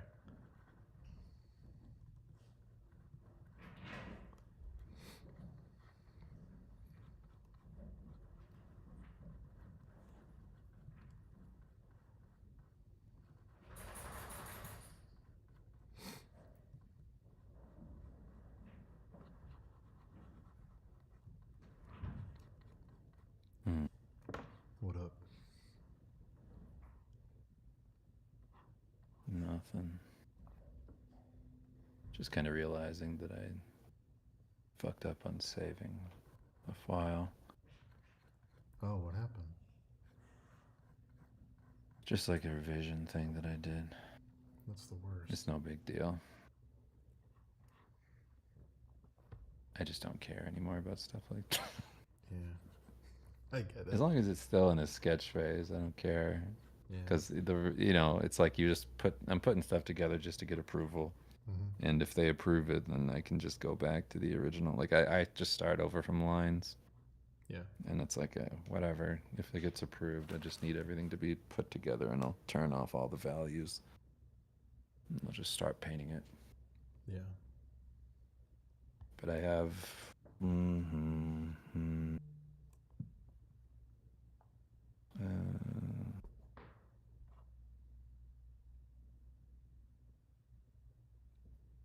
I think I have 6 ongoing jobs right now. Jeez.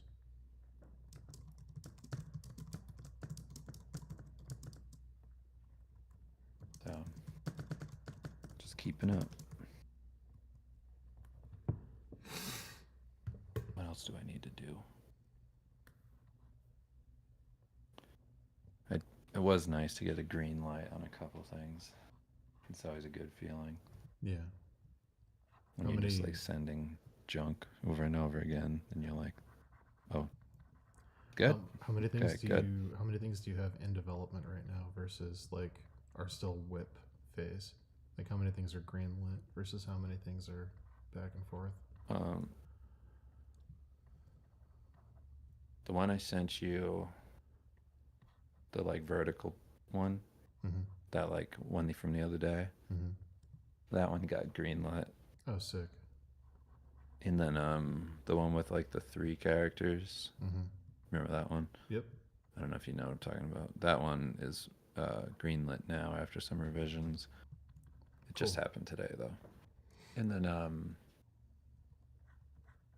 the one that's like actiony.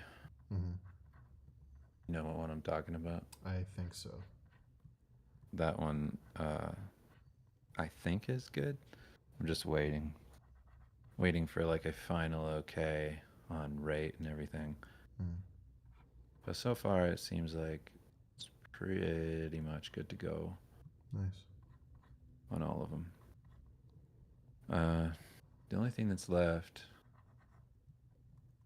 is the action one. I need like 100%, sign off. Mm-hmm. But once all that's cool, I can just start moving. Nice. Yeah, so I'm looking forward to that because that'll make it easier. Once I can just kind of like do stuff like the way I did that like Cyclops, Mm-hmm. it doesn't take me too long. I just Yeah. need to like get the okay to just actually work. Yeah, once you're able to get into a flow state and just complete a thing, for sure, I can see that being the quickest part. Yeah. Rendering's not the problem. No. Getting all the drawing done. Fine. Yeah. I just want to be done. Yeah, I hear you. I'm just chugging on these Zeldas. Yeah. I have to finish this or I'm gonna die. I hired an assassin and told them if I couldn't finish it before the end of the year, they have to kill me. That's cool. What's his name? I can't tell you. Or he'll kill me. Hmm. His name's Raoul LeBlanc. Oh, he's one of the LeBlancs, like Yeah. Matt LeBlanc. It's true. Like a Boy Meets World guy. No, he's just a knockoff version of the guy from The Professional. Hmm. He's that guy, but a little too chubby. His accent sucks. Nice. Yeah. And he's gonna kill you. Yeah, if I don't finish these before the end of the year, he's gonna blow my brains out. Awesome. What does he charge? He's cheap. He's really cheap. I think he just doesn't like me, I think is what it is. I think he saw me and was like, oh, I do that for free. So he lowballed it. I'll kill him. Yeah. Alright, I'll kill him. I think he's like wants to kill me, so he's like,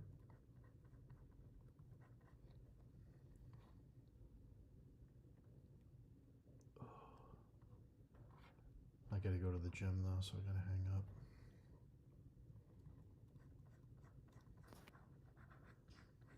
It's 4:30. I gotta get to the gym for 5. Hmm. How many more hours you get? An hour and a half. I sent you my Cyclops. Let me take a look. Rendered on top of it a little bit. Oh, hell yeah. Looks good. Looks real good. Thanks. I like that soft eyeball. It's the most dangerous monster. Has anyone... What? Because it's the most dangerous monster of all because you don't want to hurt him. Yeah. He looks at you like that, you feel True. bad.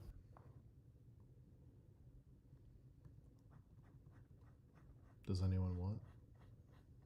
Somebody in the chat was asking, or Sharky Arts was asking, has anyone ever posed as you guys to get jobs? That's actually a funny question because I don't know. I know, like for Dan, that happened, Happened a few times. but by accident. Yeah. That was on the part of the client. I got a job that was supposed to be for Daniel Warren Johnson for a lot of money. And they were happy with it, but they didn't know that I was not him.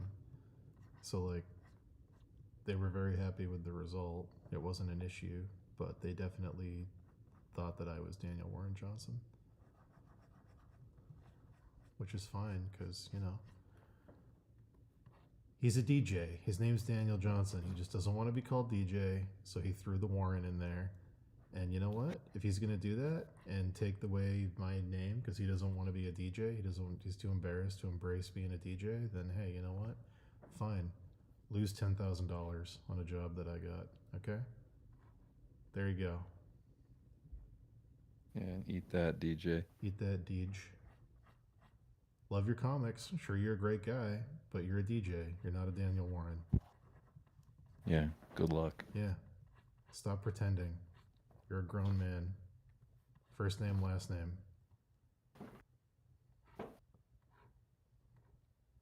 Yeah, look what happens. Yeah. Major company. Fortune 500 company paid me 5 figures. Meant for you. Sorry, Deej.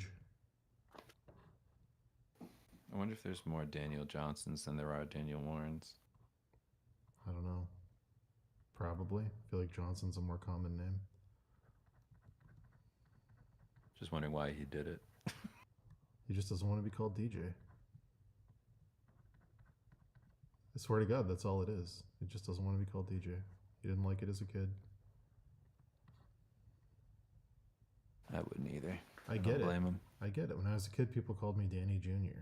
My name's not Danny. My father's, Also, being a junior is just insulting. my father's legal name is Danny. Technically with 2 E's, like a Winnie the Pooh character. Danny.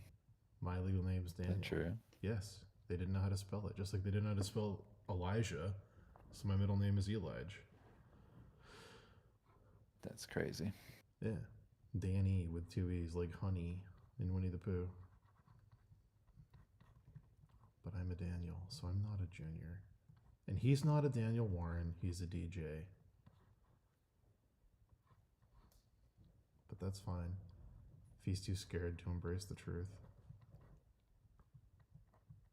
You think he's scared? I do. I think he's been running from being a DJ his whole life.